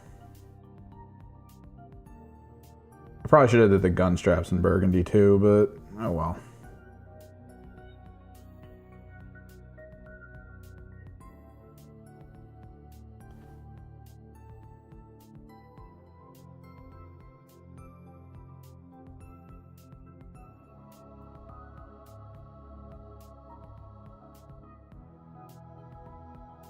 All right, next thing I need to do with this setup, there's a way in salad getting to me. There's a way in OBS to set it so that I can actually record individual sources so that you don't see the little character in front. I gotta get that stuff together. That way, I tried to see if the Atom Mini Pro could record directly while I was streaming it as a webcam. And as far as I can tell, that's not really the case, at least from what I can see. So what a lot of people suggest, I guess at this point, is to just OBS source record.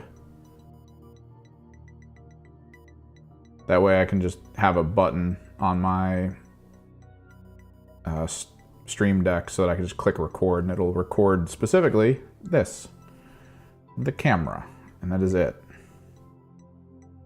That is all I need. And to be able to quickly and effectively just do that whenever I need it while streaming, perfect. Exactly what we want. And get all this footage together.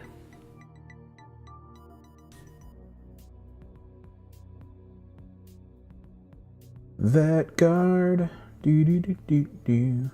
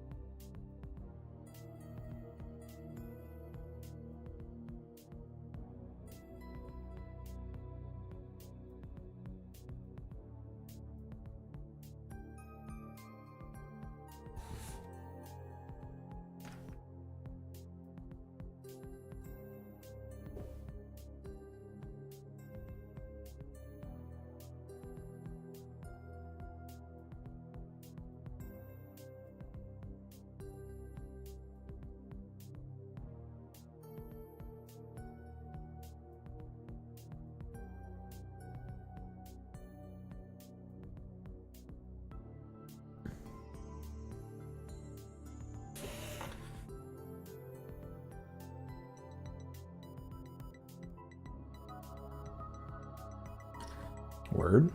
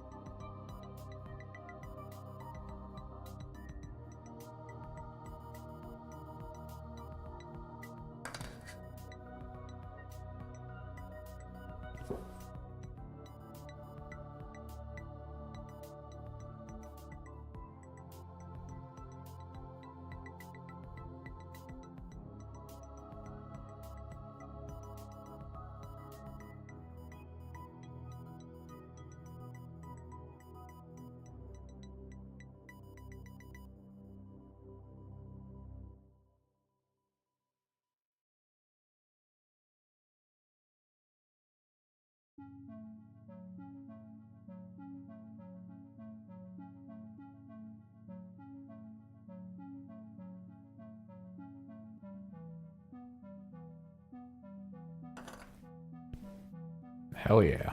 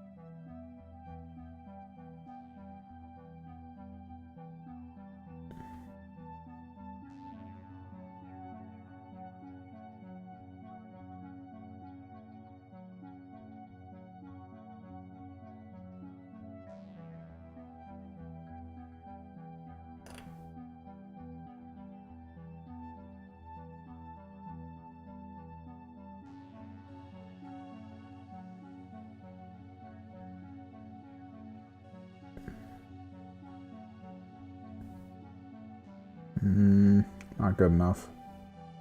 No.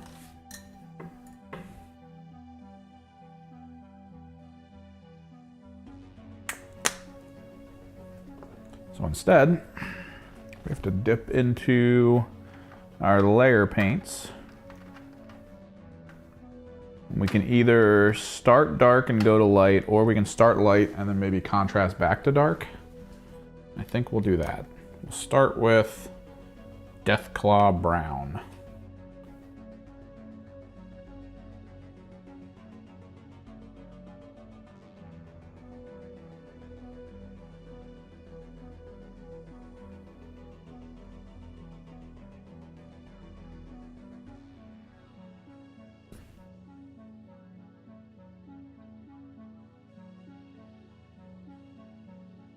I'm gonna need probably a thinner bristlehead. Doesn't need to be this big. You can still do it at this size, but no reason to. You can just go smaller scale.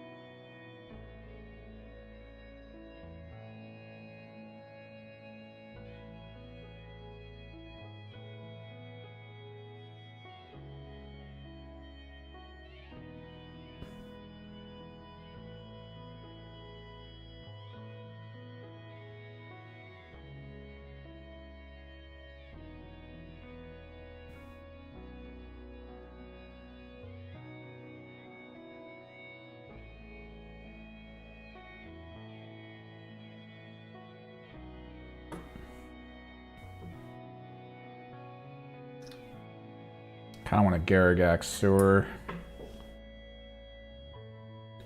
the heads of these right away, because there's only two.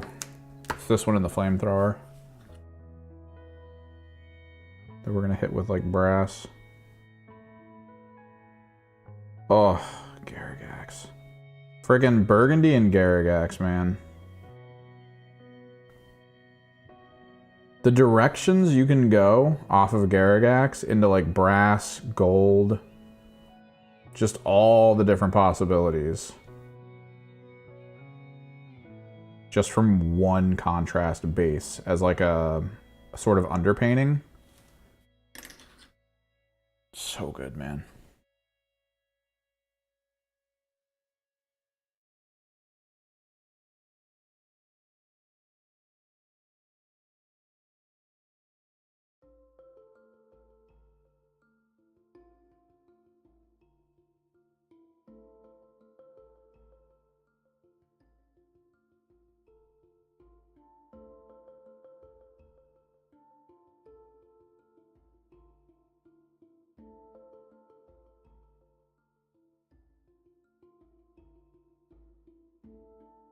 You can slather it on. You can actually coffee stain it in areas if you want to make it look a little bit more like weather worn or just time worn.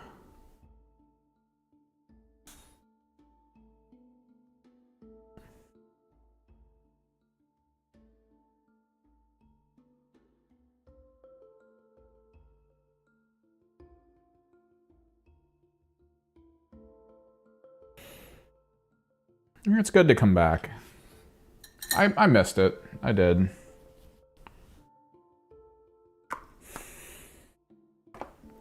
You might be behind on the stream. I don't know.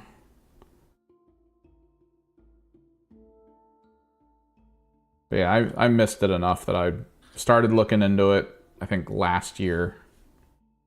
2 years ago, actually, I think at this point. And I was trying to see if there was like a path back in.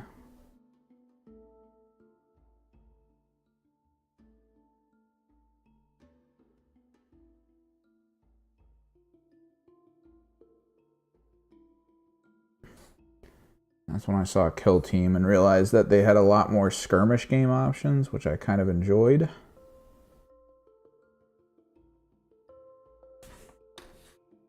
And boom, here we are.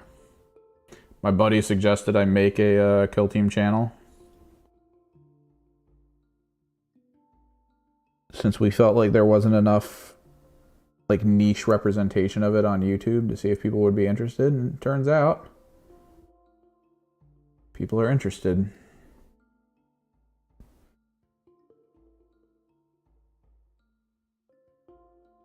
I do want to expand. It's never a good thing to hyper niche yourself. I play Underworlds, which is really fun. And of course I play 40K. And I play AOS, although we're kind of just waiting. I was debating, I was like, maybe we do AOS rules, but then I assumed everyone was like, oh, we're going to get an update, we're going to get a new season, something's going to happen. And I was like, all right, let's wait. And now here we are, 4th edition.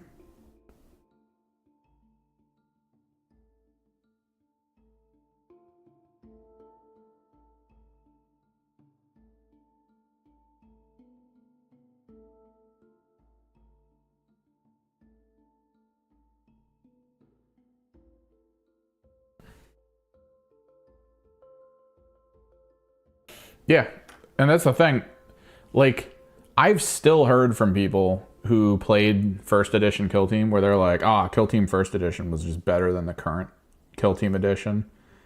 And like, I hear them say that out loud, and I usually go, you preferred Plasmacon spam to what happens now, which is you actually have variances in teams, and you have to utilize strengths and weaknesses in order to fully culminate a strategy to get to the end and either win or lose.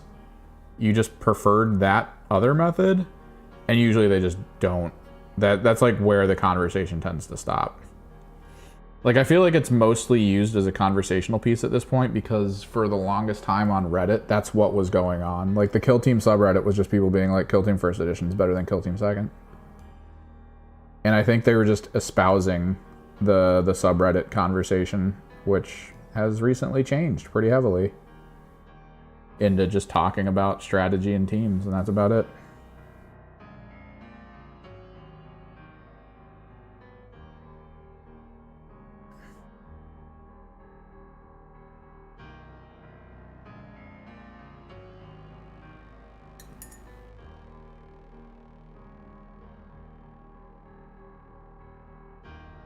And Death Guard are great. Death Guard are the craziest entry point. From my perspective, so many people watch my Death Guard video and they're like, yeah, I'm in. I'm playing Death Guard and Kill Team. I'm like, what? And you can play, I probably peaked there a little bit. You can play Death Guard as Legionary. Like, there's ways to adapt Death Guard to Legionary. They have the same base sizes. So you can technically play a bespoke team with your Death Guard team if you don't want to just play Death Guard. And that's kind of cool. I like that.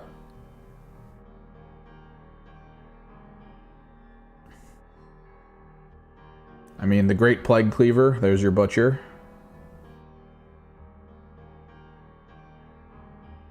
Got a guy with Plague Knives, there's your Shrieve Talon. Got your guys with Bolters, your Icon Bearer. Just claim your leader is either a Chosen or an Aspiring, and you're done. You're in. Team complete.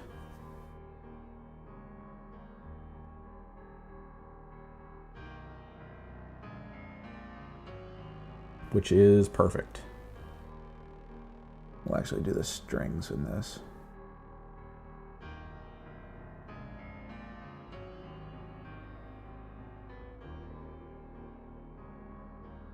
I might do it as this color base, but then I think I gotta just grab the copper.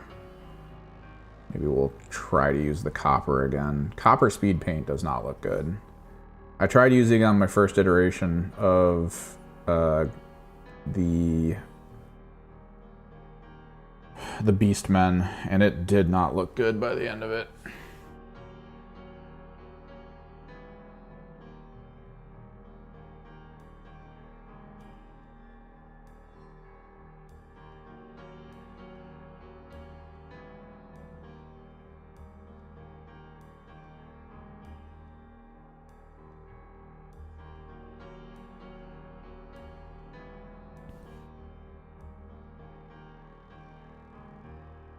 But yeah, I usually pull out my Death Guard when, locally speaking, someone wants to learn Kill Team. Because I think the in for a lot of people right now in 40k is, I want to learn this game, but I don't really want to buy stuff right away. I want to see if I like the format. And then you just go, well, what army do you have? And if they tell you, like, I have Tau, I have Genestealer Cult, blah, blah, blah, blah, blah. Then it's just the notion of like, all right, here's the compendium team info. Just off of what you have, make a list. And we'll play against each other. And there you go.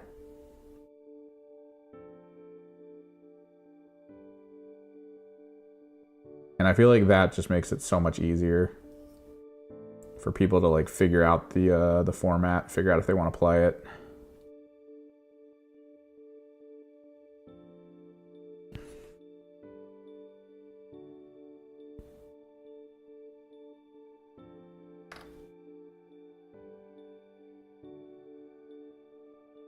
At some point here, we're gonna have to edge highlight the blue on.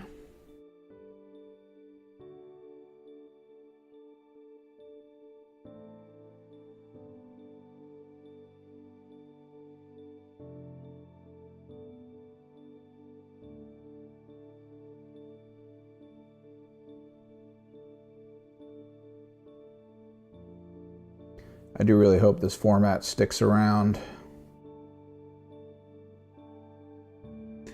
Because it is a little bit up in the air. With COVID kind of ending and things starting to like interact economically across the globe. We're finding big shifts going on right now.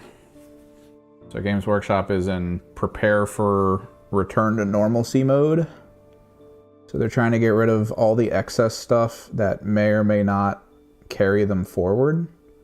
So we're looking at, like, even though I love Underworlds, there's still just that running rumor that Underworlds does very poorly in sales. And that rumor means that they might just do away with Underworlds completely, which means whatever the final release of it is, that's going to be what we have access to. And there's a lot of us that play Underworlds right now locally. I have a couple armies, or a couple squads rather. I think I've got 2, 4, 6, 7, I have 8 teams from Underworlds. And if they ended Underworlds like at the end of the year, I think we would all still play it. The one person who this would probably suck for, there's a guy at the local store, amazing painter, I come to find out at this recent tournament that just happened. And he basically only plays Underworlds. He used one of his Ratmen teams recently, and like they were so beautifully painted. They were perfectly blended. All of their capes were like dark green to a yellow kind of gradient blend, which was really cool looking. He like nailed all of their fur perfectly. I love it. It was so good. But if they ended like at the end of the year, if they were just like, all right, no one plays Underworlds, we're stopping it, I think we would all still play. We would play with what's already out. But this one person would probably not be so happy because he's got like every warband that exists right now. Although it feels like they're trying to do something with Underworlds. We talked to the guy who runs the store who did the tournament that they were suggested to do an Underworlds tournament. And it sounds like they're trying to do something with Underworlds to like push it a bit more and expand it a little bit to like keep it going. And I think they need to. Underworlds honestly fits the niche within tabletop gaming where people don't want to have a board, right? People don't want to have, they don't want to have to deal with just like, what's the distance? Am I the right distance away? Blah, like they don't like that. They don't like the concept of needing to guess distances and verify and all that. Hexagonal board-based board games are actually really good for just general players, and Underworlds really fits that. It's to the point where like my cousin, I come to find out, loves board games. Like him and his wife love playing board games. And originally I was thinking like, because they were when I brought up that I do this, they were like, oh, this would be cool.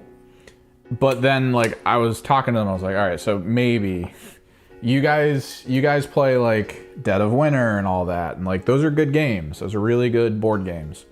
But they're also very refined and limited in what you can do versus what I'm playing, which is way more like open-ended, way more movement-based, and the maps and terrain you have to set up play heavily into it. Tons of layered rules. It's a lot to take in, and it might be not something you guys want to devote to. But now that I've learned Underworlds, I kind of want to show them Underworlds. Because Underworlds I feel like would fit. Like I'd get them squads and I'd paint them for them if they wanted. And then they could just play. Or they could just play with what I have access to. Because Underworlds is that kind of a game. A round of Underworlds is like 30 minutes, tops. Like you want to get one game in, probably 30 minutes. It's beautiful, it's so fast.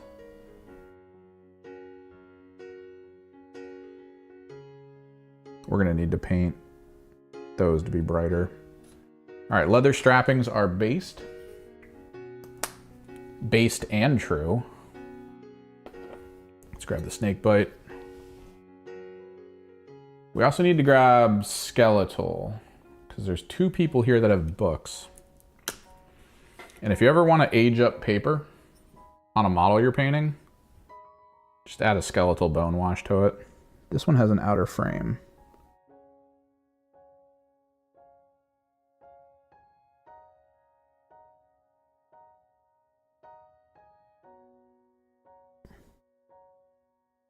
Behold, a book with old pages.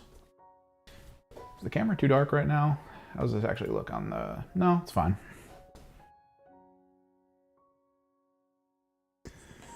What color do we want the book to be? I'm thinking red. Oh, we gotta get this map though. Let's do the map.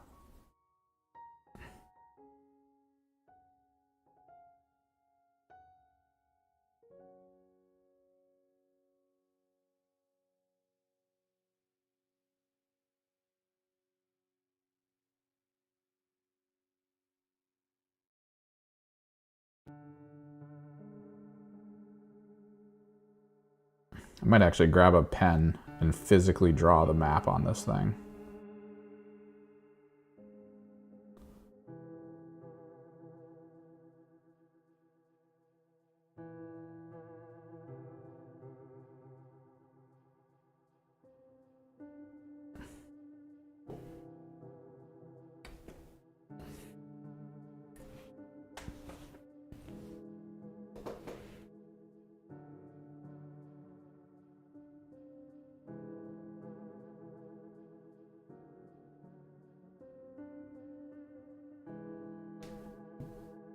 Time is at 2:51. We're gonna need to think about getting moving here soon-ish. Soon-esque.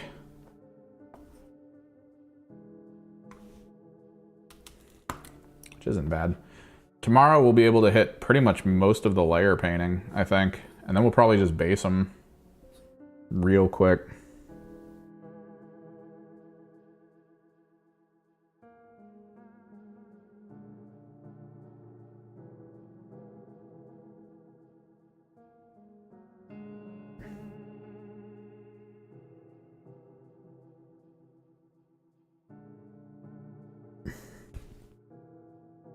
Need to make sure everything's over here so you guys can see what the hell I'm doing.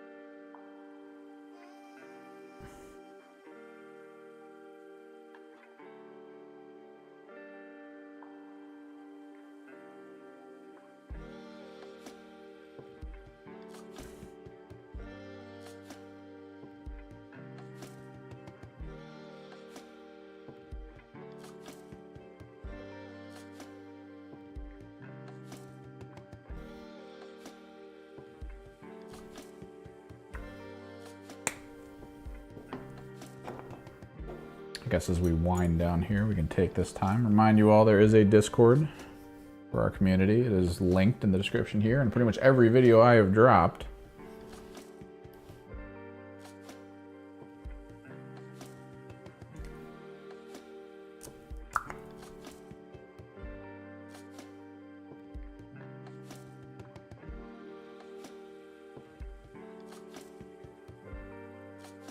I want to retone this.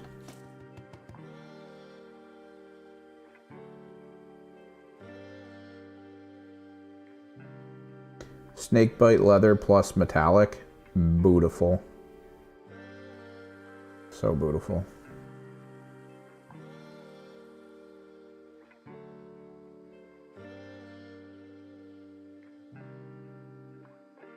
Just an instant brass. No, yeah. Well, so from, I'm guessing you're in a place where this is lagging behind video-wise. The thing is, I like that. I don't want to play Imperial Guard. I do not want to play Imperial Guard in 40k. I just don't.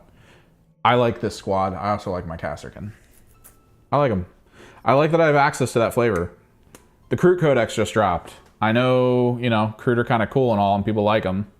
I don't want to play Kroot. But these guys are actually kind of cool. So I can at least have a flavor of Kroot while simultaneously not needing a whole Tau army, which I gotta say, I am down with. Being able to get the flavor of an army without needing the whole army, super fun. Super fun. I love it.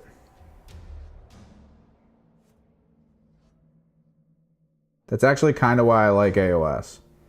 because the armies that I have right now, or the warbands I have right now, are Skaven, Ogre, Undead,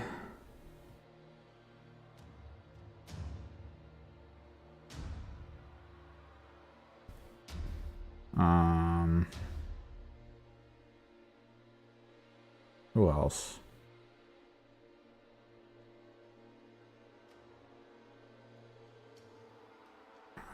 We got Stormcast. We got Disciples of Tzeentch. I actually got 2 Stormcast squads, it looks like. And then Disciples of Tzeentch. 2 forms of Undead, I believe. 2 different ones. One that's more Ghost related, one that's more Skelly related. And then I got Grots.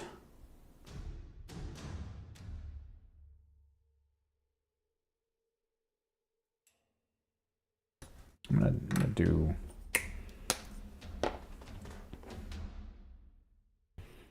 I never want to play most of those. I play Disciples of Tzeentch. I don't want to play Orcs. If I did, I'd probably play all Grots. So the fact that I have access to a Grots warband for Underworlds, super fun. And apparently there's a bunch more of them that I'm debating getting eventually. Maybe. We'll see what happens over the next couple years, I guess. There's the Poisoner Grots, I think. No, it's Poison Rats. There's the Night Grots, the ones that ride around on squigs. And their entire function is that they get, quests from their leader or whatever. And then they have to go complete the quests. That's kind of cool. I love that idea.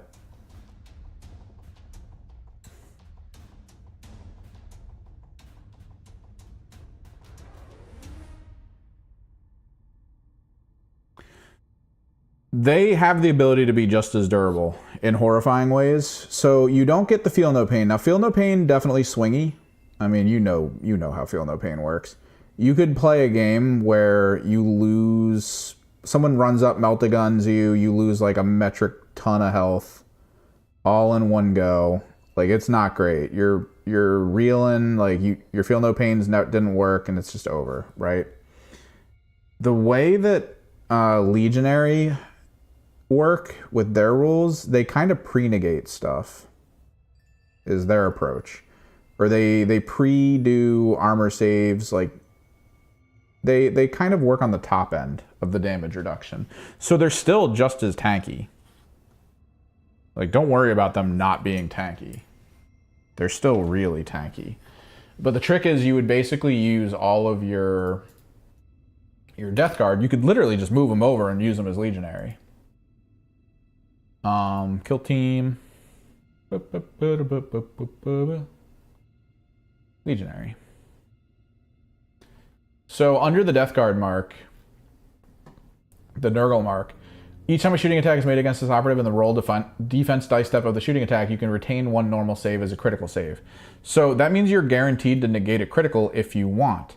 The thing you can do with this is that the retained save from cover can also be retained as a critical save. So what you can do is and this is for retention. So you'll claim to retain at least 1 save from cover. You'll roll your dice, and then when you go into the retention of all the dice that you have access to that you're looking at, you can upgrade whatever dice you need. So if you retain a regular save as cover, and then if you roll 2 crits, you then upgrade the cover save to a crit. You've got 3 crit saves. Have fun with that. But then the stuff you also have access to, which would be Mutagenic Flesh. Each time normal damage would be inflicted upon a friendly Nurgle operative from an attack dice, subtract 1 from the damage. This was nerfed. This was massively powerful because it did not claim there was a minimum number, I think, at first. Now it's a minimum of 3, so it's a little bit more, you need to know what your opponents have damage-wise to reduce it. You probably won't use Mutagenic Flesh as often as maybe Implacable, which is you are not treated as being injured, you ignore all modifiers to your APL, and you do not worsen your ballistic skill when you perform an Overwatch. That is massive in elite teams.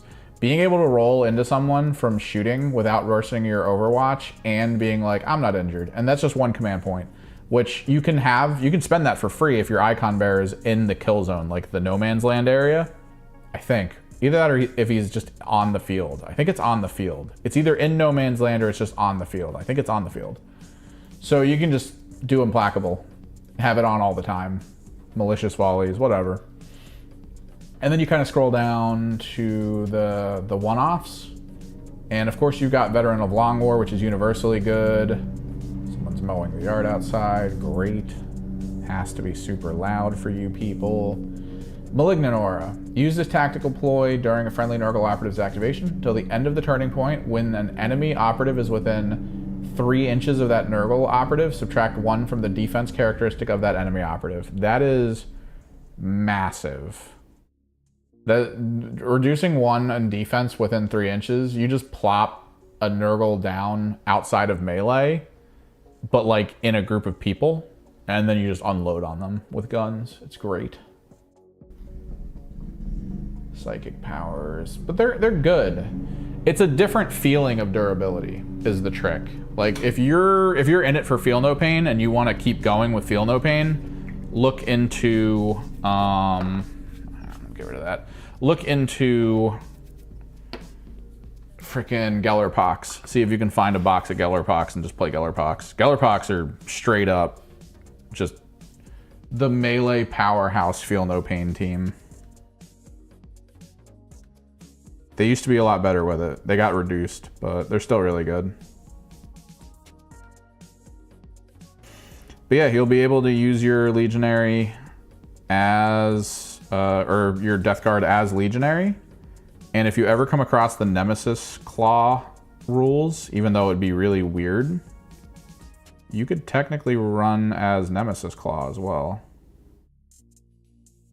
Because Legionary, this is the trick with the Chaos stuff. The Legionary army looks pretty much like Nemesis Claw. So Nemesis Claw is a bit tricky. Because if Legionary looks like Nemesis Claw looks like Legionary, and then Death Guard could be used as Legionary, then technically Death Guard could also be used as Nemesis Claw, which that's more of a stealth team, and that kind of makes it very weird if you think about it, to have like a stealthy frickin' just Nurgle team.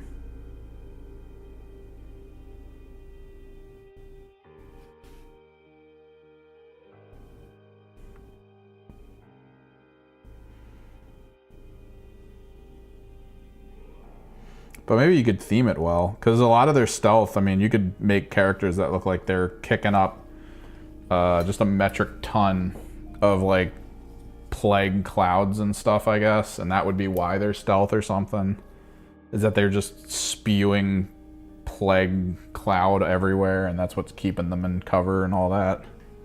So you could make it thematic. I don't see why not.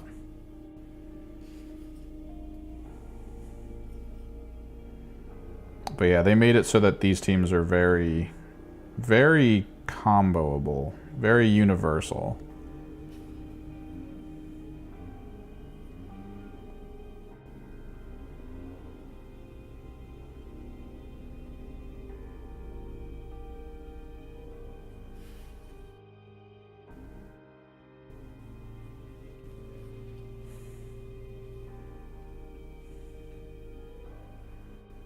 Dude, this microphone's wild.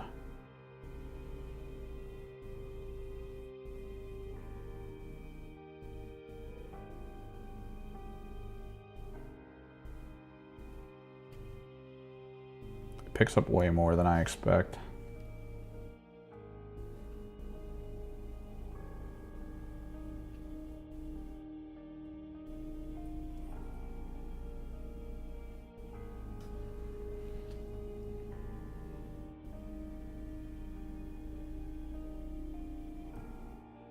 It's a smaller board.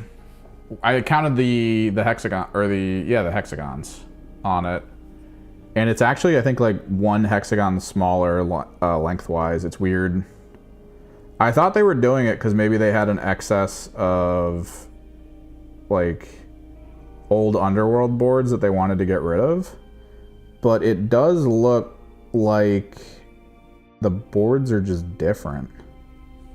Right? Like it doesn't look like what you'd expect.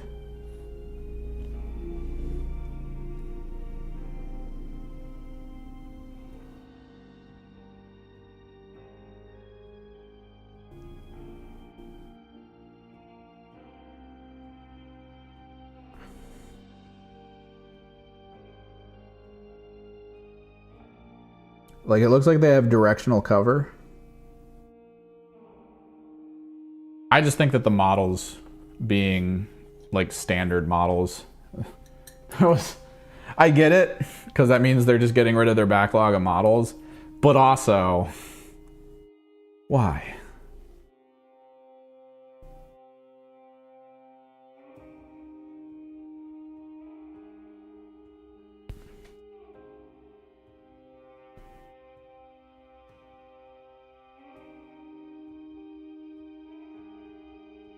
And I gotta say, the card-driven nature of Underworlds is perfect. I love the card-driven stuff from Underworlds. Like how weird games can get just because of the cards you pull when you pull them. Like it very much is a swingy game. I'm not gonna say it's balanced. A lot of the people who are really into Underworlds talk a lot about the deck building version of it as being like the most fun, but like I'd agree with that if Underworlds had figured out a way, which it never will, probably, to basically do the Magic the Gathering style card packs.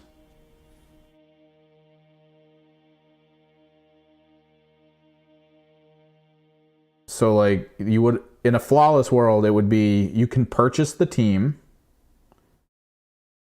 You know, you can get the team from them. The team maybe comes with a standard for like the plot card. Like all teams have their own plot, which maybe helps like general stuff that you could pick up for them. And then you just have like an ocean of, hey, let's go to the store and buy like 20 booster packs or something.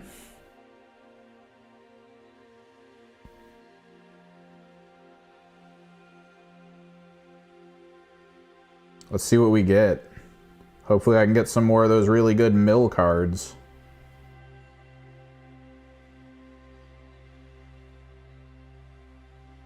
Because I really like playing mill Underworlds.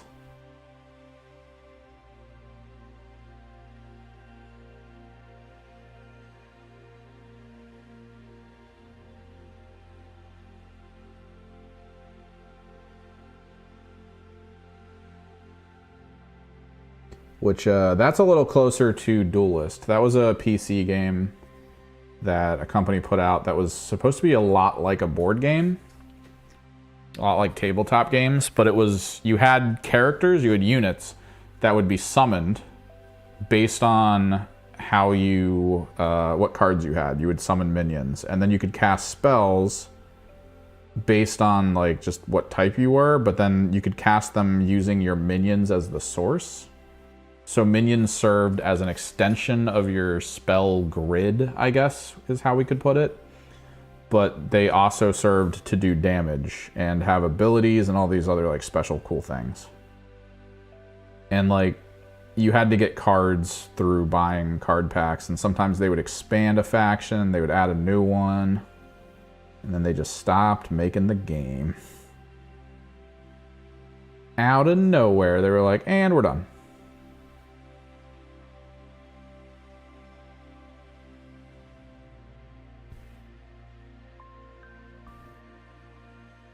I'll definitely try it out. Supposedly, the rumor is that we're going to get an updated Kill Team rule set at the end of the year, but you know, it's a massive rumor. We never know. We're in the 3rd season of the game, so we're wondering how they're going to do it.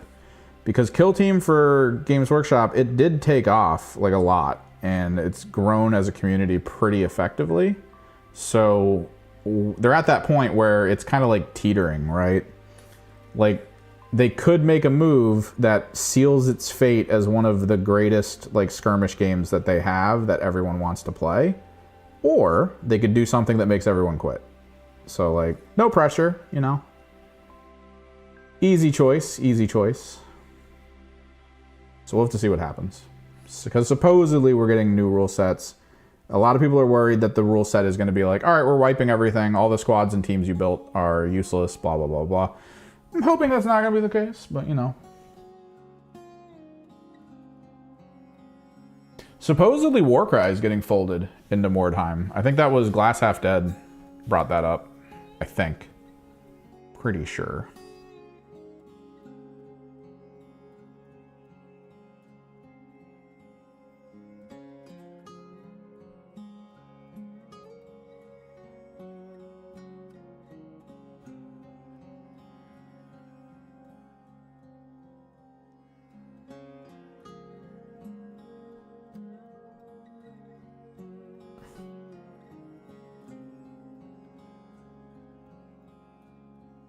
I love Underworlds for its speed. I think they could have done more to try to make it like a universally fun collector's card game on top of team-based, but I get why they released it the way they did. There is just stuff I still don't like about the release schedule and how they do it though.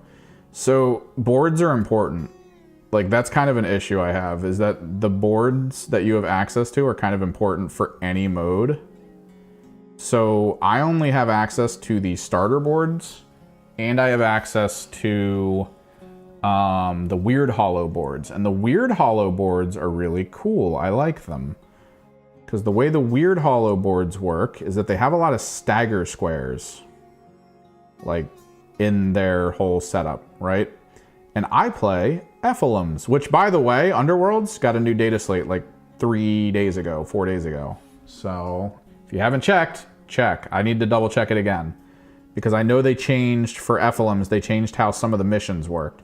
One of the missions sounded easier, one of the missions sounded harder, and then one of them just got some clarification, I think, is what happened. I think.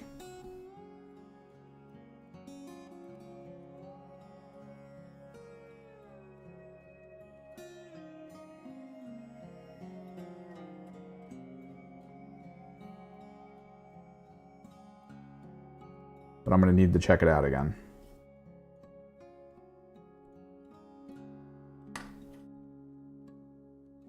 But that's the thing, like I keep hearing that like Underworlds is the least selling for Games Workshop, so they're thinking of getting rid of it or something. And like, I don't know, man. I feel like it does need to sell more. I do want to put out a video going over it, because then it'll maybe spike some interest in purchasing it, because it's a good game. It's just a good game, chat. It's so good.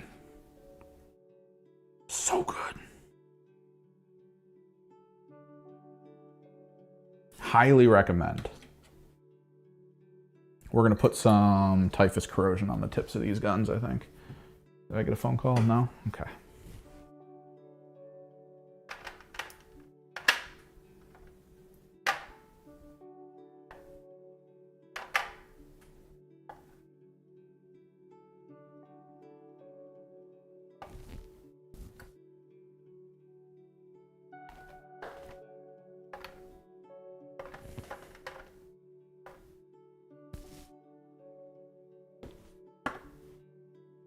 I'm gonna go teach my buddy it.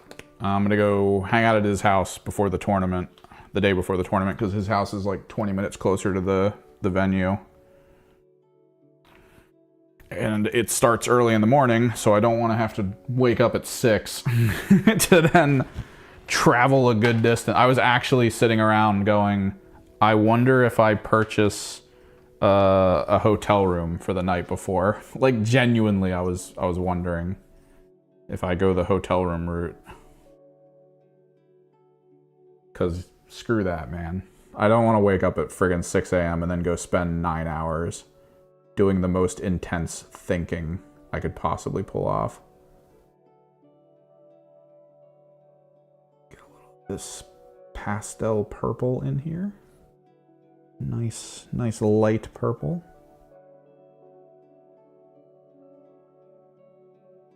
kind of overflow it a little bit.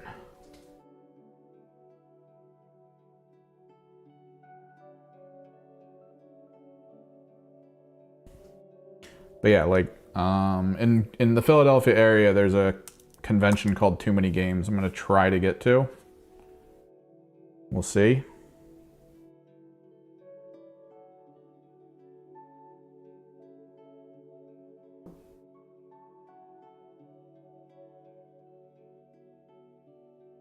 And there's gonna probably be someone there. I'm literally bringing my Underworld stuff because there's someone there who was like, I kind of want to try one of these games that you play, and I was like, I'll start you on something quick. Start you on something that won't take up like a whole day. I think that'll be good.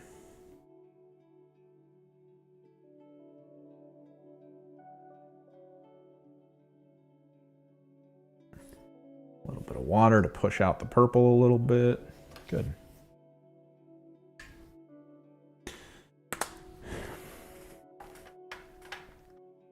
All right, let's do the Glamrock blend for the power weapon.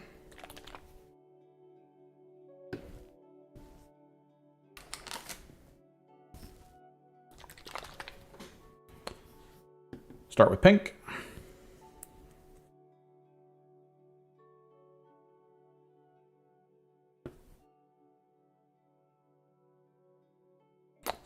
Go look at Forbidden Psalm.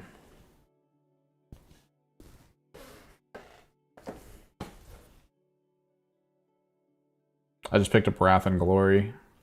I started reading how it works, and I swear to God, if my one friend reappears from the ether and goes, hey, I still want to do that tabletop thing with you guys, I might be like, hey, I have a tabletop game that we can just play over Discord. No problem. Because he keeps claiming he wants to do a D&D thing and then literally vanishing off the face of the earth. Like David Blaine, just poof, gone.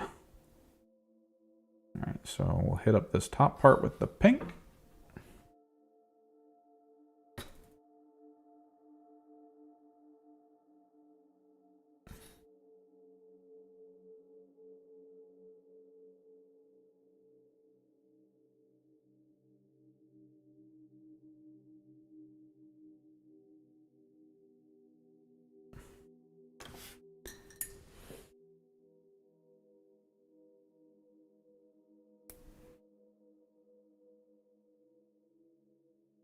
The best part about the high flow paint, not just for using airbrushes because it's like pre-thinned and everything, it's also that it's really like murky and misty. So when you want to do something that involves like a little bit of blending that you need to like think about, it stays kind of wet the whole time, which means you can really like pull it in directions to get it to look better and just blend with the other colors that are involved pretty easily.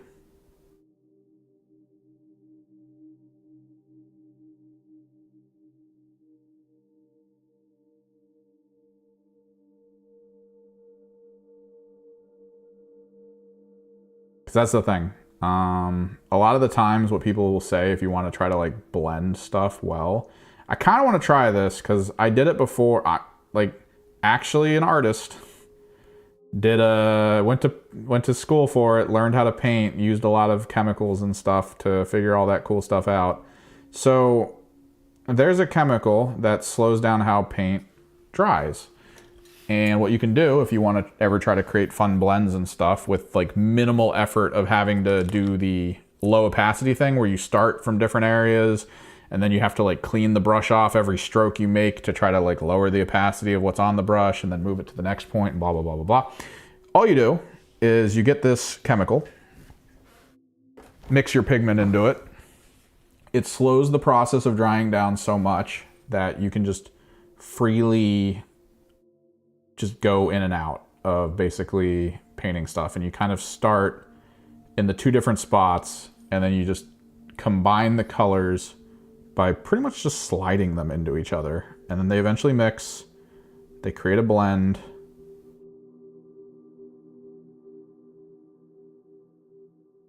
And you're done.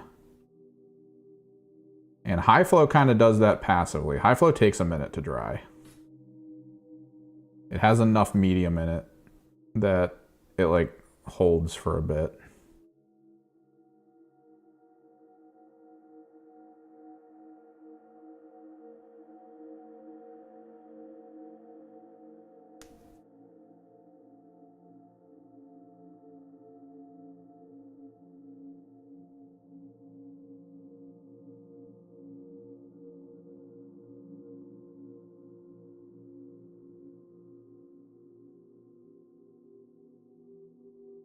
All right, pink to magenta to purple Power Sword. Done super fast by simply placing paint down and then pushing it into the other paint that is still not dry. Ta-da! We did it. All right, let me find Typhus Corrosion.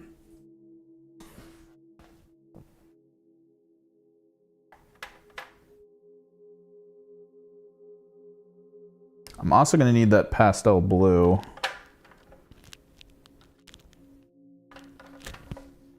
Still kind of waiting for a call. I'm supposed to go take someone somewhere. Because we're currently running over what would normally be our hours. Like, what time is it? Yeah, it's 3:22. I'm here. I'm 22 minutes. We're running a little late today, which is fine. You guys get more stuff to watch. That's great. But also, kind of like, when do I gotta go? When should I stop? When should I get moving? Pastel Seafoam. Where's the doctor character? So I need two characters. There's a I still don't have Typhon. God. I really need to organize my paints. Like, I actually need... There it is. Typhus Corrosion. Applied with a brush you don't care about. Because it's basically a pigment, glue, and tiny particles.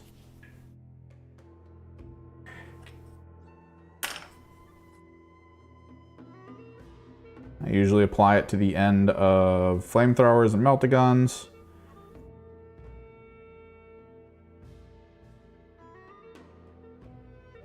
Because it makes them look crispy.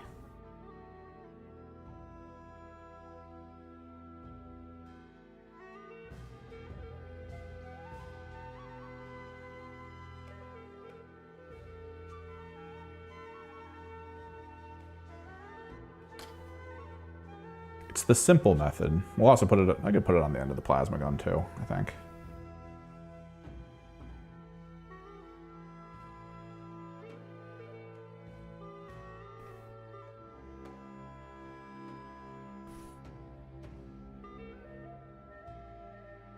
What's cool about it is because it ends in a texture,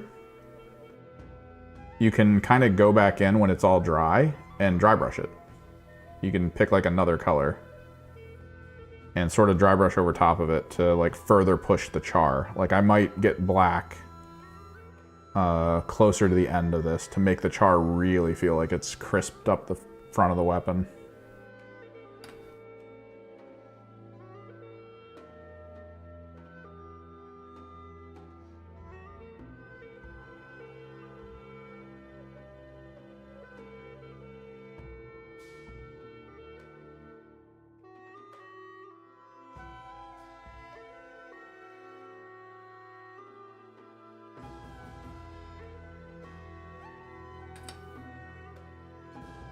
Where'd the melt-a-gun go? There it is.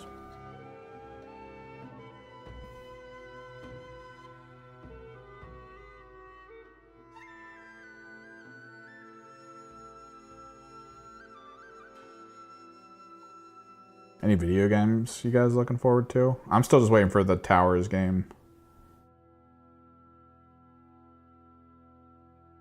at this point. That's like the only one that's really interesting me. Which is good, because I need to focus more on tabletop stuff at this point.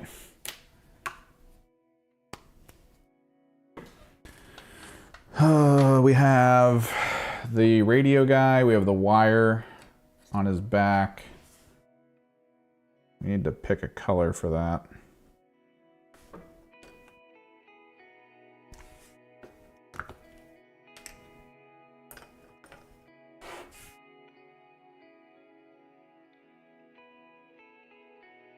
Tomorrow's pretty much flats and details day. We need to hit most of their armor with Zamasi Desert. That'll be useful.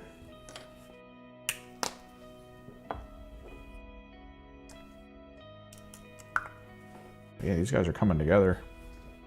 Not as vibrant as I usually go, but they have just enough vibrance built in. Because another thing we need to do is I gotta find the Army Painter Deep Blue.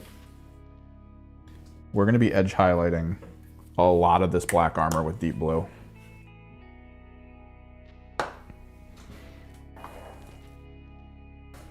Oh, the other thing we need to do. Let me get some of this blue down, this pastel blue.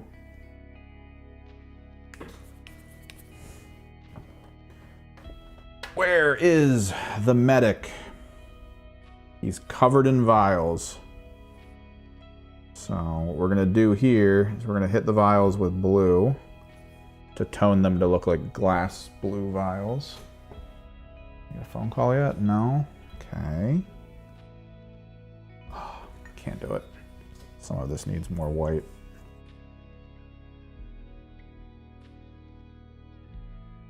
Yeah.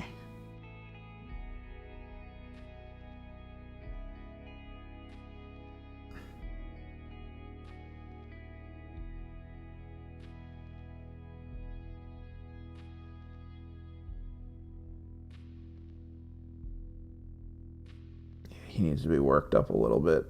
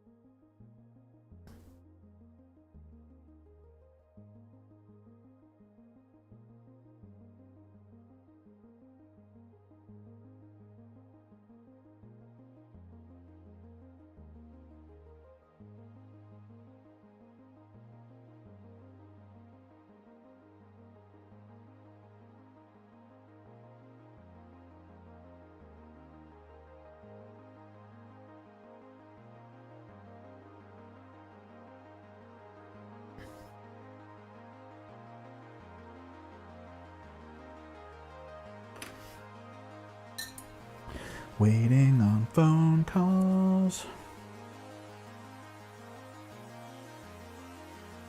These are really coming out though. I love them. God, we got 4 Underworlds teams to make. 4! It's mostly going to be airbrushed though. So hopefully by the time I get around to it, we'll be done modifying this one box that I have to work for airbrushes better, because the airbrush will be right over here. The box will be right there. The camera will be zoomed out. You guys will watch me airbrush stuff. It's always been kind of the hope to fully move over to this table, and I think we figured it out. So it's nice. All right, pastel blue.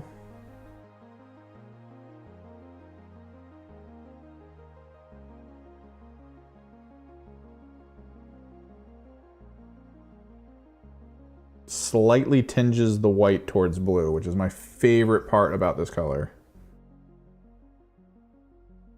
Like, it just gives it a sort of glass shimmer to a degree.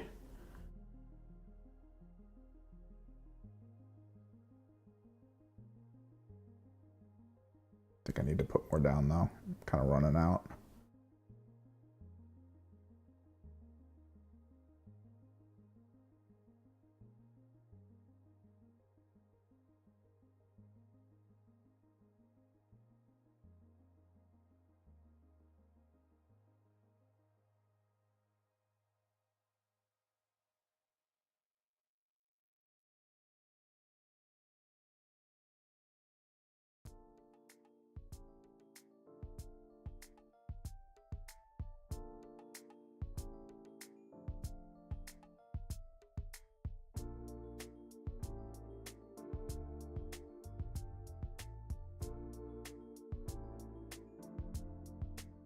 Word. I'm gonna work up the leather strap around this one that I kind of started to do, but then opted out of for some reason.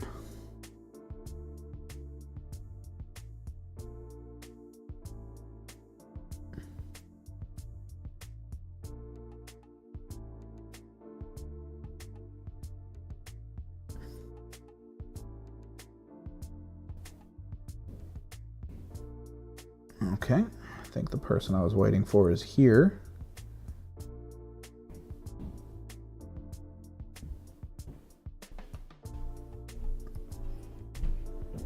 Which means we might be able to finish this medic. And then that'll probably be it. Thank you guys for hanging out and talking. Always good to hold conversation with fellow nerds.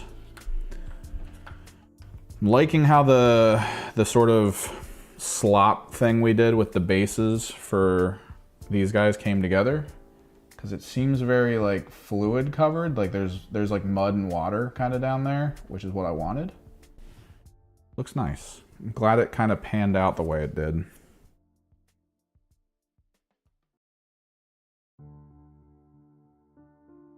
But yeah, the idea with this is that the vial is just the vial. We then do like a water line to show that there's something in the vial that's at an angle.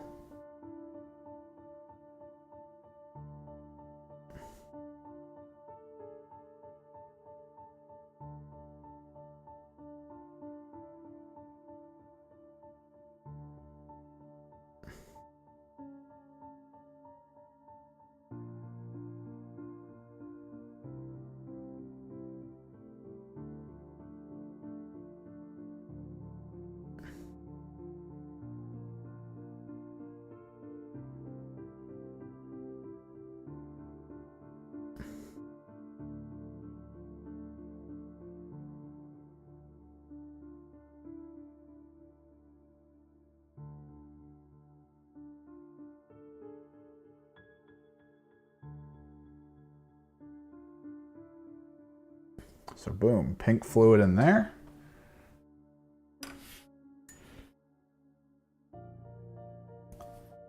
Bust out the ball red. Go to the back.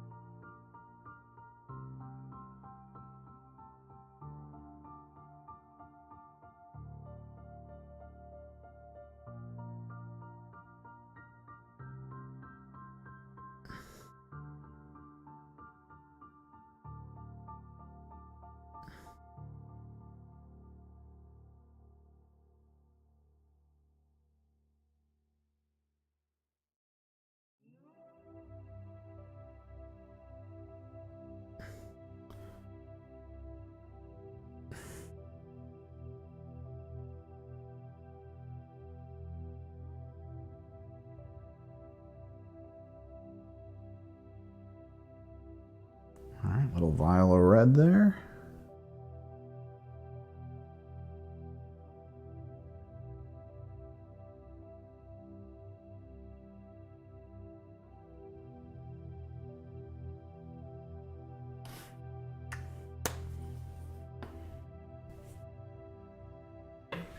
get some...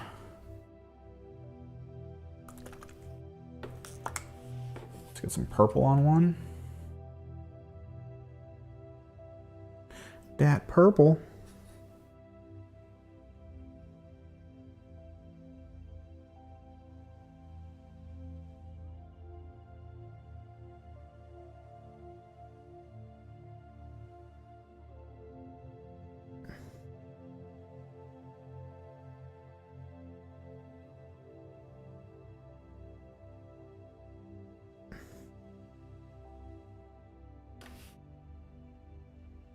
And of course, because you can't have health potions without it,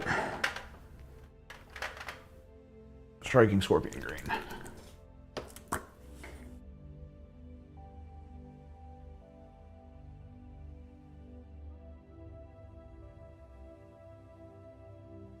This one will be slightly more full than the red.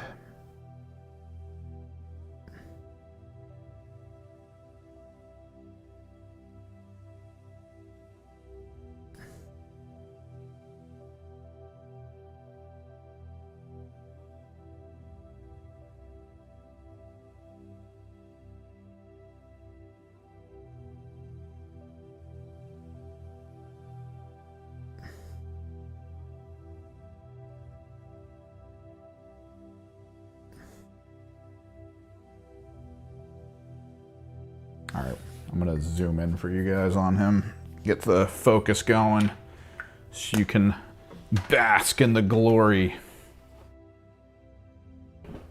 of our team medic.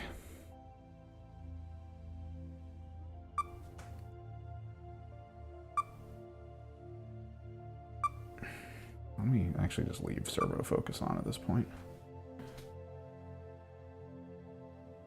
He's got the little vials. No. No. Go back. Okay.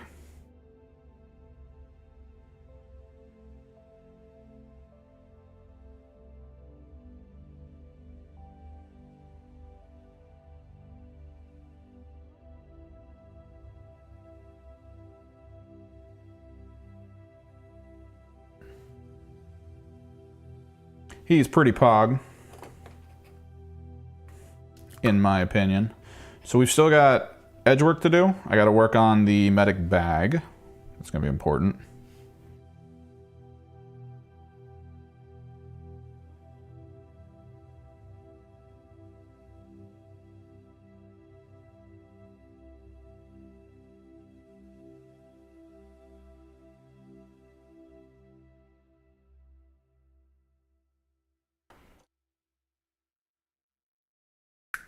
They all look so good together. I love it. I love, dude, when you work on squads like this and you start getting near the end and you kind of set them down near each other and just look.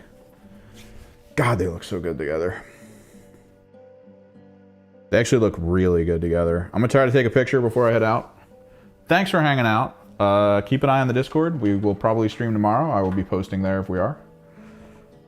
I will also post up the picture I take of them there as well. We're trying something on the Discord. Some people seem to want to like play Tabletop Simulator. They want to get games in of Tabletop Simulator occasionally. So I'm trying something. One person was recently elevated to the role of Game Master. It allows them to set events so that they can, you know, ask people if they want to play at certain times. And if you are into Tabletop Simulator and want to play tabletop games with other people, it might be something to look into. It's still a small community. Don't expect it to kind of be explosive or crazy. But, you know, it might be a good place to meet new people, to potentially play some fun games online with. And it could be good. Could be good. We'll pick this up tomorrow. Thanks for hanging out. Until next time, guys. Later.